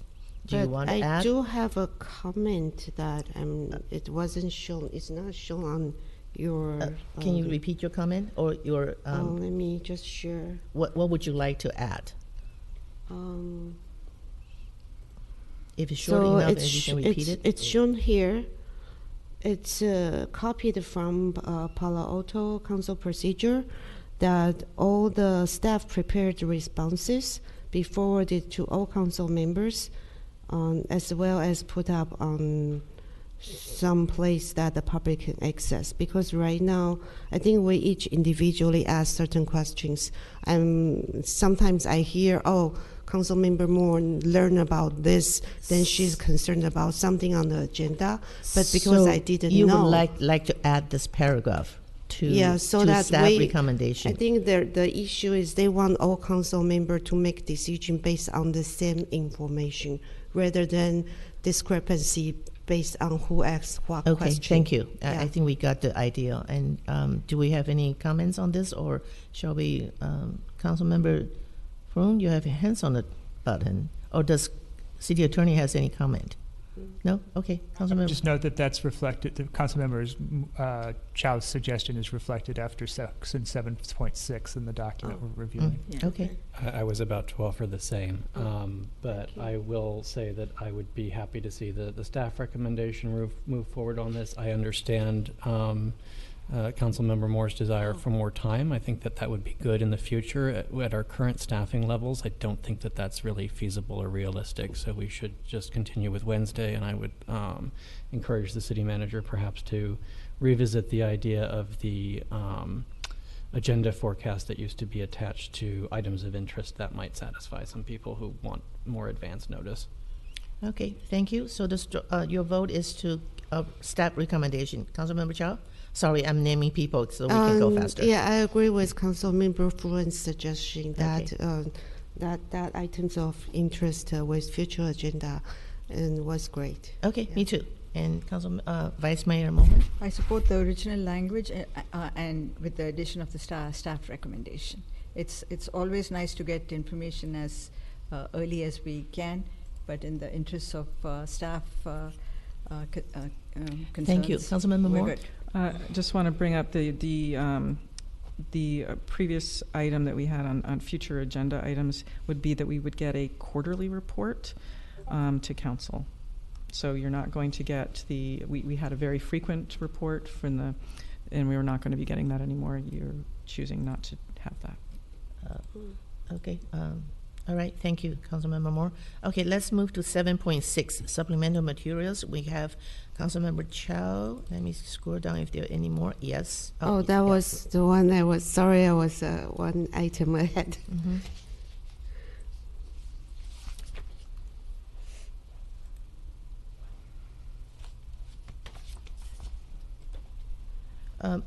City Manager, would you comment on this? Because I think this is for staff. So, Councilmember Chow, if I can ask for clarification, are you asking for all correspondences from one council member to provide it to all council, or any specific area? If there are any response from staff, then the response should be forwarded to the staff for council agenda item, so that we have the same information. Okay. To decide. So what we have suggested in the supplemental material is that when we receive questions from council and the members of the public, like the desk items, we will publish that. So right now we don't include any questions from council member, but in the future, if any council member can specify this is a question specifically for item number such on the council agenda, we'll include that in the desk item. Oh. Yeah, because if it is real general question, you don't know where to put it on the. So, yeah. okay, so if our subject line specify the agenda item, that would make it. You will try to include. We will include in the desk item if it comes in time, and staff will have, again, allow staff time to prepare the response and then allow clerk to publish it on the website. I So have. that Go it ahead. doesn't specify that in the language. Do you have a suggested language? Can we have a because this language seems to me seems very long. Can we have approved as is, but come back with a additional language Sure. that will satisfy That'll work. Councilmember Childs? Because I'm curious on that too. But I am concerned about making copies and the details in there. So maybe the staff and city manager can work on it and come back with the language. Mayor, if I may, I can work out the detail with you and then communicate that to the rest of the council. Okay. Yeah. I that don't would be feel good. so strongly about the written copy. I just copied that from Palo Alto. Yeah. Okay, so so let's have a straw vote to. My recommendation is to accept language as is with city manager come back with a language that satisfies Councilmember Child's request. Would that work? Councilmember Moore has her hand up. Yeah. Oh, yes, please. Sorry, I was looking this way. Okay, thank you. So we had previously, several months ago, been receiving the questions in the written communications, the answers, responses, and it was helpful. It was a little unwieldy because you had to make sure that you hit the written communications, and you would just sort of find it. It was like an Easter egg. So if that's going to be the process, that would be helpful. And I'm still working on, for instance, that development impact issue, and I have now an ongoing collection of information. So there is an imbalance, and I don't feel comfortable with it when we're making choices. So anything you can do to provide that would be helpful. Okay, so that's for city manager to take notes. Thank you. All right, so can we have a straw vote on this to move forward? Yes, I support 7.6 as is with pending review later with Councilmember Chow's suggestions. Okay, Councilmember Foon I concur. and Councilmember Chow? Yeah. Sure. Councilmember Moore? Yes. Okay, then I'm okay with it because I proposed it. Okay, so we do have 8.2, the recommendation is to delete it. This should go fast. I concur. I concur. Councilmember Chow? Yeah. Yes. Yes. Thank you. Now let's move to 8.3, 8.4. 8.4, we do have one comment from council staff recommendation. I do have one addition to make for 8.3, but it is okay. to create consistency with a proposed change that I have for, let me make sure I've got the right number here.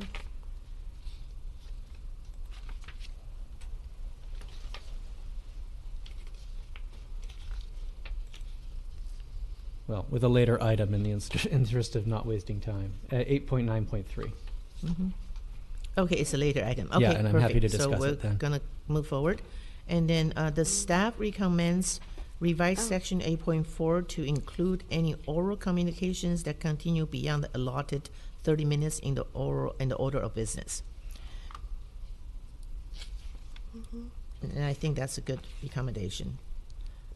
Okay, Yeah. Go ahead, Councilmember Chow. So, yeah, I agree with the staff recommendation, but we are, so right now the current proposed order, the city manager's report and the council reports come at the end of the meeting. I think earlier we find out city manager's report has some very informative information, and also especially the departmental update that she has been doing is wonderful. And the council member. So your recommendation is to So, move what ahead?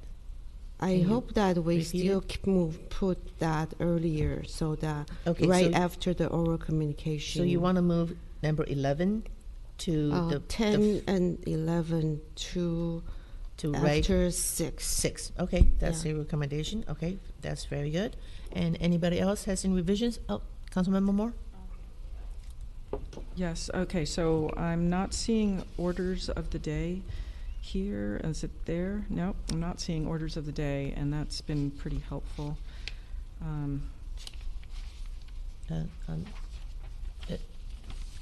Are we on 8.4? Right, order of business doesn't have an orders of the day up near the start of the meeting.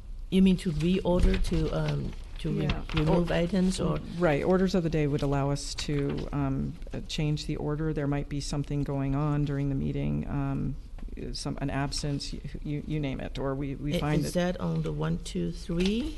No, it would be an addition. It Okay, would be an addition. would you recommend it? Could you put on a recommendation where you want to put it?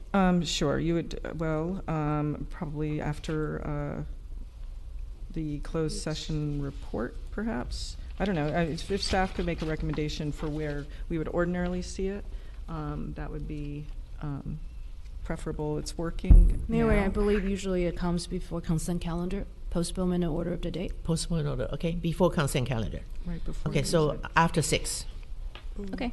Okay, Mayor. okay, you made your, let's see So- if anybody else has any comments. So we have, go ahead, Councilmember Chow, you have another comment? So one more thing, we might want to add an item before the current item 12 that's postpone the consent agenda items, because our new way would be some items of pull the consent agenda items, so that the public is clear that that's the place those pulled items would be discussed. City Manager Jensen? So under the rules as proposed, any item removed from the consent calendar would go to the end of the agenda. The end is before 12 or after informational item? Before adjournment. So it will be after the remaining oral communication and informational items? If we have any oral communications. Okay, so I hear What's the 3. informational items? It's like when we have agenda, we ask city, our agenda items, proposals, and we ask city staff to do something. Yeah, Mayor, if I may. So Yeah, sure. recently we have been adding a lot of informational items on consent, which gets pulled. For instance, last Tuesday we had an informational item on housing element update. You will have another update on the. We also had another one on Lawrence Mitty design. So you will have a number of these updates, and they're really just informational item. There's no action for council to take. So as opposed to put it on consent and gets pulled, we'll just provide you an informational memo. So would we be able to ask questions on them? That will be your discretion. Yeah, it's an item that we will go So through. we can still ask questions on those informational That will be council's items? discretion. Okay. So we have two proposals. One is to add postponement and agenda items before 7, after 6, and Councilmember Chow would like to move 10 and 11 to before. To be right after 6. Right after 6. Yeah. So now I'm a little confused. So Councilmember Moore's this item would be right after 6, and then yours, because we're kind of, everything's going to be between 6 and 7. So I think what we have right now is postponement is right after 6, and then we can move 10, 11 to right after that. No? Oh, Councilmember Moore? Thank you. I pulled up on October 4th agenda. Okay, so we have postponements and orders of the day coming right before oral communication. So before that oral. should be a short item. Postponements in order of the day should be Okay. really brief. And then we also had one right before adjournment where we have council and staff comments and future agenda items, because as you know, there's things that come up during the meeting that we're like, we better get that on the agenda. So I like that. I think we should continue right, it. that's missing. Okay, so you like to add the postponement right after 5. It's, yes, postponements and orders of After the day. 5. Yes. And after information item before adjournment at the council and council staff comments staff and comments and future agenda items. Yep. Yes. So duly noted. And Councilmember Chow wants to move 10, 11 to after 6. Am I correct?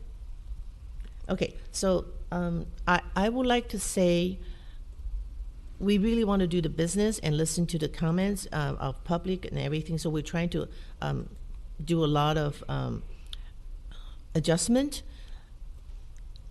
It is, I have received quite a few comments from public saying that they're waiting for an 8:30 item or 9:30 item, then it's 11:30, then come back in 2 days or next week or in next meeting. So I do think our action items need to come first before other items. That's why after public hearing, action items is there so that the people who are waiting for action items actually are not being put off.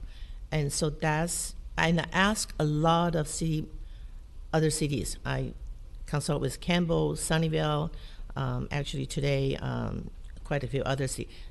They do, if you pull out consent agenda, it's going to the end so that they can do the business first and have people who are there for those businesses have their time taken care of, and then we do consent agenda in the end. So to me, that is a very good way to move forward with what we promise the public that we're going to do, that our business, and also be very open for consent agenda discussions. So okay, so that's my comment. Any other comments? We have 2 proposals on the recommendation on the table.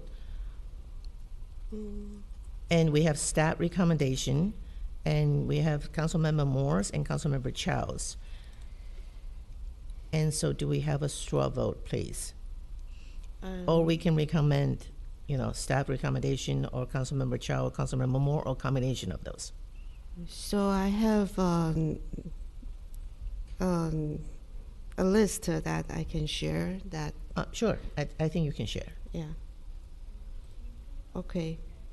So we are saying postponement and orders of the day comes after the ceremonial item and the oral communication. This is my proposal, is to have council report and comments, which usually we do. The mayor can limit the time. Yes, we've seen and that. Okay. City manager and I guess departmental updates. I really like that part that Pamela started. And then we have consent agenda. Okay, so this is your proposal. And then, so this is my proposal. And I think the pulled consent agenda, I agree, it should be after the regular action calendar. But then I think it should be probably before the remainder of the oral. So it should be here. So it's after the action. Okay, so can you state there so we can see it? So I said and pull the consent agenda I know. items. Just share, continue to share so we know what we're voting for, we're straw poll for. Councilmember Moore, please keep it short. Councilmember Chow. Okay, good. You're changing language on it. It should say council and staff comments and future agenda items. Oh. This right where you're at. Perfect. So right now this is the last item. Okay. Any other comments from the council? Now we can have a straw poll. I actually like this, but I would put 10, and that's my proposal, 10 and 11 more toward the end. Maybe where would 10 you and like to? Council report and comments, city manager report, and department heads if you want any. I do believe we can put it in the end and maybe put it in writing, post it somewhere. I would not want to impede the order of the day to go to public hearing, action calendar. So I would like to keep it as proposed. But don't you think at least the city That is manager's my recommendation. report Yeah, should? that's my recommendation. Okay. People can, straw vote what they like to vote. So can we, yes. So I would support Mayor Way's suggestion, which is Councilmember Chow's proposal here, except that 10 and 11 would remain in their originally proposed positions. Okay, so Councilmember Chow? Um, Or anybody who want to chime in? A straw So- vote, please. Just wondering, I really think the information the city manager Yes, provide usually is good. We Do hear you you. think We hear you already. that should Just go Can first? you vote? Yeah, you Okay. can vote for your own proposal, Yeah, absolutely. Okay, sure. You're going to vote for your own proposal? Yeah, I'll vote for my own. Okay, and Councilmember Moore or Vice Mayor Mohan? I'm not quite clear what this represents, but what I would like to see is this city manager's report going further down, as well as the council reports and comments. So I see it canceled here, but I'm not sure where I'm seeing it. On the list of items. So I support the order as is, except for the fact that I would like to see the city manager's report as well as council reports and comments go down further. And further as to where? Can you look at the maybe after information items? After oral communication maybe- continued? After pooled consent calendar? Yeah, Which maybe one? after poll consent calendar. Okay, so that is, okay, that is your recommendation. You're going to vote for that? Yes. Okay. Councilmember Moore? Mayor Way, if it helps, Yes. can we have Chris show the Sure. version that that's being voted on? Perfect, thank you. Yeah. Because I think there's some confusion We about have where. kind of three yeah. versions now, yes. Given that, Chris is going to have to clean it up at the end. Okay, thank you. Thank you so much, City Attorney Jensen.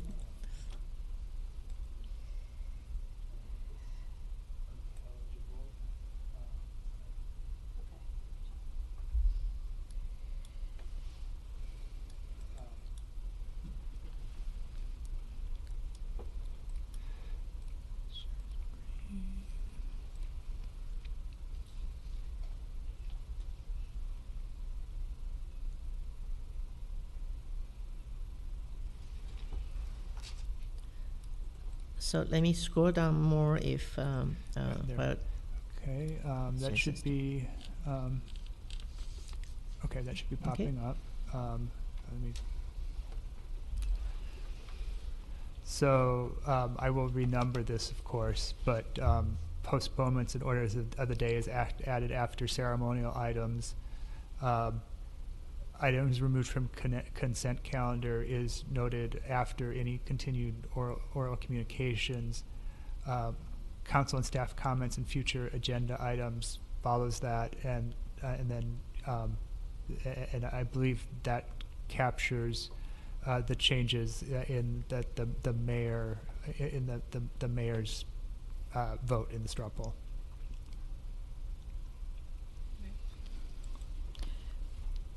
Mayor.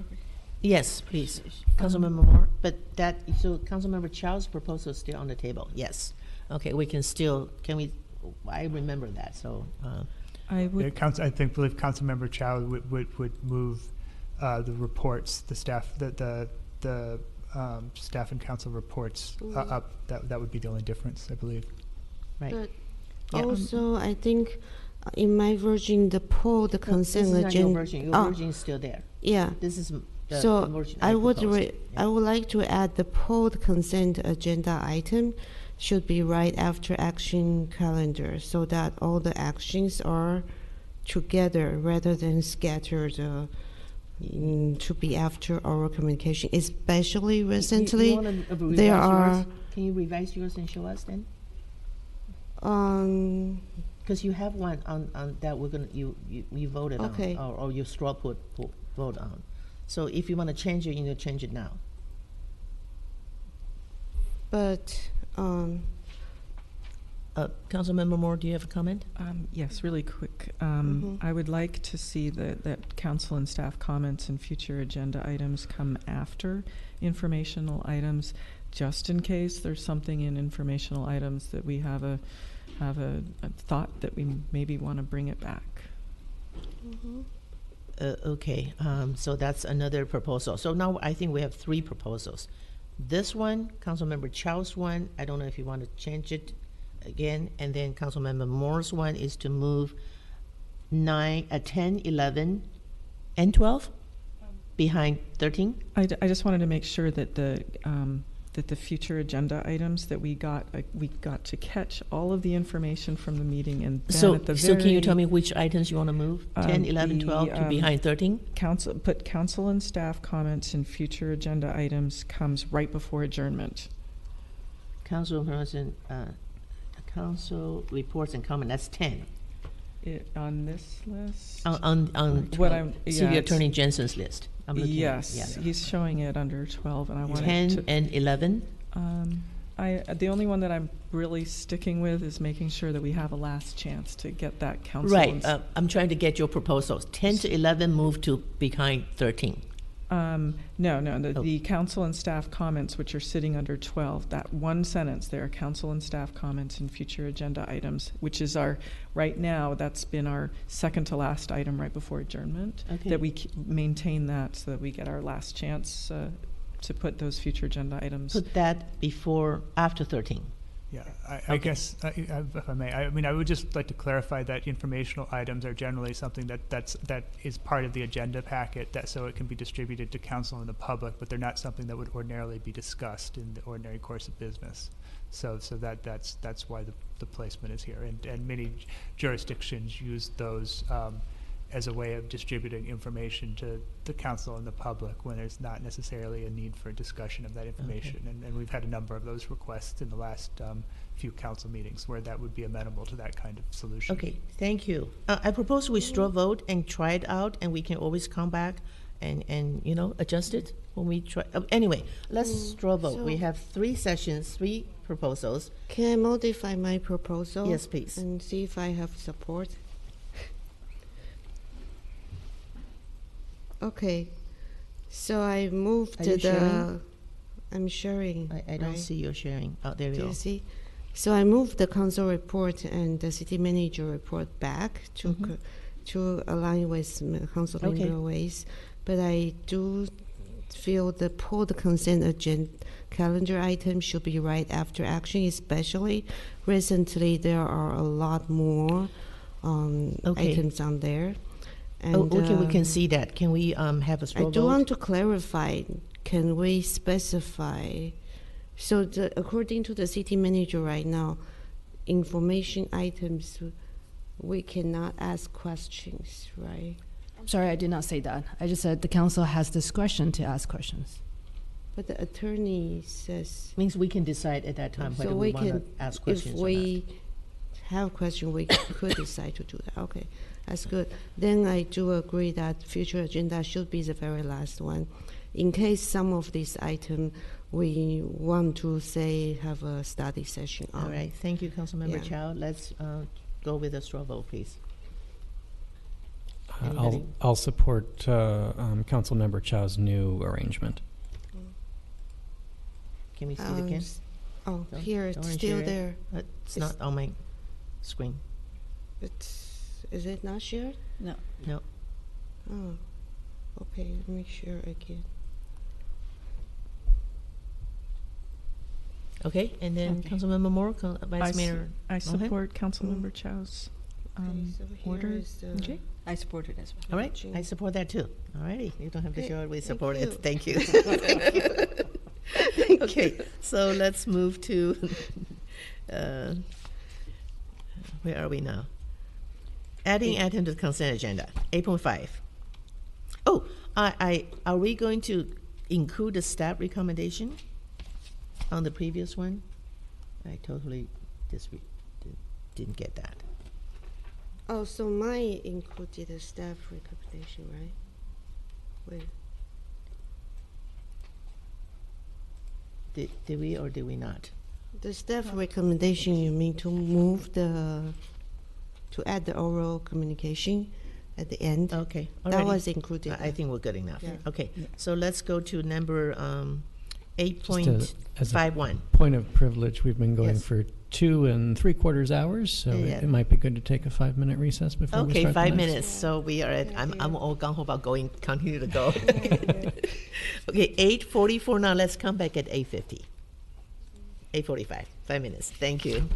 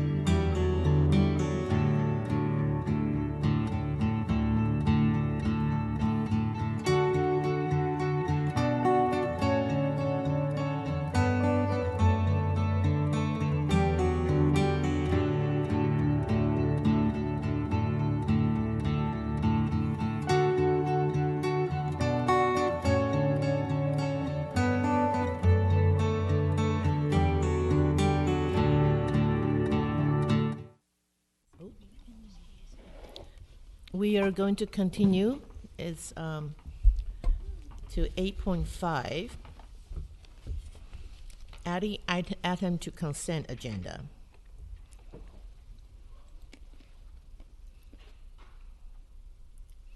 I apologize. My proposal was is the next one, so disregard it. My proposal was the removing items from consent agenda. So please do not read my proposal. 8.51 is to, oh, that's also delete. You're done with 8. Okay, so both of them actually is for removal to 8.52, the comment. So Councilmember Moore says delete 8.52. Councilmember Thrun revised 8.52 to allow council members to remove at least one item from the consent calendar without providing notice before the council meeting begins. And my recommendation was to allow items to be removed by the public with council majority affirmative, and the member of the public needs to request removal item and state the reason for the request. I am willing to strike mine. I think it's a little bit too complicated. So let's just consider Councilmember Moore and Councilmember Frum's recommendations. As a point of order, I think we skipped 8.5.1. Because both of them are 8.52s. If you read them against 8.5.1, you'll see that they do fit. There are references to removing there. This is specific to the ability of the public to remove an item from the consent calendar. So I did do the right. Okay, let's go back to 8.51. I thought both is for removal instead of the addition, because 8.51 is adding item to the consent calendar. Yeah. Well, I'm saying removing. So maybe that last sentence should be moved to the next item. So that should be on 8.5.2. That's what I thought. Your comments. Yeah. I would suggest that as it is written, these do track at the moment. Is it as clean as it could be? I would agree it is not, but I think that we can continue with a usual straw poll on each of these, because we need to be able to get to item 2 on the agenda. All right. So I'm willing to strike mine. So don't look at mine. As Councilmember Moore. Yeah, I think that my comment doesn't belong really here.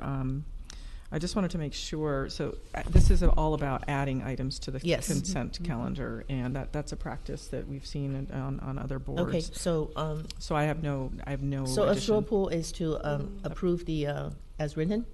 May I have votes? I agree. Councilmember Chow? I would like to strike the language, any item may be placed on the consent agenda by a majority vote of the city council. I think before we even have a discussion on an item, so you want to strike those sentences?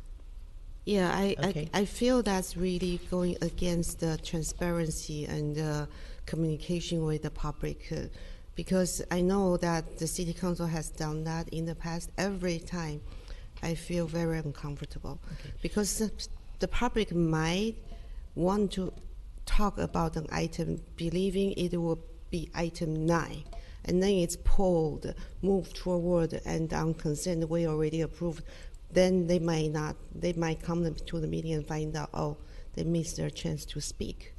That's okay, so really you would like to strike the sentences from, let me look at it.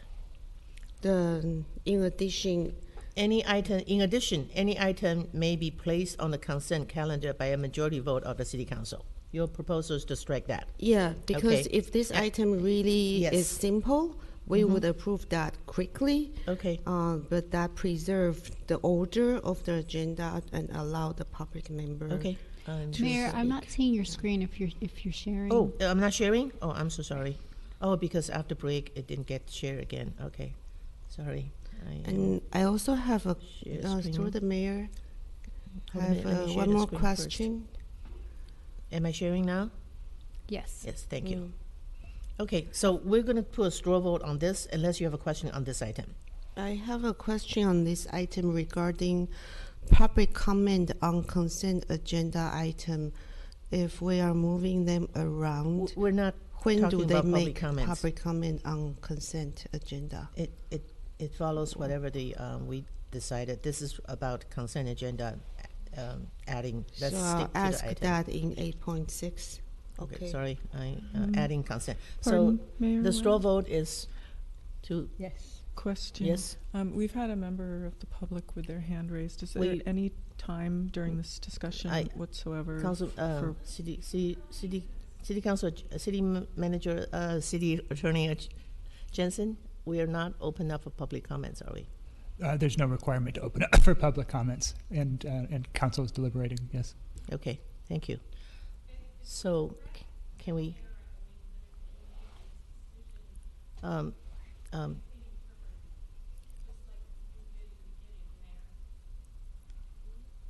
I'm sorry, I actually didn't hear it, but maybe we can come in here later. So, on 8.51, Councilmember Chow proposed to delete from in addition to a majority vote of the council. The straw vote is to, I think Councilmember Froome voted to accept I voted to approve it as is. Okay, and Councilmember Chow has a amendment, and you're voting for your own, right, Councilmember Chow? Okay. Yeah, Councilmember Moore. my vote is to leave it as it is. And Councilmember Moore? I would strike the last item. We're looking at 8.5.1, so I actually do want to have that deletion because I don't quite understand why it's sitting here, because this is an item called adding item to consent calendar, and then it says in the last line, items may be removed from the consent calendar only by a member of the city council. That doesn't make any sense to me. Okay, so you want to remove that? Yeah. Okay. I'm okay with the current If I could language. change my I support it with the council member Moore's suggested change.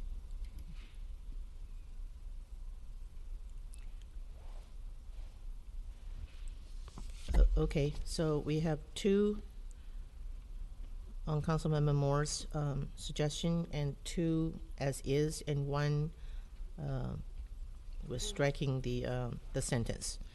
So you want to change your vote? Mayor, I have a question to the city attorney. So we don't have any definition on what could be put on consent. I didn't research, and you reviewed the other city council procedures. Do they define what kind of items can be put on consent? Generally not. I'm sure that you could find examples where they did. But Can like a resolution, first reading, second reading, be put on there? First readings, ordinances can generally not be put on consent. But most things can. I mean, most things there's no legal reason why they can't go on consent. It is a judgment made by the city manager in consultation with the mayor as to the need for discussion and deliberation about a particular item.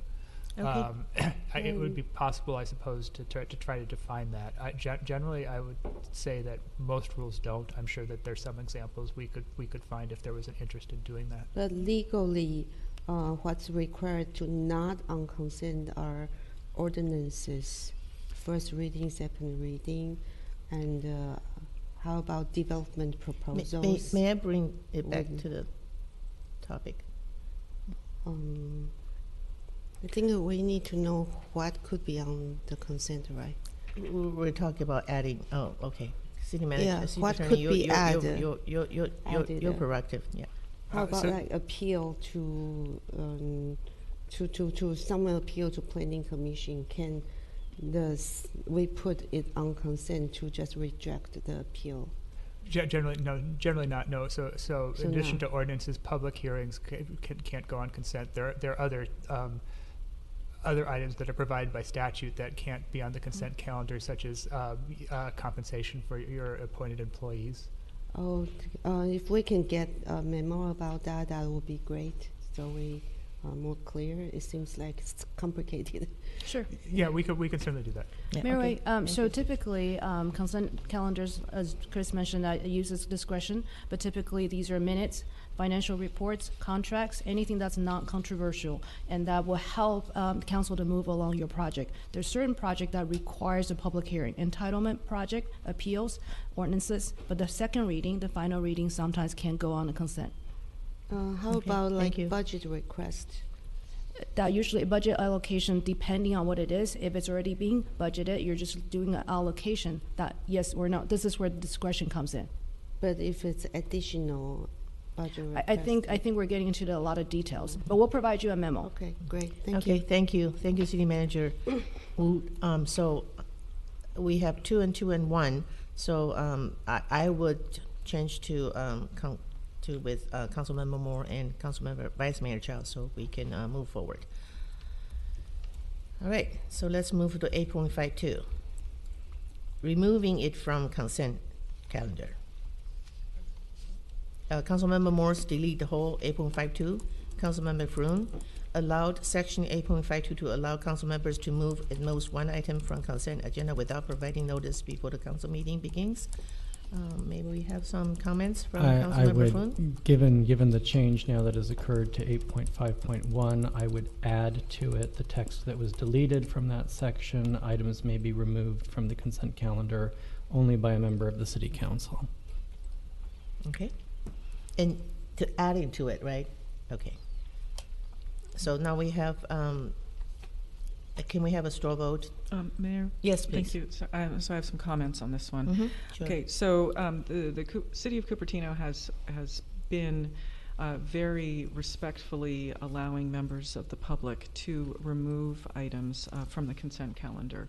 I want to point out, for instance, our January 17th meeting had 21 items on consent, and they were not simple rubber stamping type things. You had the Lawrence Mitty Park and Trail project design direction, you had Wilson Park Community Garden, a contract award for basketball court, rejecting all bids for the Blackberry Farm, on and on. Lots of things here.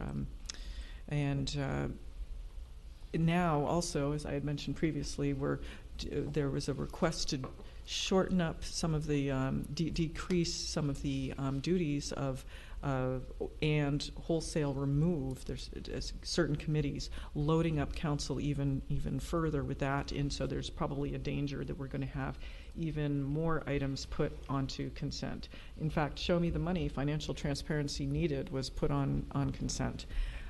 So the reason why I would say delete section 8.5.2 is because we have been relying on our members of the public who have been very carefully going through the agenda. They provide information, and I really appreciate it, and I trust their judgment. They've been very respectful about the items which they remove, and I wouldn't want to take that right away. It's one of the things that makes our council meetings, kind of overall warm and friendly places for members of the public to feel that they can participate. And in doing that, we're eliminating that ability, and I really have a problem with it. So that's why I would say delete section 8.5.2. I don't think it's repairable as it is. Thank you, Councilmember Moore. Any more comment? Yeah, I had a comment. I thought 8.5.2 is about member of the city council who'd like to remove an item from the consent calendar. So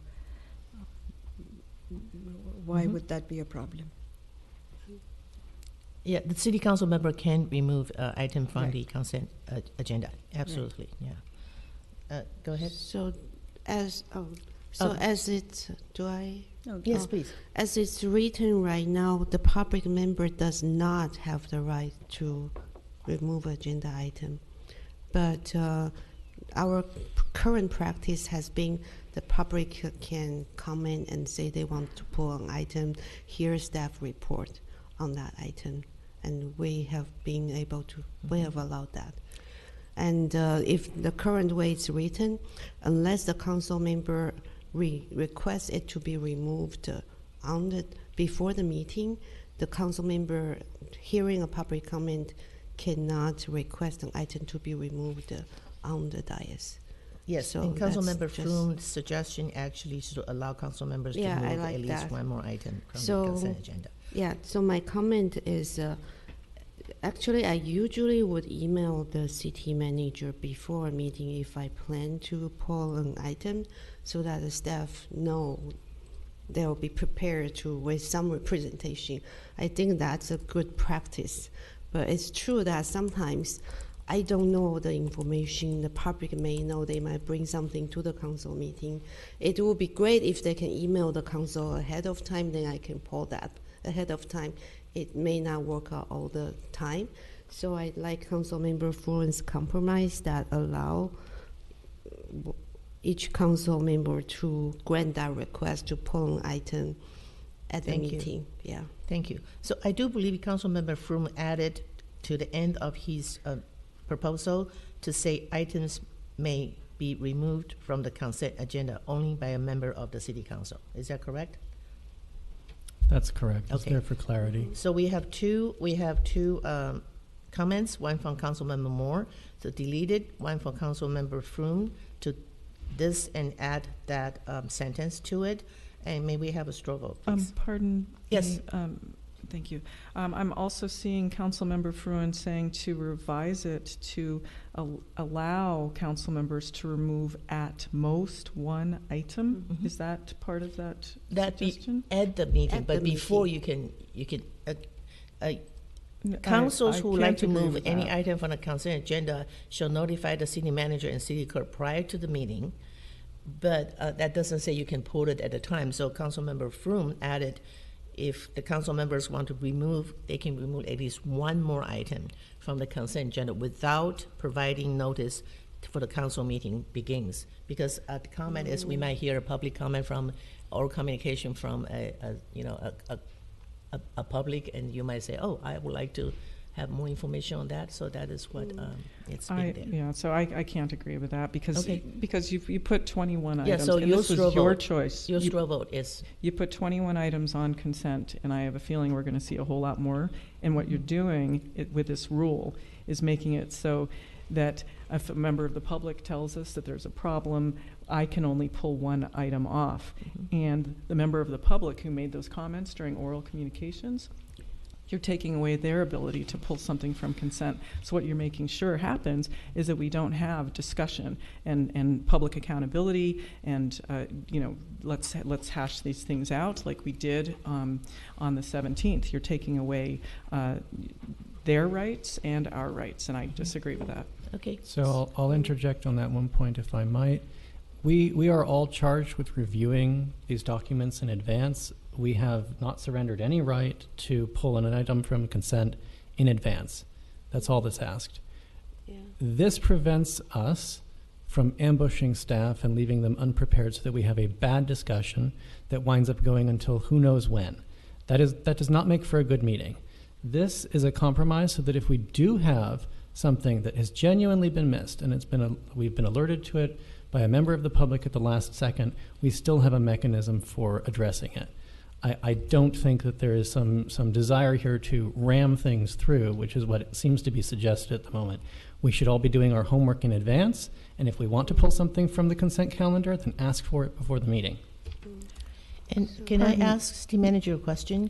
This doesn't preclude the city, public to ask questions ahead of time too. That is correct. Okay, so thank Yeah. you. So Or email their council members, they have issues, questions, and they want the council members to put it. So it's still a very open-ended for the public to participate. And I want to say there are cities who does have this policy.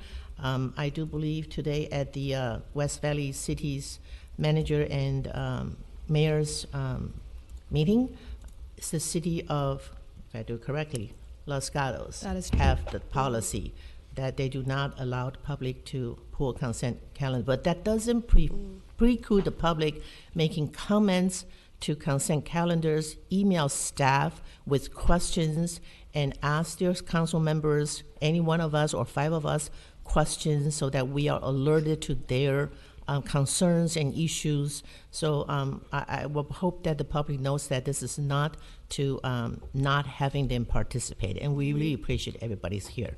So that would be my comment. Yes, go ahead, Councilmember Velez. I do support the language as written plus Councilmember Fruin's addition.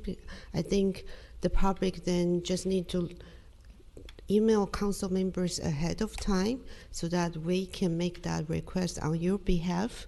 And maybe when you are not sure if you really want to comment, email anyway, so that I think the staff needs that notice that this item will be pulled. They will need to be in person and to talk about the item.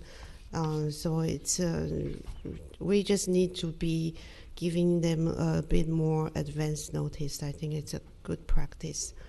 Yeah. Okay, so could we have a straw poll, please? Pardon me. Yes. Thank you. So this says any member of the city council who would like to remove an item, that's singular, one item, from the consent calendar shall notify the city manager and the city clerk prior to the meeting. So that's one. So when we were at the meeting on the 17th, there was a discussion about the committee assignments for the Historical Society Advisory Council. Now, that recommended action was not what we approved. We approved a different action. So there's one item. The next one was show me the money, financial transparency. So may I interject? So that doesn't preclude any council member from pulling it ahead of time after reading it. Item. Yeah. One. And then when you're in the meeting, you get one item.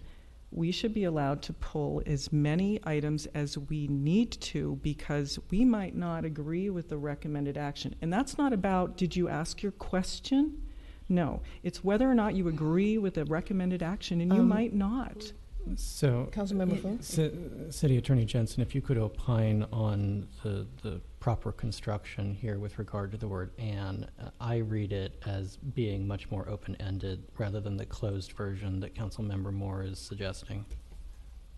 Could you clarify your question, Councilmember? Sure. So, the concern that Councilmember Moore is raising is that by virtue of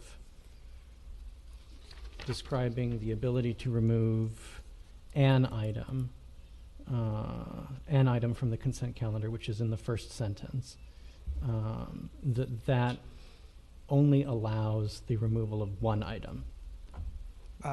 So the way that I would interpret the proposed language is that each council member is allowed to remove an unlimited number of items prior to the meeting. At the meeting, each council member would be allowed to remove one additional item for a total of up to 5, if all council members exercise their right to do so. So if we change "and" to any member of the city council member would like to remove any item from the consent agenda shall notify the city manager and the city clerk prior to the meeting. Maybe that clarified the language? Yeah. So it wasn't just one, it's anything you want to remove. So in the future, before each meeting, all I need to do is write the city clerk and say, I'm removing all of the consent items. City manager. And I'm going to remove all of the consent items, and then we'll have a discussion about putting them back. If that is a practice that, okay, I'm not going to comment on that. Okay, sorry. Okay, so let's move on to straw vote. I'm happy with the language I've suggested. Okay, Councilmember Chow? Yeah, support the mayor's suggestion changing "and" to "any" and Councilmember Fruin's addition. I agree with Councilmember Chow. Put the "any" to change "and" to "any," and then concur with Councilmember Fruin's recommendation. Councilmember Vice Mayor Mohan? I'll go along with that same recommendation. Okay, Councilmember Moore? I agree with my request to delete the so we section. have 4. Let's move on. Okay, let me learn how to scroll down. We have public comment. So I make a very long suggestion because public comments, a lot of residents say, how about 2 speakers, 3 speakers? But then I realized this is way too long. And so I do agree with, we're going to limit public comment to 10 minutes if they have 5 or more, and the rest just the mayor's discretion. Because sometimes we might change 3 minutes to 2 minutes, and then the 2 speakers might have shortened it. I understand I overrode on this one. So I am going to scrap the thing I underlined and just say if the speaker represents 5 or more, as recommended, and then the length of the joint speakers will be at the discretion of the mayor as needed. And I did want public comments, because this is not open oral communications on non-agenda items. I'm hoping this sentence is referring to our city council. All public comments must be relevant to the issues before the city council. We have that. Arguments for or against the measure should be stated as concisely as possible. I'm hoping our public will follow the same guidelines that the council members are being subject to. That's why I added this. I did not change any language. Copy this from the requirement for council members. So I would like, I'm okay with not having it. I just hope that the public would, act as their council members, how their council member act. So I'm scrapping a lot of this. Okay. Yes, go ahead. And I think, sorry, I'm going to roll down. Councilmember Moore, I think you're next because you have a.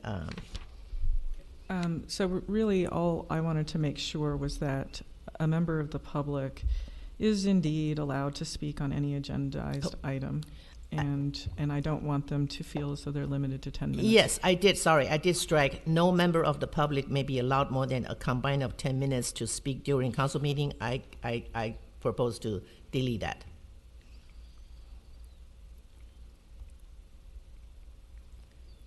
And Councilmember Froon, I think you have the. Yes, I proposed the same deletion, and that we change the amount of time that members of the public have to raise their hand or submit a blue card to 9 minutes. That would be roughly the equivalent of the first 3 speakers. So may I suggest, or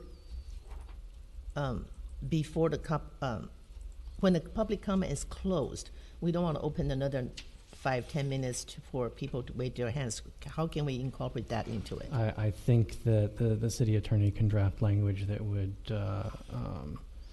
allow us to close public comment if there are no members of the public evincing a desire to speak. Yeah. And I don't want a council member say, "Oh, I'm 8 minutes. If you close, I want to be able to speak." Can city? Yes, that if the council provides that direction, that can be done. All right, good. Okay, comments? So I have a question. Yes. Go ahead. So in the original language, are we just is the proposal to just eliminate that sentence which says no member of the public may be allocated more than a combined total? That's my yes. That's one sentence that's deleted. Everything else stays the same. I would like to add all public comments must be relevant to the issues before the city council, but it's discretion. I'm not insisting on it. And then Councilmember Froon would like to ask to be 9 minutes and instruct the city attorney to make sure if we close the comment, they cannot come back to say, well, I'm within 9 minutes, I want to speak. So, go ahead. Yeah. So a question. Are we allowed to limit the subject matter to within the city's jurisdiction? Because we had like middle schoolers come and talk about their project, and people commenting on other things that may not be in city jurisdiction. Before they start speaking, we don't know. So. So that's the Brown Act requirement, is that, have to allow public comment on any item within the council's subject matter jurisdiction. How I think we enforce that rule against speakers is, I think, a matter of discretion and should be exercised delicately, because you don't want to necessarily silence people who are feel like they have something important to say. Mm-hmm. But that is the Brown Act requirement. Okay, so Brown Act does say that. Okay, that's good to know. And another question is, so we now have a 30 minutes for the non-agenda item, right? And then if we allow, say, 10 minutes for people to raise their hands, the first 3 speakers probably will have 3 minutes full, and then we find out, 50 people raised their hands. Then it would be unfair to reduce the time for the remaining speakers. How do we? Yes, so you could I think it would be reasonable to have a shorter period for people to express their interest to speak. When there's an item that there's considerable interest, the mayor can also just request that people raise their hand immediately to get a sense of who's there. But yeah, I agree that it's although it's not necessarily a violation of the Brown Act, it does create problems if you're giving different people different amounts of time to speak.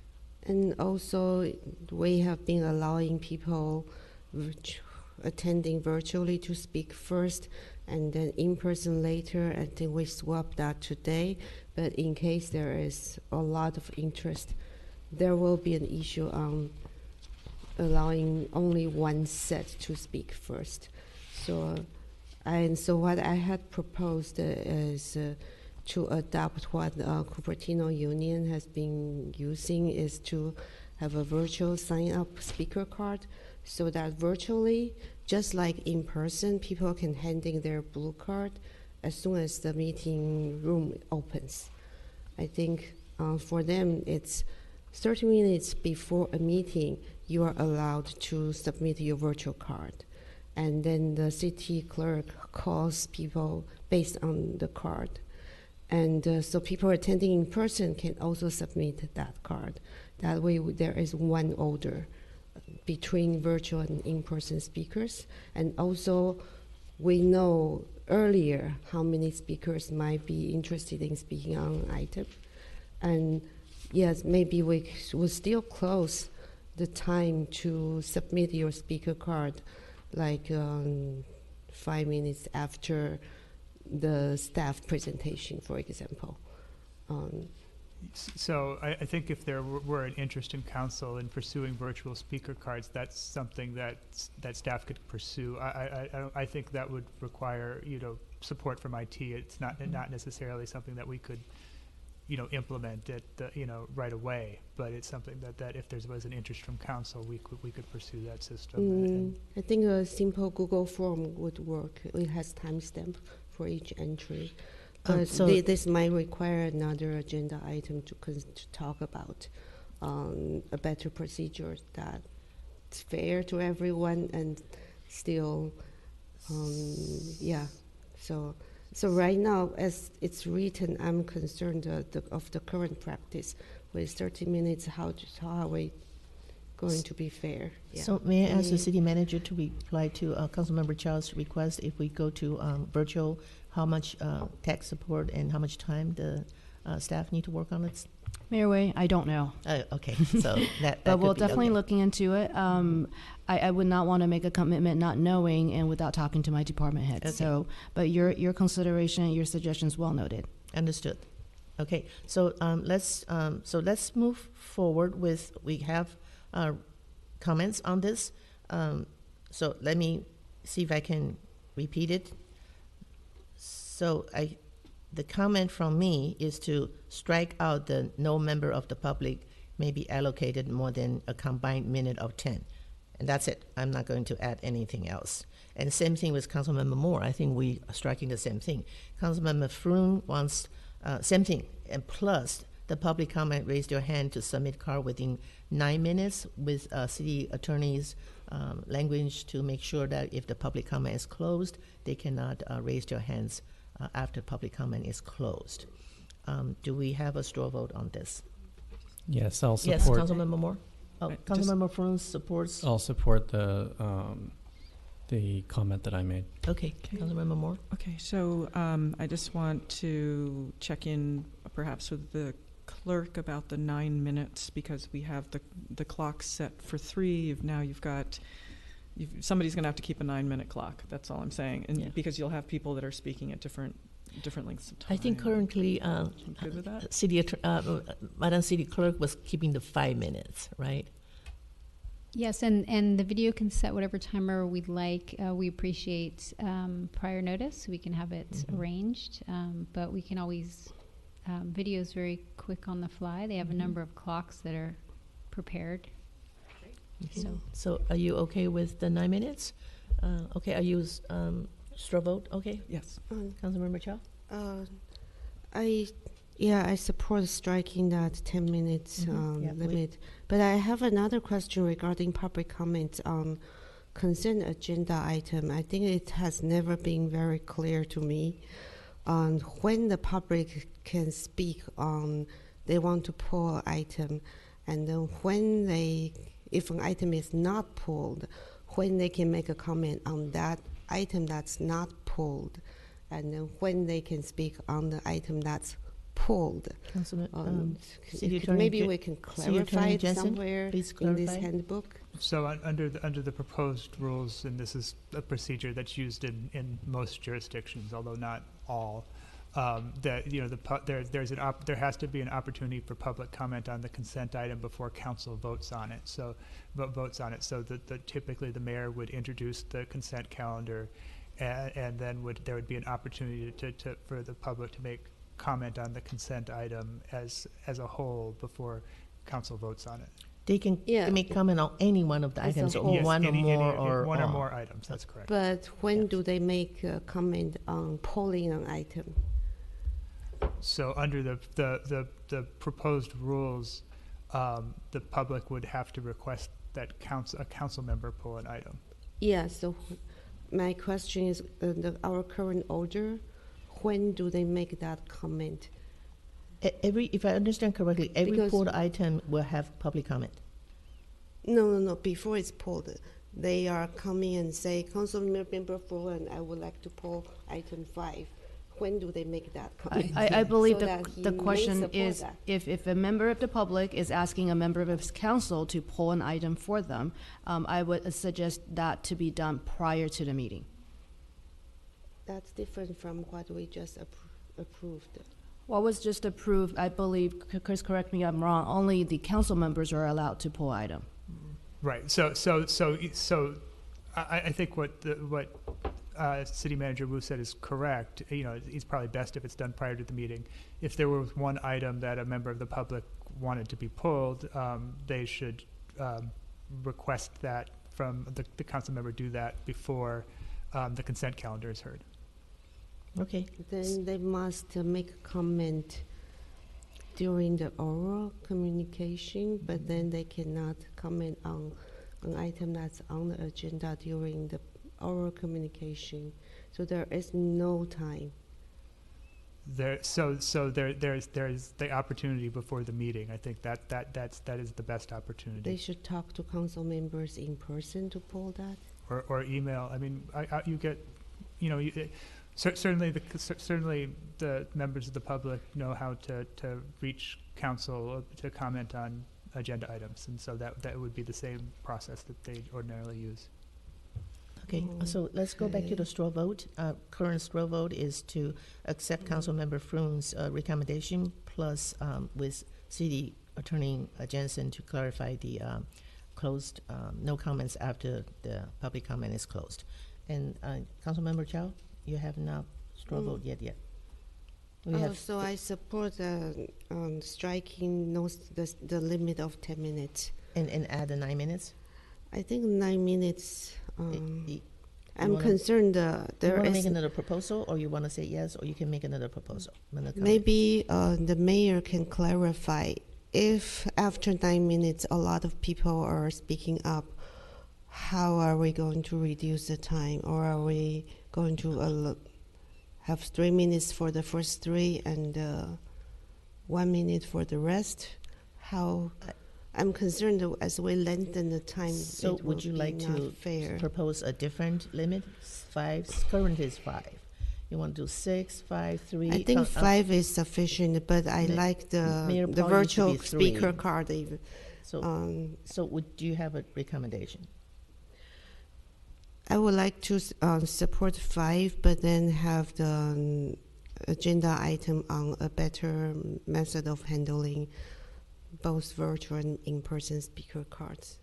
Okay, so 5 with a further further refinement of the process. Yeah. Okay, so a straw vote is. I think the two of you voted already. I'm okay with Councilmember Froome's vote too. So that's a 4-0 to move 4-1 to move forward. Councilmember Moore, you have an issue? When this does come to council, I'm wondering how we're going to educate the public for these changes, and so that they know, have a table before and after of everything so that they understand what all has been proposed, because we've changed the meeting order, their comment times. That's a great consent, suggestion. Everything. I mean, this is a huge amount of changes. Okay, so let's move forward to number 8.9.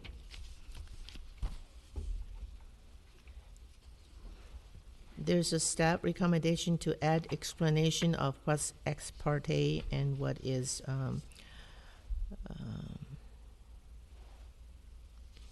yes.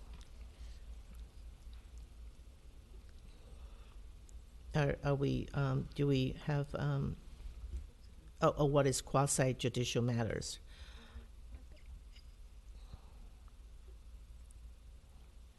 And I like the staff recommendation so that we can understand what is ex parte, what is quasi-judicial matter. So can we have since there's no comments from the council members, may we have a straw vote, please? I'll agree with the staff recommendation. Okay, and Councilmember Chow? Yes. Yes for me too. Councilmember Moore? Yes. Okay, let's move forward. And now we're going to 8.93, council questions and deliberations. We do have comments that the mayor, because I was going to ask to add a member who has been recognized should limit their time for 5 minutes. To confirm with the other statement, the mayor may add additional time for deliberation where appropriate, because the previous recommendation doesn't say that. So I like to have the option for provide more time for deliberation when appropriate. Okay. Mayor Way? And Councilmember Froome has a recommendation. Councilmember may attend the floor by seeking recognition. Can we just, Yeah, sure. I'll explain what's going on here. The substantive part that is really changing is the very end. It is designed to make it consistent with the beginning. The idea is that you, as a council member, each one of us would have 5 minutes on question time, and that the mayor would have the ability through discretion to allow additional questions. At the end, this is the language that I've changed. I've made it match that. So you have 5 minutes each to offer for deliberation, and then it is at the discretion of the mayor if there is to be more time to deliberate. I have also asked in order to make this consistent with our rules of parliamentary procedure, that this would displace any contrary rule in Rosenberg's. So that is what I'm asking for. That does mean that we would have to make an adjustment to 8.3, and I trust that the city attorney could make a consistent adjustment. So may I understand it? You simply add the last sentence to it. With what I suggested. I think you and I kind of suggest the same thing. The mayor may allow additional time for I want to say it's Yeah, question, it's deliberation. Yes, you would strike the word questions in mine and add deliberations. Right, because this is deliberation time already. Correct. Not question. Correct. Okay. But you want to add this rule shall display any conflicting rules in the city's adopted rules of procedure. Correct. Okay. Mayor Way? Yes, Councilmember Moore. I really appreciate your revision, and I support your revision to this item. Okay, without the last sentence added by Councilmember Fruin. Oh, yeah, correct. Okay. Absolutely not. We adopted Rosenberg's rules, and it was abbreviated from Robert's rules, and they're much more easy to digest, and the other commissions and committees follow them as well. Thank you. So I would suggest, I would support Councilmember Fruin's because that makes it clear what rules we're following. I'm okay with adding that last sentence. That's my straw vote. So let's go to. I have a question. Yes. So, Councilmember Chow, you want to ask a question? Yes, please. I didn't understand the rule will dispute any conflicting rule. So this conflicting rule refers to Rosenberg's rule. So exactly which part isn't conflicting? I thought Rosenberg's rule is the rule we are following. Is there where are we conflicting with that? I would like to know before, because maybe then if we should comply with the established Rosenberg rule rather than adopting something that's conflicting. So, do we know of any conflicting ones?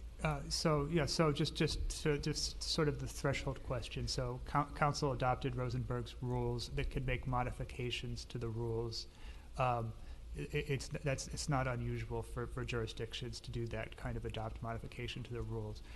Here, the particular rule that would be overridden by the proposed policy would be the motion to limit debate, which was generally requires a supermajority vote of the council to call the question. This would give the mayor the ability to limit debate. Oh, in that case, then I don't support that. I think the Rosenberg's rule makes sense that the motion to limit debate. Okay, so you would support mine, or just as written, or where does it say the mayor gets to limit debate? Because the mayor may request that a motion be. Wait, no, that's the second. No, additional time. The mayor may allow additional time for deliberation where appropriate. It wasn't added when we. That has been the case. So. No, but it wasn't it wasn't written. So I like to. Oh, specify. Yeah. So mayor would allow additional time. Yeah. Right. So where does it say the mayor can limit debate? It doesn't say that, but it gives the mayor discretion to allow or not allow additional time, and because as proposed, I mean, it does clearly state that it would displace conflicting rules. That's how I interpret that language. It's Councilmember Fruin's language, so he should feel free to speak up if I'm incorrect. Is there any other conflicting rule? Nope, that is the only conflict. Okay, so your straw vote, Councilmember Chow? I like Councilmember Way's version. Just add that sentence rather than trying to displace Rosenberg's rule without knowing exactly what it is. Okay, I would vote for Councilmember Fruin's, because that incorporates mine too. Make it clear what rules we're following. And Mayor Way? Vice Mayor Mohan? Yeah, I'm good with Councilmember Fruin's recommended change. The only thing was this the last sentence was, this rule shall displace any conflicting rule in the city's adopted rules of procedure. I thought that was probably not necessary to say, because everything we say in this document displaces any other rules that have been that are previously adopted. Pardon me, Mayor Way. If the city attorney could comment on whether or not that displacement actually exists without this line. Yeah, Councilmember Moore, I thought you voted for mine already. But there's been a discussion since then, and information provided from the city attorney. So I want to make it clear that when you are voting for Councilmember Fruin, you are voting to limit debate by the council. And that is debate and discussion which the council enjoys. It is for us to talk about these items, for us to deliberate on these items. And this was, in my opinion, rather cleverly and indirectly written, so that we needed to go to the attorney to have it explained for what this actually does in effect. We have never had that. We have never limited the discussion like that. This is a debate. When you get to the 4-1, when you call the question, we have not failed to call the question and end the discussion. We have been able to do that. We don't need to limit debate. So I hope that everyone here understands that this vote is to limit the council's ability to discuss an item, to shut it down, with the authority being given solely to the mayor to do that. I don't think I don't think the mayor gets. The mayor only allows additional time for questions. Where For appropriate. deliberations. It's when all your appropriate. choice. No longer a 4-1, no vote. Rosenberg's is gone on this item. That is correct. There should not be a filibuster that would be available to this body. Yeah, I agree with Vice Mayor Mohan that the last sentence in Councilmember Fruin's paragraph is confusing and not really necessary. It refers to this rule, any conflicting rule. It's very hard for the public to understand what rule we are talking about, and it doesn't seem necessary. I think So you current vote for mine. practice. Yeah, I like your proposal. The current practice has been the mayor does limit time and say we should move on, and we do, and it's.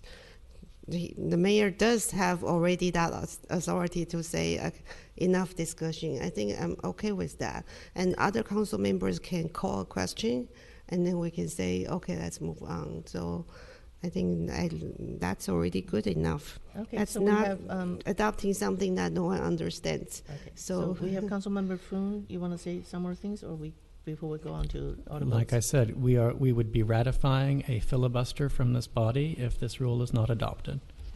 Okay, so Pardon, Councilmember through the mayor, yes. we have been working under Rosenberg's rules all this time. We're not changing it. This would change it. Okay. And have we had a duly had a noted. problem with a filibuster? Never. No, we all want to get to the finish line, get something either approved, changed, but it's not been a problem. This is Okay. being invented. It's not an issue here. Okay, so Councilmember Moore votes for my revision, and Councilmember Chow votes for my revision. Councilmember Fruin voted for his revision, and I voted along with Councilmember Fruin and Vice Mayor Mohan. Please straw vote. Thank you. And then I can move. Oh, I'm sorry. Did I ask? I did ask you. I need your straw vote. Oh, I'm sorry. Yeah, sorry. Yes, yes. On which yes, one? on Councilmember Fruin's language. Okay, so let's move on. And we do have one more, or maybe more than one more. 8.10, meeting length. We have Councilmember Fruin's comment, we have Councilmember Moore's comment, and we have Vice Mayor Mohan's comment. Councilmember Fruin, could you say your comments first? Sure, this is relatively simple. I'm just trying to allow us to be able to extend the time of a meeting if we feel like it's necessary by a simple majority vote of the council rather than requiring a two-thirds vote. A two-thirds vote at present would require 4 members of the council to agree. May I ask the question, is it our current practice is this, right? Well, we do not have any adopted rules. Oh, okay. Our current practice has been to discontinue meetings at midnight. Council has at times voted to extend them past midnight based on a majority vote. Right, because I remember Mayor Paul would ask us can we extend it for another 15 minutes? Can we extend it for another 30 minutes? And we do a majority vote.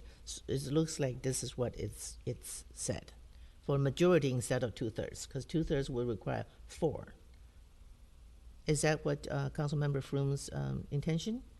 My intention is just to make it a little easier for the council to decide that it wants to stay longer, rather than requiring at least 4 out of the 5 members to continue the meeting until a later time that night. Right, so for a majority vote? Yes. Okay, good, understand. Councilmember Moore, you have a very long written statement.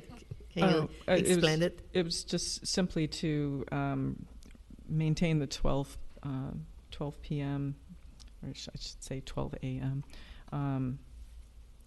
Ending time. So I was just trying to edit it so that it could reflect that. But if you think that these meetings are going to end at that hour, you're welcome to keep that. Okay. Councilmember, Vice Mayor Mohan. Yeah, my comment was only in the unusual event that it has to go beyond 11:30, then the mayor would have the discretion to extend the time of adjournment. Okay. And I think the assumption is provided the council agrees. Okay, so Councilmember Froome's is to favor majority, and Councilmember Moore, are you willing to withdraw it, or are you going to have us vote on that one? I'll withdraw my revision. Withdraw, and then Vice Mayor Mohan's is to let the mayor have authority. So let's have the straw vote. Councilmember, anybody want to vote first? I'll vote for mine. I support that. Me too. Yeah, I vote for Councilmember Froome's as well. Councilmember Moore, you okay with it? Yes. Okay, thank you. All right. So the only problem I had was the 2/3 vote. No, we're getting rid of the 2/3 votes, going to majority. Okay. Okay. So account number 8.11. I think we have one comment from Councilmember Moore to indicate that time limits are recommended rather than strict requirements. And I'm absolutely okay with that. Okay. It made common sense. We can't have, for instance, a staff report on the housing element that's less than 10 minutes. Any comments? I'm fine with that too. Okay, let's get a straw vote. Yes? Yes. Yes. Yes. Yes. And Councilmember Chow? Wait, what's Councilmember Moore's revision? Yes. You good? No, I mean, what's Councilmember Moore's comment? It's to recommend. It's a recommendation, not a strict requirement for the time limits. Oh, okay. Preferably. Yes. I think that's better. So Okay. it's more clear. Thank you. Okay, so now let's move to 8.12. The comments is staff recommend to clarify that a special meeting may be called during the recess period. Councilmember Chow, you have a different recommendation? So this is a study session. I think No, this is to, okay. City Council recess period. Right. So I would suggest that here. we council address section 8.12, and then Councilmember Chow is suggesting adding a new paragraph. Councilmember Chow, you want to explain a little bit of your? So this is my paragraph. So as we have heard from many members of the public, I'm sorry. Point of order. So I Yes. think that what the city attorney was suggesting was that we 8.12 address first. 8.12 8.13. first. I just received it. So let's go to 8.12 first. So you recommend at 8.13. Okay. So yeah, I'm good with the staff recommendation. and Councilmember me Chow? too. Councilmember Moore? Okay, so 8.12, I had some comments which were not reflected here, and with regards to this recess period. Okay, so I'm counting this out as being 7 weeks off. And I want to understand that. So during the recess period, the city manager is authorized to take such ministerial actions for matters of operational urgency, including such emergency actions as are necessary for the immediate preservation of the public peace, health, or safety, as would normally be taken by the city council during the period of recess. Okay. So what it sounds like, the city manager shall make a full and complete report to the city council at its first regularly scheduled meeting following the period of recess of actions taken by the city manager pursuant to this section, at which time the city council may make such findings as may be required to ratify the actions of the city manager. Essentially, it seems as though we're taking off on a 7-week vacation, leaving the city manager in charge, and then on top of that, a special meeting could be called during that period. However, if we're trying to now navigate, we've got a 7-week vacation break and we're planning our time off, and now you've got a special meeting that's thrown at you, I think that makes it very difficult. I think the period of recess is far too long. And I would like it shortened up. So this past summer, I think we had like 2 council meetings that were off. Maybe only one. Maybe I'll clarify. So this is the recess period would be approximately a month from the first Tuesday in August, and then it would end the Tuesday following Labor Day. So the expectation would be that there would be two council meetings in August that don't take place. That council would return for that first meeting in September.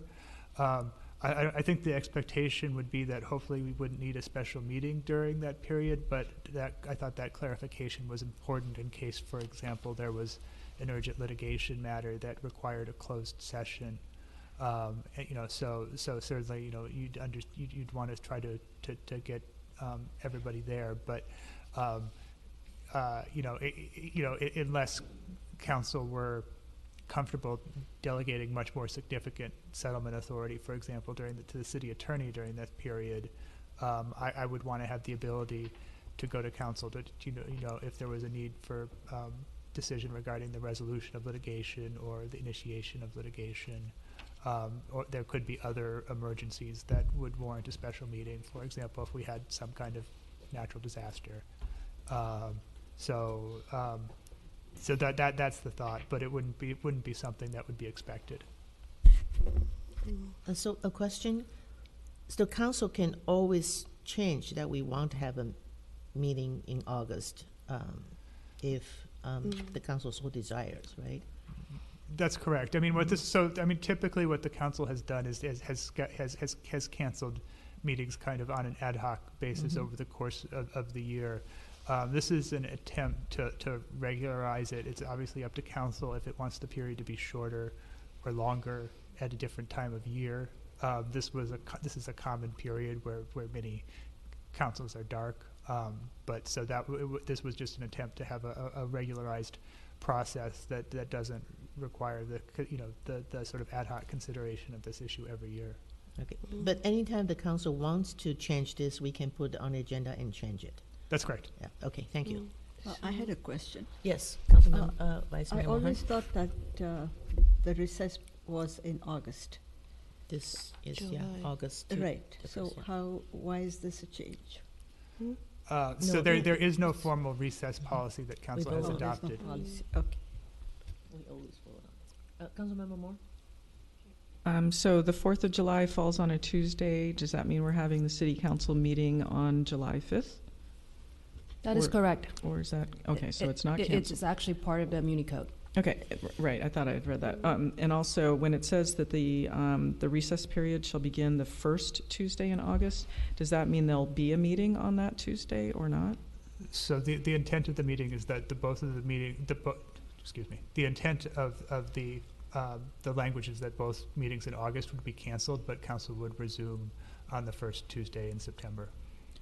Okay, so if I understand that correctly, we would have a meeting on July 5th, and then the next one would be on the 18th, and then there would be 1, 2, 3, 4, 5, 6, next, yeah, like I said, seven weeks before the next meeting.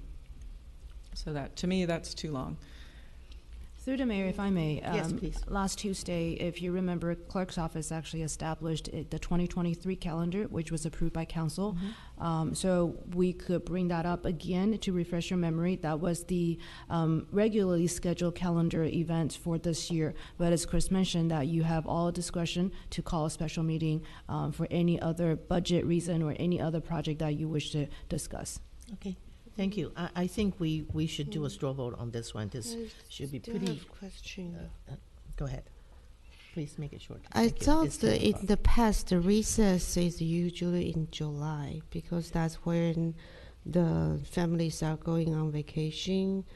And so it's 2 meetings in July that were canceled.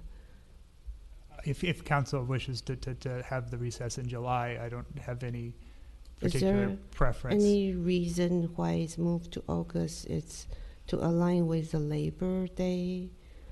I think no. There's no reason other than that's probably a more common practice is for councils to go dark in August. I mean, there are councils that take a much longer break in the summer. I'm not suggesting that, but if there would be if there's a preference to have the recess in July,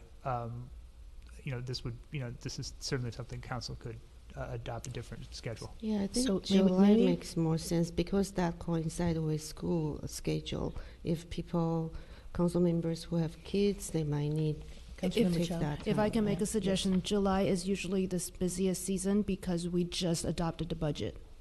Mhm. So So July 1st is the new date for the next fiscal year budget. Usually there's a lot going on. But There might be follow-up that we need council to as long consider. as I have attended the council meeting, usually it's a July meetings that the 2 July meetings were canceled. So usually. we have adopted our calendar last time. So if Councilmember Chow would like to make a revision, we can always do that on the next okay, agenda another item. So let's question. move on this one, please. Another question right now. The first sentence reads, begin the first Tuesday in August and the Tuesday following Labor Day. So, but you were saying that Tuesday following Labor Day will be the first council meeting after the recess? Yes, that's correct. The way it reads, it sounds like that Tuesday is included in the recess. Why don't I put a time for the starting and ending just to eliminate any ambiguity? Okay. If council would So prefer yeah, that. maybe the first Tuesday after the Labor Day is a start. To clarify that. Okay, maybe recommended City Attorney Johnson to clarify it a bit more, but I understand the dates. So let's take a straw vote.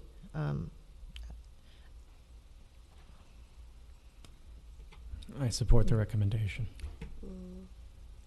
Sorry, another question. Right now, the last sentence says that nothing prevents the city council from calling a special meeting. Do you mean the mayor or the city manager? So it'd be the mayor or 3 members of the city council. That's the procedure for calling a special meeting. That's the start I recommendation. mean, to in add. case there any emergency, I guess, okay, city manager can ask the mayor to call a special meeting. Correct. Okay. Yes. Okay, thank you. And your vote, please. Yes. Councilmember Moore? With reservations, yes. Yes. Yes. All right, let's move on. Thank you very much. And closed session, enforcement of rules, No, suspension. I think next one is missed my it? comment I missed that something? on study session, that does not belong to an item right now. Oh, I am so Yeah, sorry. the- Yes, that add one, item number 8.13 to read as follows. Go ahead. No, not 8.13. It's You're going to add, because we ended up at 8.12, so you're adding okay, 8.13. Okay, yeah. Study session are meetings during which the council receives information about city business in an informal setting. The informal study session setting is intended to encourage in-depth discussion and detailed questioning and brainstorming by council on issues of significant interest, including city policy matters, zoning applications, and major public works projects. The council may discuss material freely without following formal rule of parliamentary procedure. Staff may be directed to bring matters back for future council consideration, as no action can be taken at a study session.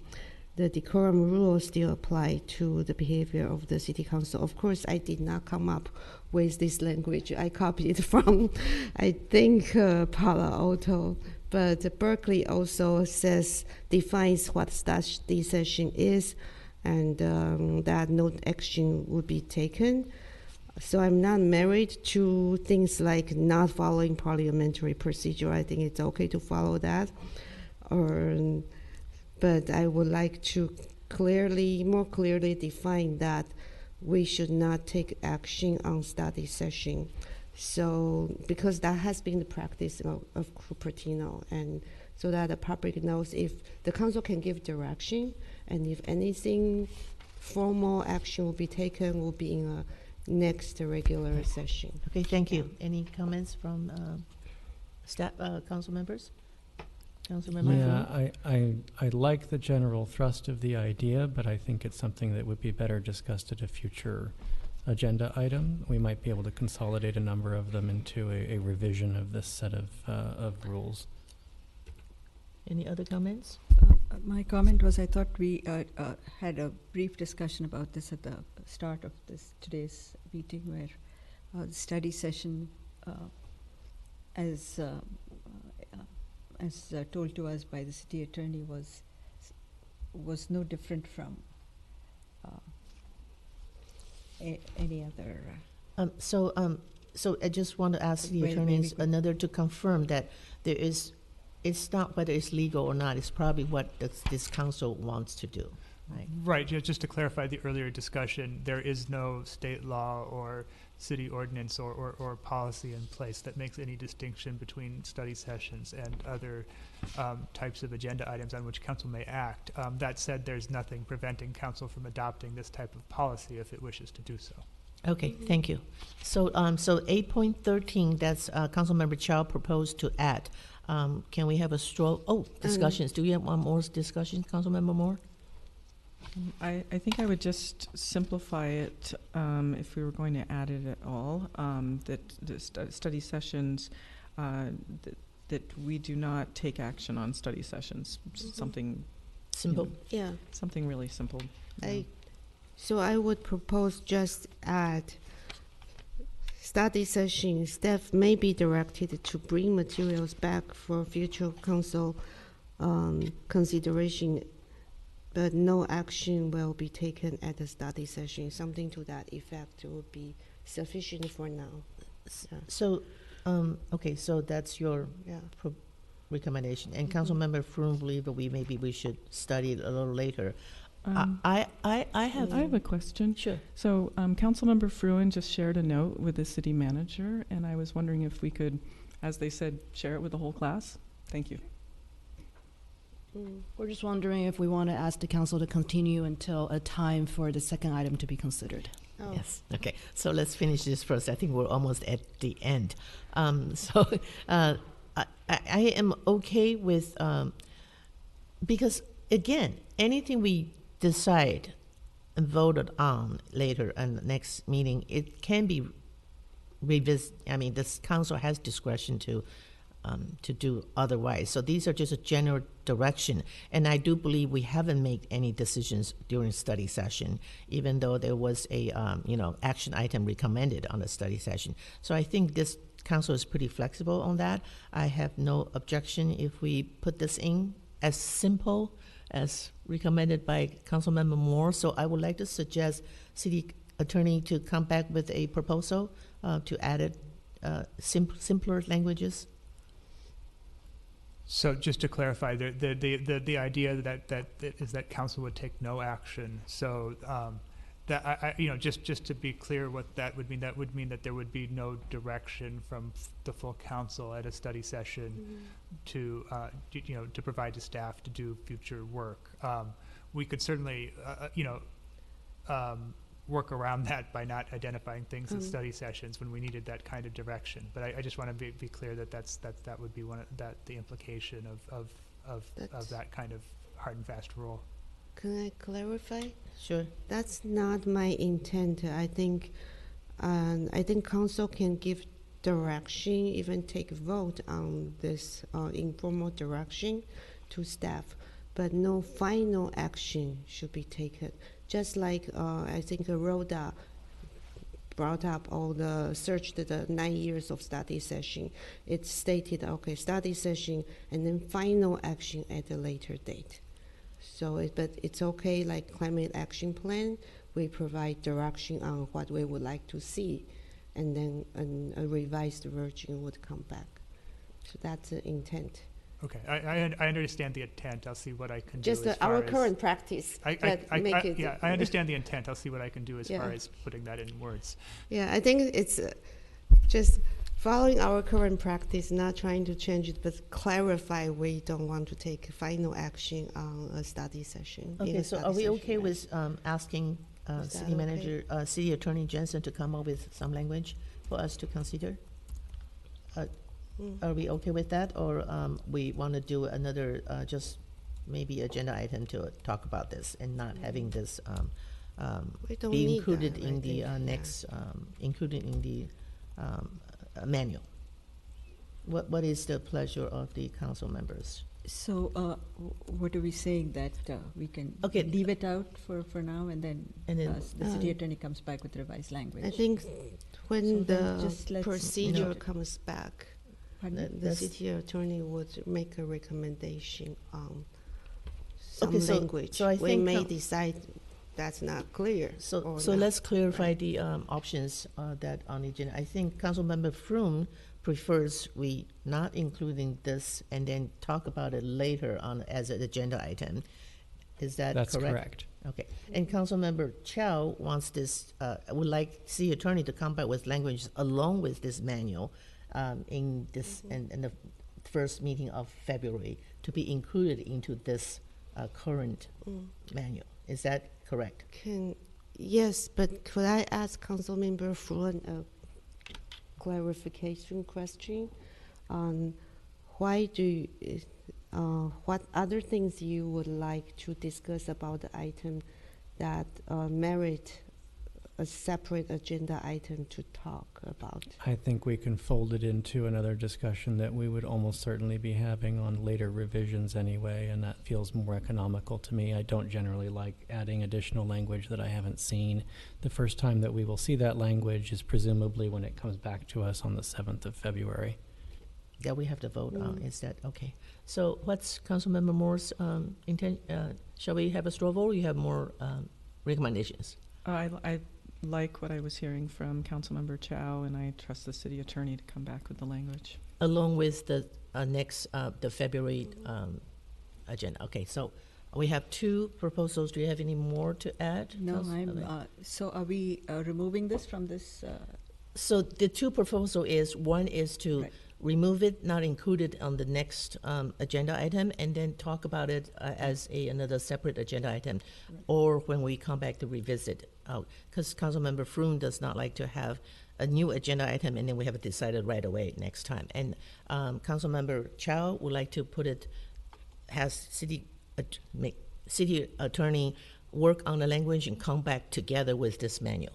So we are voting, straw voting on which one. So Councilmember Moore votes for Councilmember Chow's proposal, right? Straw vote? Yes, okay. Councilmember Froome votes for his own, and you vote for yours.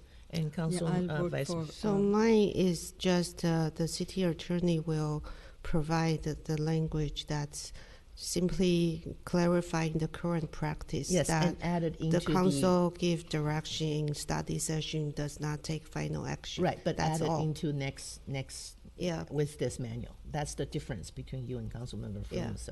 Okay, so Vice Mayor I'll go Mohan? with Councilmember Fruin's suggestion. I would go with Councilmember Fruin's too. I think we'd like to do a little more discussion on this. And I'm not against it, okay, so I just think we should discuss a little bit more. All right, so enforcement of rules and suspension of rules. Vice Mayor Mohan? Before that, can I add an item that likely would fit into the scope when this comes back for revision? And I think it's something I have emailed City Attorney about both Palo Alto and Berkeley council procedures include that agenda title should be descriptive to indicate the content, and then whether actions will be taken. Are we adding something new to this manual? So I would like to add that. And City Attorney because, Jensen, for example, can you advise on whether we could add new items to this? So certainly, I mean, council has the ability to add new items to this. It's been agendized for discussion and action if council so chooses. So certainly you have the ability to add new items. I would say, agenda item descriptions are governed by the Brown Act, and it's a short, a brief statement of the items to be discussed. That's sufficient to apprise the public of the item to be considered. Generally, 20 words or less is the recommendation in the Brown Act, although that's not a firm rule, and it's one that we often exceed in the verbosity of some of our agenda item descriptions. So that's, I am comfortable with the guidance provided by the Brown Act. If council wishes to provide additional guidance, of course, that's your discretion to do so. Yeah. Okay, so you would like to add one more Brown item? Act is a minimum standard. I think okay, so other council members have strived to. I think the agenda item today specifically added including council ceremonial procedures. And it was added because of my comment to city attorney. And but going forward, I would like to make it clear this is something that helps the public. That the agenda title should be explicit about So is your recommendation what the to add 8.13 on what your proposal are you proposing? So maybe that should be added next time the procedure comes back with the study session item. All right, if that's your proposal, so I think we can. Because this has happened. All right. Code of ethics was never on the council agenda. It was approved as one item.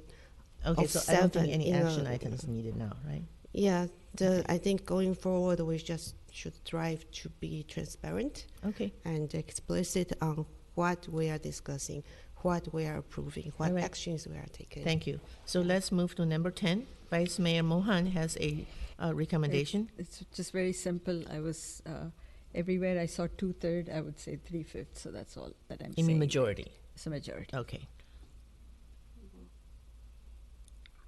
Okay.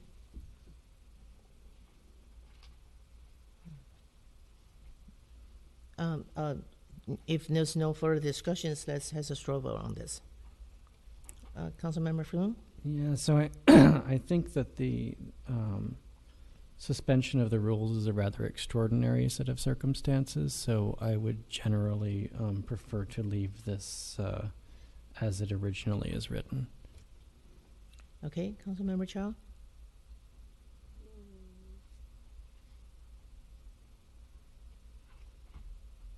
I'll support Vice Mayor Mohan on this. Councilmember Mohan, Vice Mayor Mohan, I apologize. I did not ask you to explain, but you did. You said, okay, you did. Councilmember Moore? I support Vice Mayor Mohan's recommendation or revision. Councilmember Chow? Oh, you asked me. Yeah, already you support it? Yeah. Okay, so we already have 3 supports. You're going to vote for your own. Yes. Okay, so that carries. Okay. Okay, is that the end of it? It is. So thank you so much for. We have not reviewed I don't think your mic is on, Councilmember Chow. Microphone. Oh, sorry. So the ceremonial procedure is supposed to be under this agenda too. Mayor Way, in the interest of time, I recommend to remove that policy altogether. When we come back, You can come back anytime. So in the interest of time, you could schedule another Maybe when we time. revise this, Sure. we can consider that. Sure. But I would like to receive a motion from council concluding your straw poll vote in terms of when this can come back under what format. And I think Chris and I have taken enough notes in terms of what detail needs to come back, but I will, if possible, would appreciate a motion from council on this item. okay, so I do believe last time we motioned to have this study session and then have this item come back with a version consent that's calendar. according to our recommendations come back in February. You motioned that and said it could be on the consent agenda. And so is that still our motion? Yeah. So that, I'm happy to make that motion that we accept the straw vote from this meeting. And the staff would come back with a revised, take the direction from today's meeting and come back with a revised council procedures menu in the next regular meeting. But I do want to clarify and maybe include some of the future agenda items that were mentioned. I wasn't keeping track. So I think city manager have made notes of it. So the direction will include bringing those agenda back as the council had. I believe, a instructed. point of clarification, I believe the study session idea was brought up when council has adopted this policy and use it for some time. And if when you want to bring it back to further clarify, that's when you can additionally add more policies and provisions to your existing policies. So we'll have a study session for you to consider and maybe examine how this policy has governed and to add or delete any further provision. So In it your will not, future date. right, it will not be, for instance, a study session on special meeting. It will not be a study session on Of course, enforcement. Yeah, so it will be a future study session on how you have lived with this new set of policies and what additions that or reduction that you would like to make. That's not what I was referring to. I think there were some separate items. The items you want to add maybe could be a recommended That were not agenda items? that were not part of the council procedures but we were told it's not on today's agenda and it should be brought. So I've noted Right. that council would like to have information on mayor's fund. So we'll provide a informational memo to council on that matter. Council would like to follow up on TBD. So let me do a cleanup of our current 6-page TBD, and I will come back with the quarterly report as you just approved on the policy. Council would like to have exact time when your questions can be made it into the disc item. So I will be following up with mayor in terms of the exact time and provide that to council. Council would like to have clarity on what qualifies for a consent agenda item. I will provide, again, an email to council from looking at other cities. Just now, there are 2 provisions, I think one on a study session that was proposed by Council Member Chow that could come back. The way I understood is when you are ready to make revision to your just currently adopted policy in the future, that will be a topic. I remember one is the mayor's initiative fund. I mentioned that was the first thing that I will mentioned. come back. I thought you additional would like item. information, not as a study session. So I'll provide information on the current resolution as a starter. And then we can decide whether we want to be a agenda item or not, right? Is that? Oh, okay. That's different from what I remembered. I thought the straw vote was to keep the language, but then have the resolution which was adopted a long time ago to come back. Councilmember Froome, you have your hands on the button. Not You have doing something to that. say? Yeah, I think the only other specific thing that we had some general consensus on was the concept of colleagues' memos and having further discussion and study on that. Yeah, that I think these two items we would like to, and another is the public comment interleaving virtual and in person, right? That need more discussion. I don't know if the virtual speaker card was a study session item. As I mentioned, I need more time to talk to staff to see the viability of that item, and then I'll communicate that to council or to mayor directly. Okay, so so the directions from today and a future agenda item for the colleagues memo and the mayor's initiative. The rest of minor items will be rolled into a potential future revision of the council procedure. Mayor Wei, if I can get clarification from the council, I don't know if there was a council majority supporting a study session on the mayor's fund and also the colleagues. My understanding was more research and provide information. So I like to, Councilmember, you want to say something first? I would like to make a motion, actually. Okay, I didn't hear a comment about travel policy. All right. That's another So one that I we would need like to make a motion that the city attorney and city manager come back with a clean version of what our straw vote have recommended, so that we can put it on the agenda for next regular meeting and provide all the information that we just said to council, so that we can move forward whether we want to do it or not. But so I would like to have a clean version that's definitely been decided by this council for approval of in the regular meeting. But all the rest of the information, I think city manager caught almost all of it, will be information items that come back to the council, so that we have more information to decide what items we want to add to agenda item or study session, because I think we don't have information to decide right now. Is that a, do we have a second? Or let's have a second, then we can discussion. Okay. I'll And second open that, up for discussions. But I specifically remember for the colleagues memo, we had majority for that as a study session, and we had majority for the mayor's initiative. Yes, but let's have some more information, then we can propose a study session. How's that?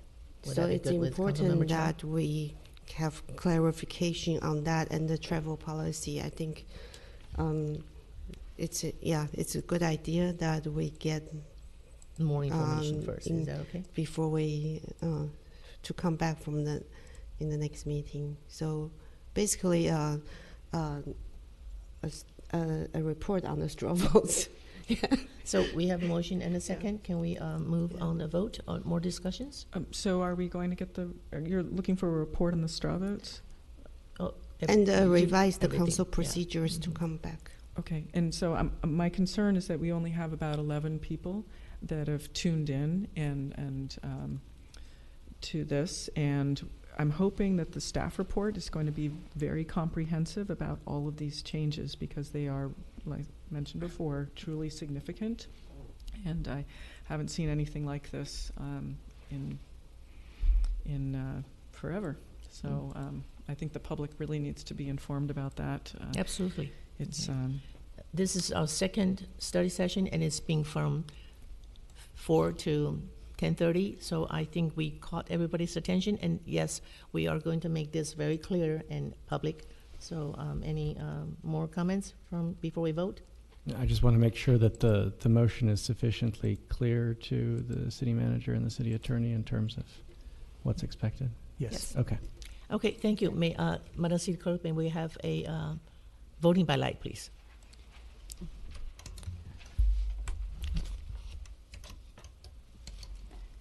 Motion carries with more voting no. All right, thank you. Now, I don't think we have time for the second item. So what's the pleasure of the council to do with the second item? I recommend we put it to the next regular meeting as an action item. I know it's getting late. We started at 4 o'clock, Mayor Wei. before council takes a vote. The staff report is pretty self-explanatory. In the interest of time, I would skip the presentation and go strict to my recommendation, and I'll take any questions at the point where public is ready and council is ready. I would recommend council start on the discussion, as February 7th is a packed agenda, and so is February 21st, so is March 7th, and so is the remainder. Then we're getting to CIP and budget. We will be discussing the grand jury report in the coming council meeting. So I know this is a late hours, and I am hating myself for saying this, but if there is any will by the council to start the conversation, and like I said, more than happy to skip the presentation and get to the questions portion. So let's pull the council if we do a half hour study session. A half hour to start to talk about it. Anyone approves it? Councilmember Moore says no. Councilmember Froon? I'm game. You okay? And Councilmember Chow? I don't want to skip the staff presentation. I think this is a significant item that the public needs that information. Okay, so I'm okay with starting the staff presentation, just and then have a quick discussion before we can, okay, so. Yes, I'm okay, and we may just surprise ourselves and get it done. Yeah, so Councilmember Moore, we have a majority who would like to go forward. I hear that. I also don't see the members of these commissions and committees that you're trying to axe.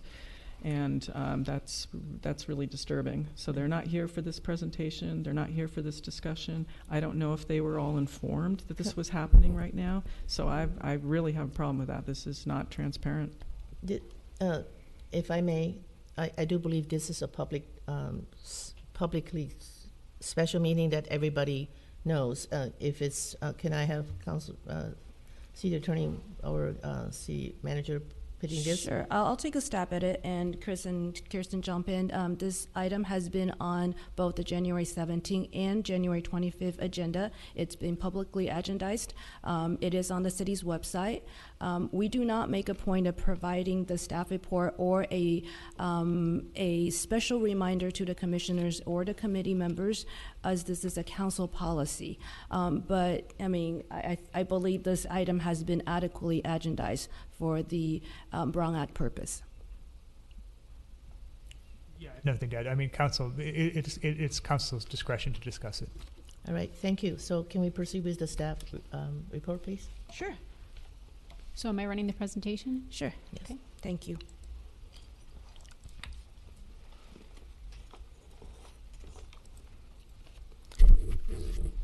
So this is a study session regarding cities, commissions, and committees. Next slide.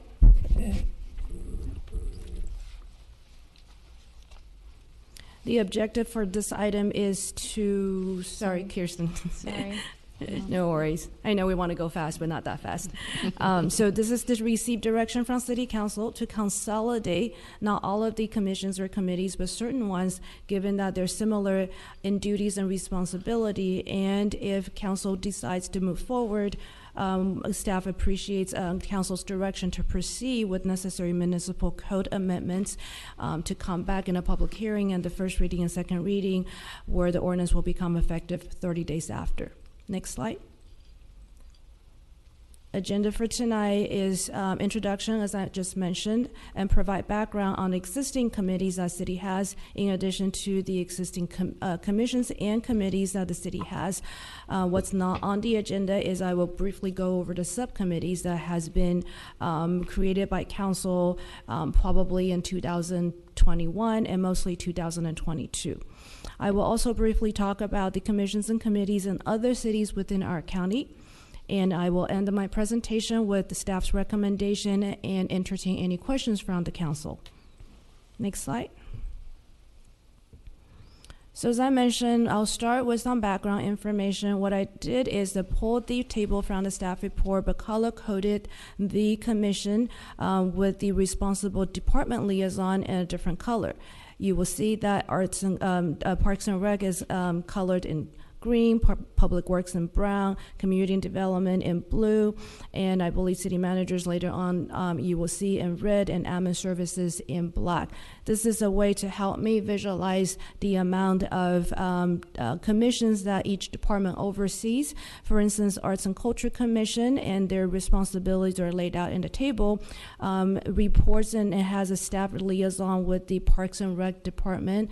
And Bicycle and Pedestrian Commission reports and coordinates with Public Works. The Housing Commission, along with the Planning Commission, works strictly and closely with Community Development. The Library Commission, Parks and Rec Commission, again, falls under the Parks and Rec Department. Next slide. So it continues, as I mentioned, the Planning Commission is a major commission that not only is an advisory commission, but also can make certain decisions on entitlements on behalf of the City Council that is coordinating closely with Community Development Department. The Public Safety Commission and Sustainability Commission now has liaisons through the City Manager's Office, through the Sustainability Division and the Emergency Services Division.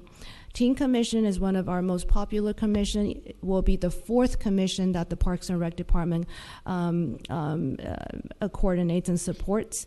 And Technology, Information, Communication Commission, the TIC Commission, again, it has a purple color that coordinates closely with Information and Technology Department. Next slide. So in addition to the city commissions, we also have a number of committees. The first one, again in blue, Administrative Hearing Committee. These are bodies that hear certain entitlements and projects that are called out by our municipal code. And the chief building official or other staff liaison and community development departments is the major support. The Audit Committee is responsible and supported by the Administrative Service Department. The Design Review Committee is another committee that the Community Development Department supports. Based on my information, the Design Review Committee hasn't really been regularly meeting, and but it is a standing committee that is currently codified in our code. The Disaster Council meets annually, and it's also supported by the City Manager's Office, the Emergency Services. The newly formed Economic Development Committee is another committee that the City Manager's Office, the Economic Development Division, that supports. Next slide. Environmental Review Committee and Housing Element Community Engagement Plan, the CEP Committee, are 2 additional committees that Community Development Department supports, in addition to Legislative Review Committee that is currently liaison through the City Manager's Office. There is one more committee, and I apologize for the omission, is the Sister City Commission that didn't get into this table in the first staff report. Council will find a supplemental memo included in your packet that explains staff's recommendation to remain the Sister City Committee, as this carries a very different function than the rest of the committee. Next slide. In addition to the city's commissions and committees, there are also a number of subcommittees that the city's staff and council members were appointed to, and that provide specific functions. Again, I color-coded to the earlier department liaison just for visualization. There was a audit expansion subcommittee, a bidding and contract process subcommittee, Bob Rowe subcommittee, city hall renovation, community funding. These are the committees are either no longer active or has concluded its function that has been continued. Next slide. This, in addition to the subcommittee that I previously mentioned that has concluded its function, there are a number of committees that are kind of still going or have been formed but doesn't have any council members appointed. For instance, the Legislative Aid Selection Subcommittee, the Summer Intern Application Review Committee, the Homeless Subcommittee, or the Festival Fee Waiver Subcommittee. So these 5 additional subcommittees, in addition to the 17 or 18 committees and commissions, will make a total of over 20 bodies that staff is currently supporting. In addition, next slide. So this table shows a comparison chart that was prepared for Council's consideration in February of 2022. I have yet to update this chart based on the current population. I would like to point out that given our population size, roughly 66,000 people, we support 17 committees and commissions, not including the subcommittees, where if you were looking at a similar jurisdiction, say Palo Alto, just slightly less than our population, they support a total of 14 committees and commissions. Next slide. Again, this is a table that was provided to Council in the February 2022 staff report that's kind of estimate the total amount of hours that staff typically spend on a given commission or a committee. For instance, Housing Commission average spends about 220 hours. You will ask why that many hours are spent. So these are hours that would be equally distributed amongst department liaisons, admin support, clerk's office, city attorney's office, city manager's office, or even the video support and down to facility to make sure that everything is prepared. When you add all the commissions, estimating hours together, you're looking at about over 3,000 hours of staff time to support, in addition to roughly 800 hours spent on the committees. Combine the two, you're looking at about 4,500 hours of staff time in addition to their daily work. So what I have done is to highlight the potential of consolidating some of these committees and commissions. For instance, if Council were to direct staff to consolidate the Economic Development Committee, the Environmental Review Committee, and Design Review, and the Legislative Review Committee, that will put a saving of over 600 hours of staff time towards supporting these committees and commissions. Next slide. So in summary, staff's recommendation from councils are threefold.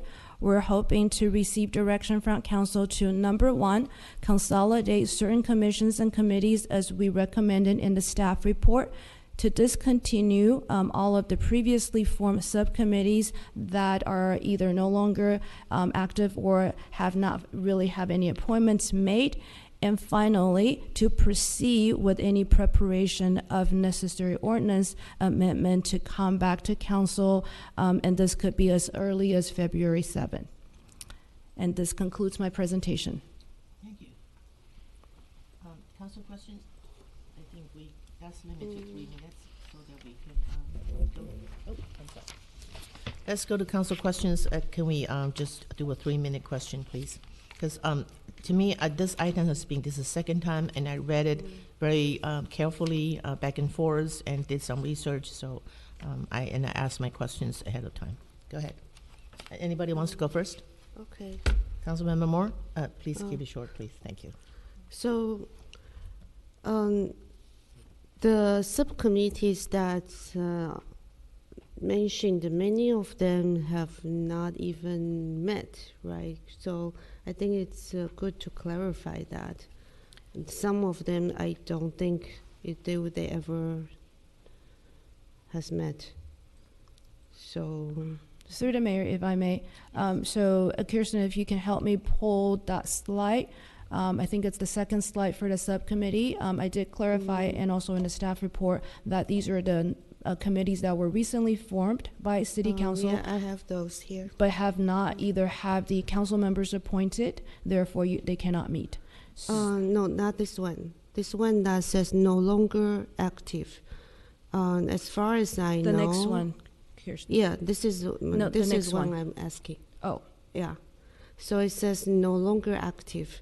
As far as I know, the Farmers Market Subcommittee never really required the city staff time. We just met with Dianza and the Farmers Market provider to connect them with Fremont Union and when they were exploring different options. Fiscal Strategic Plan Committee, I think that I don't think it has ever met the 4 years I was on the council. And community funding grant, we did provide a recommendation to the council. And Bob Road subcommittee, I think that's already concluded. But the bidding contract process and audit expansion, have they ever met? I don't believe so. So those are not met, right? So they're no longer active. active. So this, I mean, this is not a good representation of staff time that's what we are talking about. Many of them are formed but never really required staff time to support. That's the point I want to make. And some of these the ones in the next page, as said, no one were assigned it. I think summer intern and legislative aid has some council member assigned, but never met also. So just want to clarify that. And I asked the staff, in addition to this, I think staff included some committees that have no council member or public member sitting on them, like the design review committee and administrative hearing committee. And so my question to staff is trying to understand the workload. There are other committees that not listed here. Staff also is supporting, such as the Safe Route to School committee. They have weekly or monthly work group meeting, and they produce newsletter. And then the Chamber of Commerce Legislative Action Committee, the staff attends regularly and generate a report to them, and the staff also attend to make presentation. And the Senior Center Advisory Committee that I think is not listed here either. And there is a Youth Activity Board that's also a staff committee that the staff is supporting, and I do want to know how many other similar committees I'm not aware of, and how much is the staff time spent on those committees. And let's keep in mind commissions and committees that the public spend their time to volunteer to sit on them are an essential element for public agency like us to receive input, provide a channel of communication. And the staff committee, then it's a different method. So if we want to look at the time, let's look at all of them. Thank you. Thank you, Councilmember Chen. So it looks like we have more committees. Mayor, your microphone is not on. Oh, sorry. Any other questions from other council members? Yeah. Yes. Keep it short, please. 3 minutes. Thank you. Okay, thank you. So with regards to the Legislative Aid Selection Subcommittee, I believe the mayor and myself were assigned to that. And I thought that the Summer Intern Application Review Subcommittee was Mayor Wei and Councilmember Chow. The Homelessness Subcommittee, I guess assigned to it, but it only met one time and it was its final time. And the Festival Fee Waiver Subcommittee, we had hoped that it would be a continuation of the Councilmember Chow and myself, because we had worked on the grant subcommittee and presented our information to the council already. But the Festival Fee Waiver subcommittee, we were hoping to have it continue on with the chair and the vice chair of the Parks and Rec Commission, because we had already met, as you know, with the director of Parks and Rec. So that actually made sense. With regards to these comparisons here, showing the cities in Santa Clara County and our comparison there, it doesn't always reflect the number of meetings, or actually I should say it does not reflect the number of meetings that are held. So when you mentioned the Environmental Review Committee, I believe it met 3 times last year. The Legislative Review Committee has had very robust discussions regarding the legislation that's impacting us, and every year we're ending up with hundreds of bills to look at, and it sounds as though we are retaining the lobbyist Gonzalez. So I'm not sure why that would be slated to have removed. And since you're trying to have 7 weeks of vacation off, you're trying to end these council meetings at 11:30 and have all of these items brought onto council to look at. I'm not really sure that that's a realistic goal. And then I had tried to mention earlier that the audit committee is the staff recommendation was to abolish some of their current duties, which would then throw those duties onto the city council. So I think, well, we'll get into the deliberations, but I think you have, perhaps there's going to be some serious unforeseen consequences with this removal. And I really look forward to hearing from the actual members of the Economic Development Committee what they think about this, because we just interviewed them. So thank you, Councilmember Moore. Any other questions from the floor? Have other council members putting their questions? Sure. I was hoping that the city attorney could opine on the potential for a conflict of interest on the part of the Environmental Review Committee, and then the member of the Planning Commission and the member of council that sit on that committee, who would then subsequently be hearing matters that had been reviewed by the ERC. So there is the potential for not necessarily a conflict of interest, but a due process issue that would arise if you have somebody who is sitting on a committee that's conducting preliminary review of a project, ultimately making a decision about whether to approve that project. That can be avoided if the commissioner and council members sitting on the ERC are scrupulous about limiting their commentary to what's within the jurisdiction of the ERC. But it does take care from those members to avoid creating a due process issue that would arise if they committed or made suggestions about the merits of a project one way or another in advance of the public hearing, because the applicant does have a due process right to have the decision made based on the evidence presented at the hearing. Pardon, through the mayor.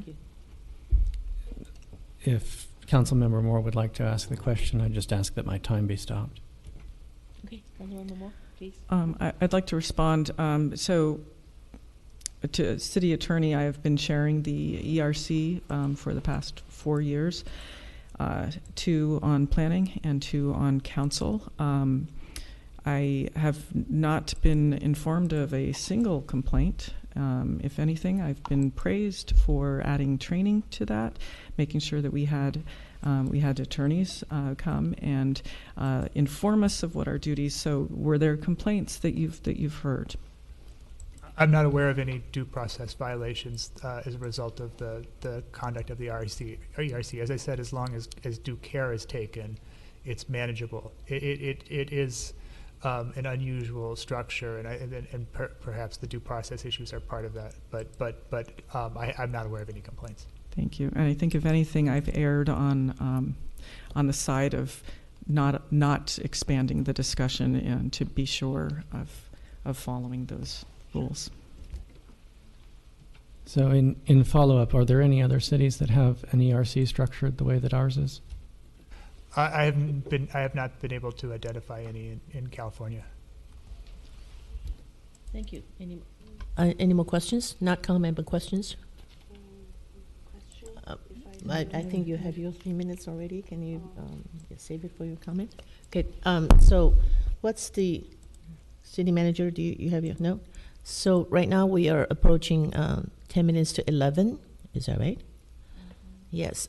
So do we want to open up public comment at this time? How many cards do we have, Kirsten? We have 3 comments in-house, Mayor, and I see 3 hands raised in Zoom. So I guess we have time to listen to the public comments? Yeah, let's do that. Yeah. Okay. So we have Peggy Griffin, Jennifer Griffin, and Lisa Warren. Peggy, welcome.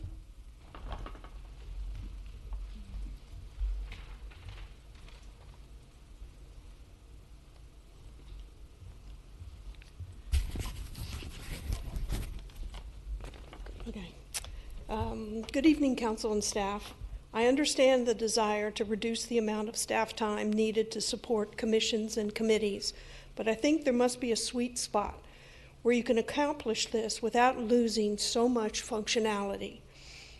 I am concerned about the following.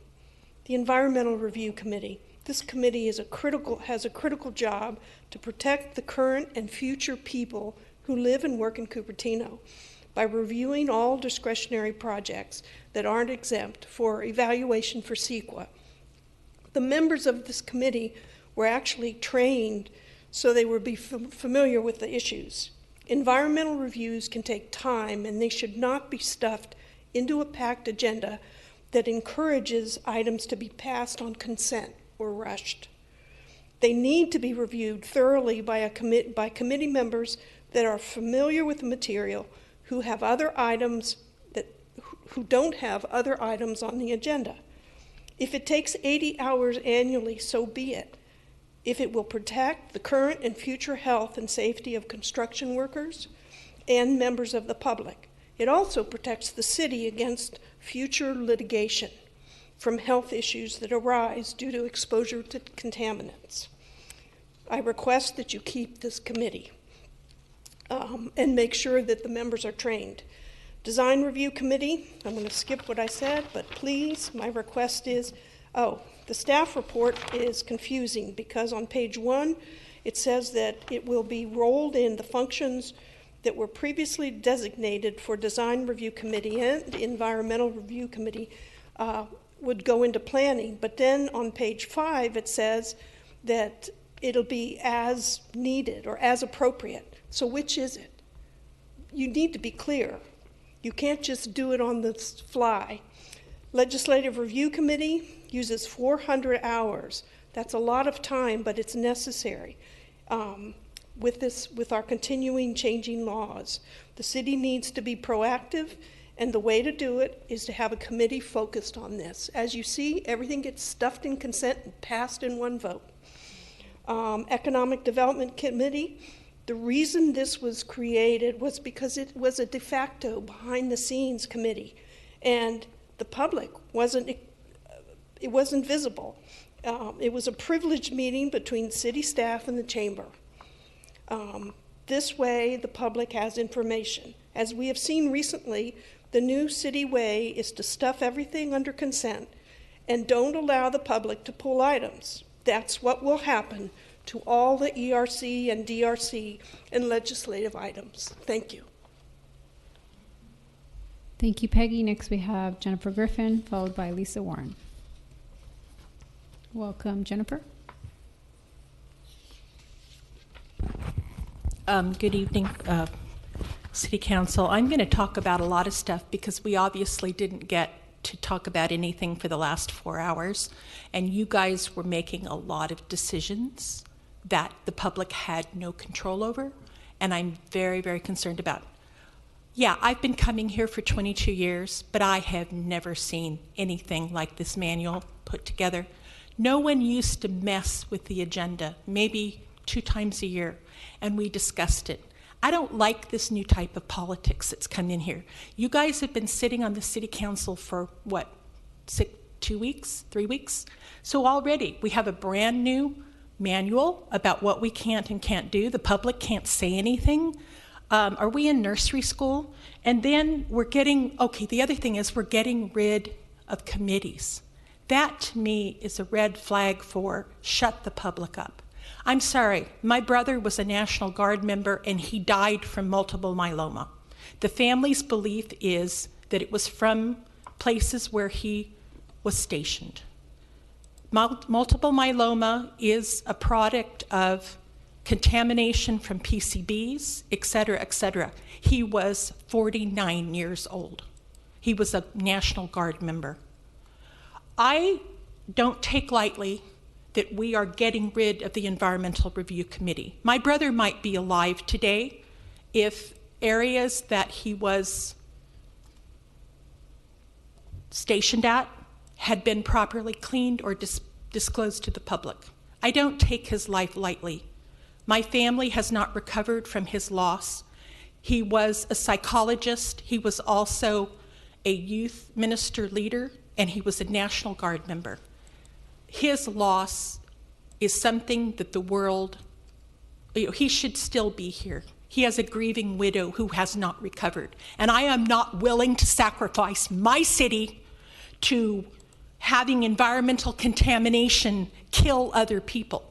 This is, yeah, we can laugh about it. Let's roll the ERC away. I don't really care that Cupertino is the only city that has the ERC. We have it for a reason. We need to find out why. There are areas in this city that need to be looked at, et cetera, et cetera. Design Review Committee. Yeah, okay, a couple years ago, we had ERC regularly. We had DRC, and this city worked. Are you saying that everything that was done in the last 22 years was not good enough? That really, really sets up signals. And Legislative Review Committee, believe me, that thing pays for itself. We have a lot of bad things that are happening in this state right now, and the more that the public knows about it, the better. I don't want other people to die because they're subject to contaminations where they live. And okay, I'd like to make the historical committee Thank you, Jennifer. a That is your time. city-level committee. It is in Los Altos, and that's good enough for them. And Lisa Warren is our final speaker. Welcome, Lisa.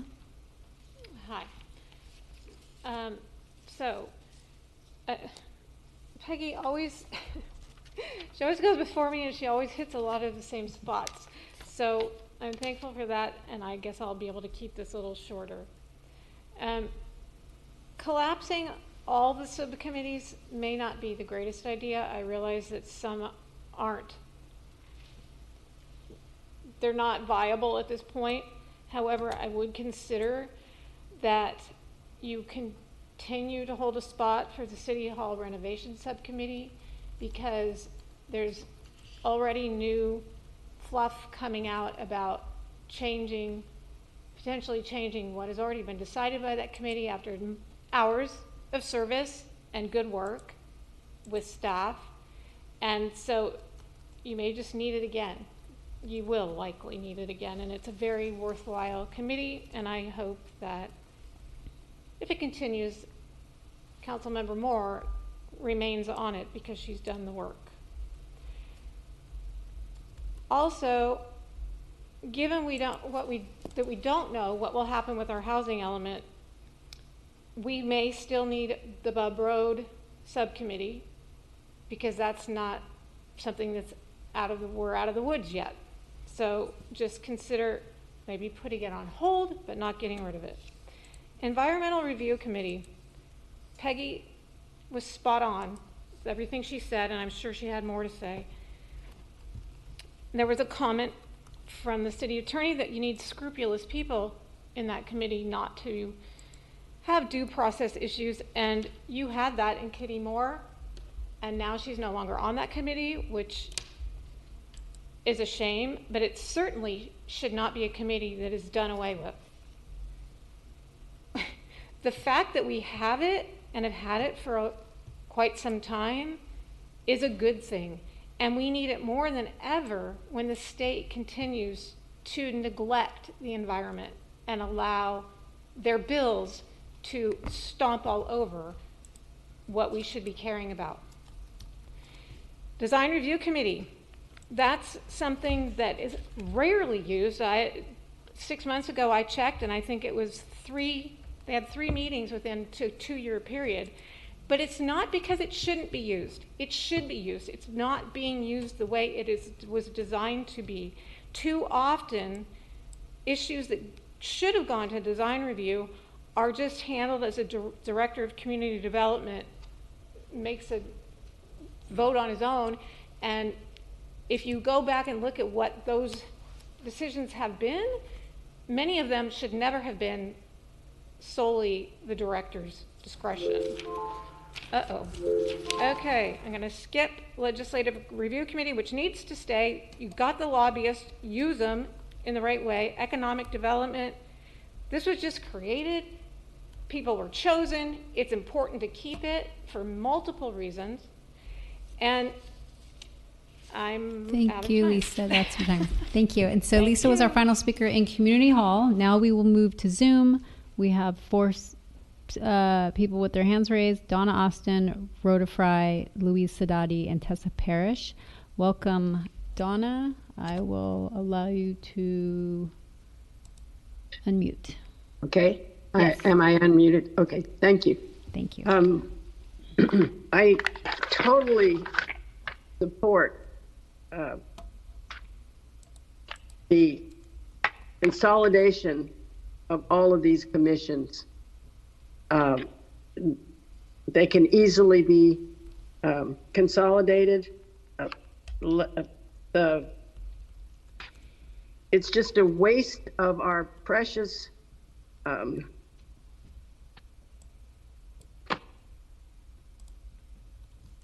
staff and hours, not 400 hours for legislative review. I would certainly support the recommendation. After watching this last item, item one, 6.5 hours, and it was 2 people that did all the talking, talked and questioned and talked and opinions. It doesn't give the public any chance to talk when the city council is talking all the time. I think they should be limited. But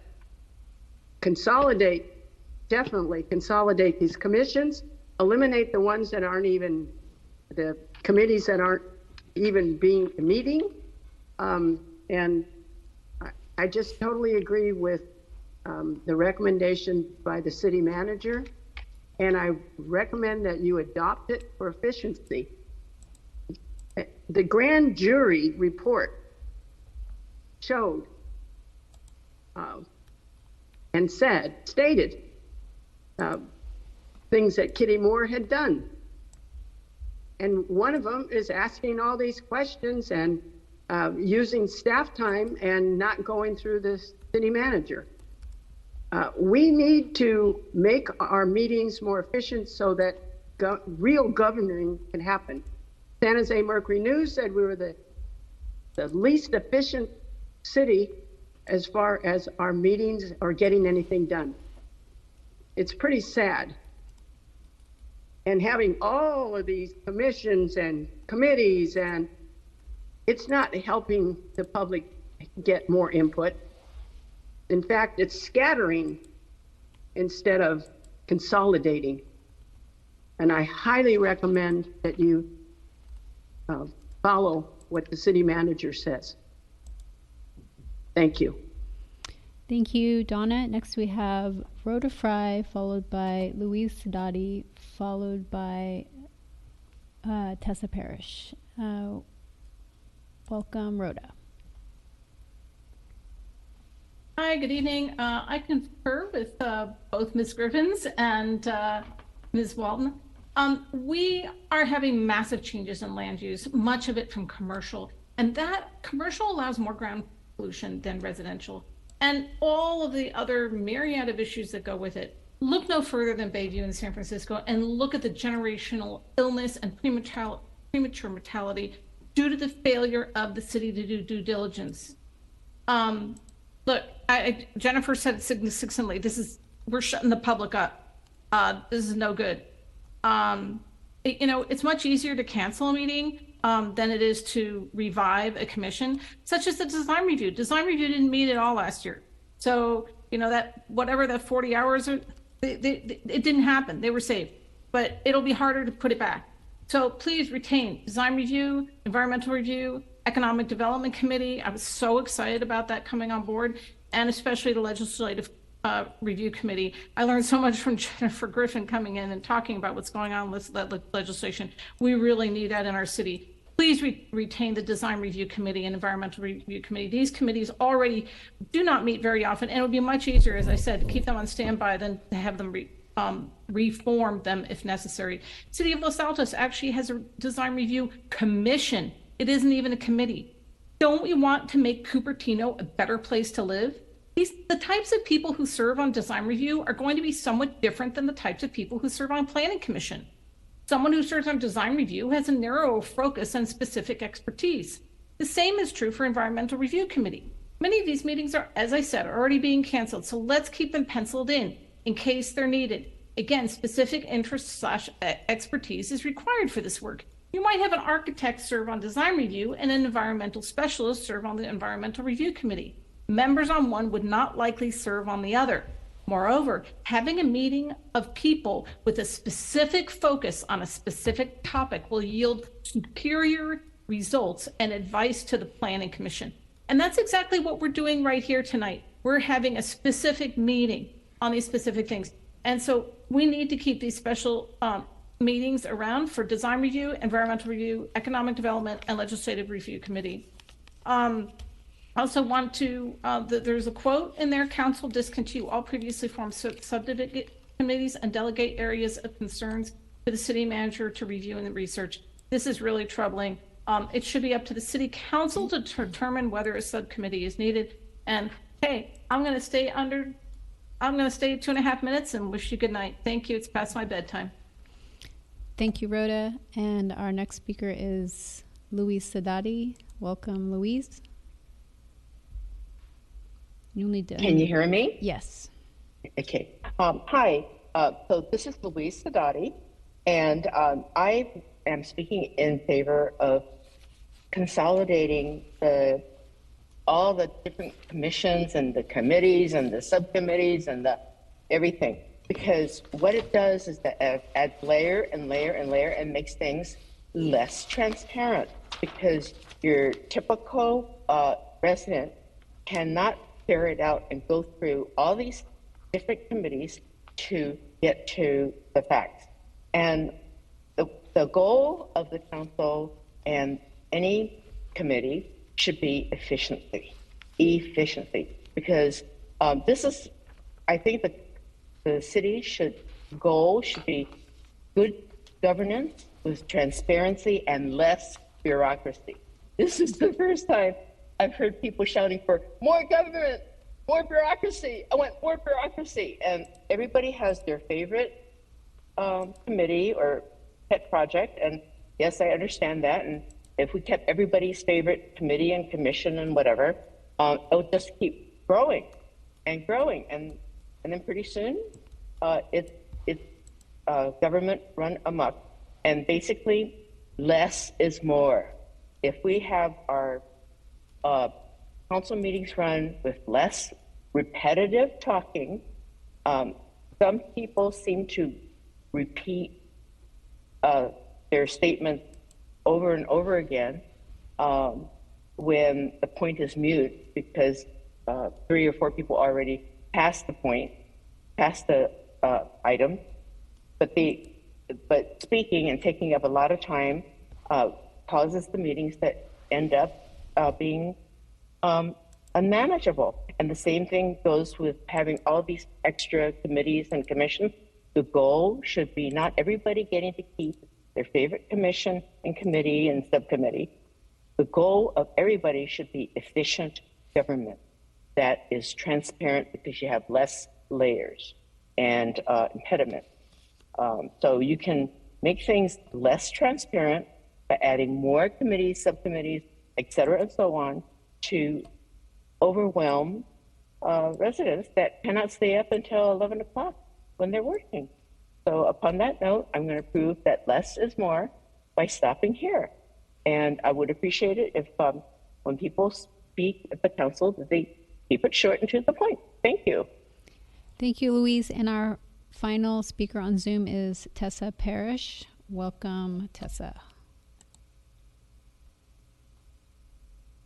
Hi, good evening, and thank you for giving me the opportunity.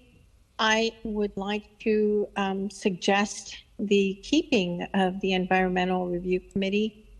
The committees that were mentioned previously by Lisa, the Audit Committee, the Design. So I'm in the Housing Commission. I'm Vice Chair, and only speaking as myself today. But I know the housing element is bringing a lot of new properties onto our agendas, and we cannot. I don't think you realize how much more work there's going to be if these committees are not in place. And if you, I don't know how many people have attended the planning commissions, but they are long and incredibly burdened already, heavy lifting. And I wanted to recommend the same thing, adding an environmental commission. We are growing as a city. If we're going to have 4,300 more units added to it, we're going to be bigger, and we can't be shrinking. We actually need to expand. So for those people that are asking for less, even though I don't know, I mean, I don't know if they've served in a commission and they know, but it takes a lot of work, and it does take more work to be transparent. The meetings have to be public, etc. Adding this to the city, to the council or planning would be incredible. So I wanted to bring a point about Kitty and the attacks that have been made on this, because I've known Kitty even before when she was reading the initial environmental review documents for Valco. She found items that had not been discovered by the previous not 2 councils ago. She found items that were not reported anywhere. I spoke at that council meeting that there was a phase 1 environmental report calling for a phase 2. 1 was not done, and yet it was passed. Who caught it and who caught the rest of it was Kitty. She has read through tomes of documents, and so because she's qualified and knowledgeable, and so at the time, of course, I know nothing about it, so that information was not shared with me until years later when it came up. Now that she's in council, in the council meeting, I got to hear them and the meetings of what was discovered, and now that there does indeed need to be, that there is toxic soil that needs to be cleaned up, and I think that's extremely important. Now, let's please consider that the council members, the majority right now, were in support of Valco and were against the phase 2 environmental report being done at the time. I was there in the meeting. So I can't help but feel that this is almost an attack, and it has an agenda. Thank you, Tessa. That was your time. Mayor, I will turn it back over to you. Thank you so much, Madam City Clerk. I want to say that we're still operating on the previous, because we haven't made any changes, so I would like to see if we can open up for council deliberation for 5 minutes each, because I think our goal was to end it by midnight still. If that's okay with the council members, I could do a straw poll. Is that good because right now we hear a lot of opinions, so it's good to have a deliberation rate. Yeah, I'm willing to continue to the extent that there are members of the public who would still like to be able to comment on the issue. Most of these items, if not all of them, are codified in the municipal code, which means that they would have to be brought back as new ordinances to amend the municipal code, which means that they will show up on a future agenda item. Okay. Are you okay with continue this a little bit? I'm okay with it too.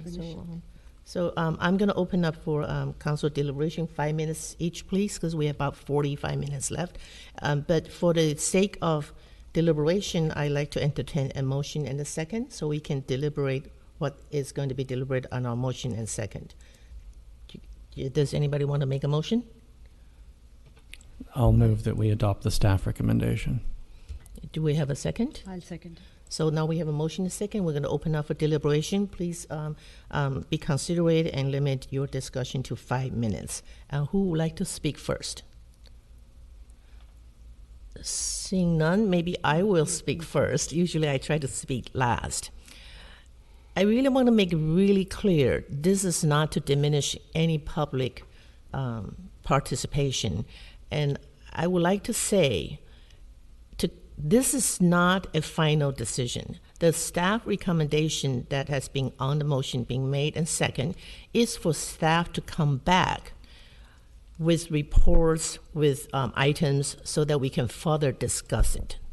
So that I want to make it very clear, this is not saying that we're going to consolidate right away. And it's like Councilmember Froome said, they're going to come back with ordinances when we still have time to public comment, discuss it. So it is really not the final to me. It is not final. But to consolidate, to me, right now is an urgent matter. First, we do have short of staff. Second, we do have lots of things to do. And I think you hear City Council, City Manager says how many things we need to do. But we don't want to diminish public comment or public participation. So we're still going to have 13, if every consolidation comes through, 13 commission and committees. So we're not going to say we don't want to listen to the public. Just from today, from 4 o'clock to now, we are listening to the public. So we're hoping that the public understand what we're trying to do right now is for staff to come back with their recommendations so that we can take a realistic look of what can we do, still be transparent, still do all this, what we need to do, not to ruin the environment, and not to ruin the design, but really consolidate what we can do with the best input, with the most efficient staff time, and still move forward as a city. So that is I would like to make a comment that is because I understand to take away something, some really not changes are hard, but it doesn't mean that we cannot add things back. Let's try this and consolidate, get good governance coming on first, and then we can see what we need to do to add, to move forward, to really, the current needs may not be what the past needs are. So I just want to say that we are moving. I would love to move forward with this so we can hear more from the staff. So I'm going to make comments like that about 2 minutes and 30 seconds now. So anybody else want to chime in, please? And Vice Mayor Mohan? Yeah. Thank you, Mayor Wade. I looked at this staff report and I did not see anything that said there will be less of public input, that there will be less of responsibilities that the city manager engages in, city manager and staff engages in. So all this is doing is taking away subcommittees and consolidating them. It doesn't mean the functions are going away. The functions are being absorbed by other departments. And these are committees that don't meet every month. And so they meet less frequently. And as you pointed out, Mayor Way, this is a document, or these are things that can be changed if they don't work. None of this is cast in stone. We can always come back and make changes if there is a need for another subcommittee or expanding an activity. So I'm not sure we should not try this, because it definitely reduces staff time, it increases efficiency, and it doesn't take away from the public getting an opportunity to comment on things that are important to the community. Thank you. Anybody else would like to put in? Councilmember Chow, please. Okay, so I looked at the agenda, economic development, environmental review and design review committee does meet very infrequently or none at all in a year, or maybe at most 3 in one of the year. So as reflected by the hours here, and they are nimble because it's either 2 planning commission or 1 council member, 1 commission. So merging that into a bigger commission, I don't understand. It seems to be taking more time rather than less, and with people who are not as specialized. And legislative review, actually, I agree that we can remove that. For economic development, I think it was formed to solve a problem, and I have asked the staff, if you propose to remove that, I would like to see a proposed solution to solve that problem. I have not received that. The problem was we had Cupertino really needs to diversify our tax revenue source. So especially now, we might receive much reduced tax revenue from Apple. And so I asked how our current economic development manager of one person, even though she is full-time compared with 30 hours before, 10 more hours. But then how will one person be able to reach out to a diverse industry of experts who could provide input to help Cupertino look at different industries that might be interested in setting up shop in Cupertino? How can we make our city more friendly to these businesses? If we don't talk to people who actually run them, how do we know? And so I think if we want to remove that, I would like to see a solid proposal of how that can be achieved by city staff only, because it hasn't worked before. Then what has changed that would make it work? I need to know that before I can make a decision on that. And then the environmental review also, I think it's important to it feels like consolidating, but then you still need to do the same amount of work. So moving that to planning, you still need to support that meeting. How is that going to improve time? And like I mentioned in my previous question, I would like to also understand the staff hours spent on all those committees I mentioned earlier, so we have a broader picture of all the hours spent on these other committees many people don't even know about. There might be others. And some of the subcommittees, I think next time this comes back, we should have an actual number of meetings or staffed meetings for those subcommittees, so we have a clear picture of exactly how much time, rather than just let's count the total number of them. But I do agree some of the subcommittees should go, and the Palo Alto, I think, or Berkeley, they have, I proposed that to the city attorney. They have a specific procedure on how the subcommittee should be appointed, and maybe those are with the good council procedure we adopt. Maybe you have a more defined process to handle subcommittee. Maybe that would be better. Thank you. Thank you, Councilmember Moore. Councilmember Chow. Next, do we have Councilmember Moore? Okay. Thank you. So I'm looking at agenda packet page PDF 50/60. The first committee is the Administrative Hearing Committee. That's not a committee from the City Council. That's a staff committee. I don't understand why that is in our table. With regards to Audit Committee, I've mentioned this previously in the last Audit Committee meeting on Monday. The staff recommendation was that they would review the quarterly Treasurer's Investment Report. That report is a report given to the city by Chandler and U.S. Bank, and that recommendation removes the audit committee's duty to look at the receipts, disbursements, and fund balances, which is something that then moves it to just city council.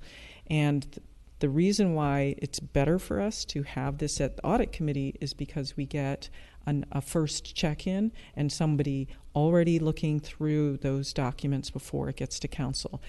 With regards to design review, it meets so infrequently. There's no good reason to completely abolish that.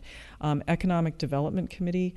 The Economic Development Committee had been meeting for decades, and it was 4 members of staff with 4 members of the chamber, 1 member of the Planning Commission, and 2 members of the City Council. It was not codified, and finally we got it codified in the Municipal Code 2.96.010, And the reasoning for it is great. The purpose enhances and promotes a strong local economy to provide municipal services that businesses and residents desire and need to maintain the community's quality of life. Cupertino is really challenged with our local economy because of the borders that we have and the existence of Apple taking up 70% of a little over 70% of our commercial space. Home Depot, as you know, is not in Cupertino, so you're not able to go buy your refrigerator, your power tools, and all within Cupertino. We have very limited places for that. The median household income is over $155,000. If you look at where you can buy your clothes or shoes, it's very, very limited choices here. So, and the mall is closed down, so we're heading off to other cities, and that's why we have this incredible retail leakage. That's why we need the Economic Development Committee to be here and be active and be, we just had a report provided for our Economic Development Manager regarding our local retail situation, and we need help. Previously, it's been about 95% of our new retail has been restaurants. With regards to the Environmental Review Committee, I agree with members of the public that we need to hang on to this. And again, what you get with the ERC is you get a first set of eyes looking on these reports before they go to council, buried in a huge agenda. And that's, really with all of the wish to retain these is so that you get adequate review of these items. And because we have this push to put everything onto consent, like I said, in January we had 21 items on consent, and now you're trying to make it so it's difficult for the items to be removed. And I think we're really headed in the wrong direction with less oversight. With regards to audit, those decisions that were made there, taking those items, the request to take those items off of audit's duties, I think we're setting ourselves up for another embezzlement. I really do. This is very, very concerning changes. The Housing Element Community Engagement Plan Committee, that had completed their duties. I chaired that last year. So that one is complete. There was some wish to carry it on in order to keep the public informed of the housing element process. I think that was a noble request from Council Member Chow, but I do understand that committee has completed its duties at this time. With regards to the Legislative Review Committee, if it does move to Council, that again is going to pile more work. So I see these removal of these committees as decreasing the amount of public engagement opportunities with these agenda items, the public oversight and review, and the public is ultimately going to be suffering for these decisions. Any more comments from the discussion from the Yeah, council? a few comments and a few additional questions. So for the city attorney, with regard to the remit of the Environmental Review Committee, the items that it would be reviewing and that would be then committed instead to the Planning Commission or the City Council, yes? I believe that's the recommendation, yes. Okay, all right. Speaking of due process, that means they're probably public hearing items, aren't they? That's correct. So these are, generally speaking, things that would not appear on the consent calendar anyway. So because I guess I should back up. If there was a separate, it depends on how the Planning Commission's jurisdiction would be structured. Right now, there is a separate hearing to determine whether a mitigated negative declaration or an environmental impact report is required. There's no requirement necessarily to hold a public hearing on that. It can be any kind of public meeting, or even in most jurisdictions it is done, that determination is made at a staff level. There are other jurisdictions where there are staff committees that make that decision, but depending on how it was structured, it the planning commission's jurisdictions were structured. It could be a separate public meeting. Right? Got it. So the main benefit, as I see it, then in removing the ERC from this equation is just that, depending upon how we structure this process, it could all just go straight to the planning commission, and you would not have to have an extra hearing beforehand.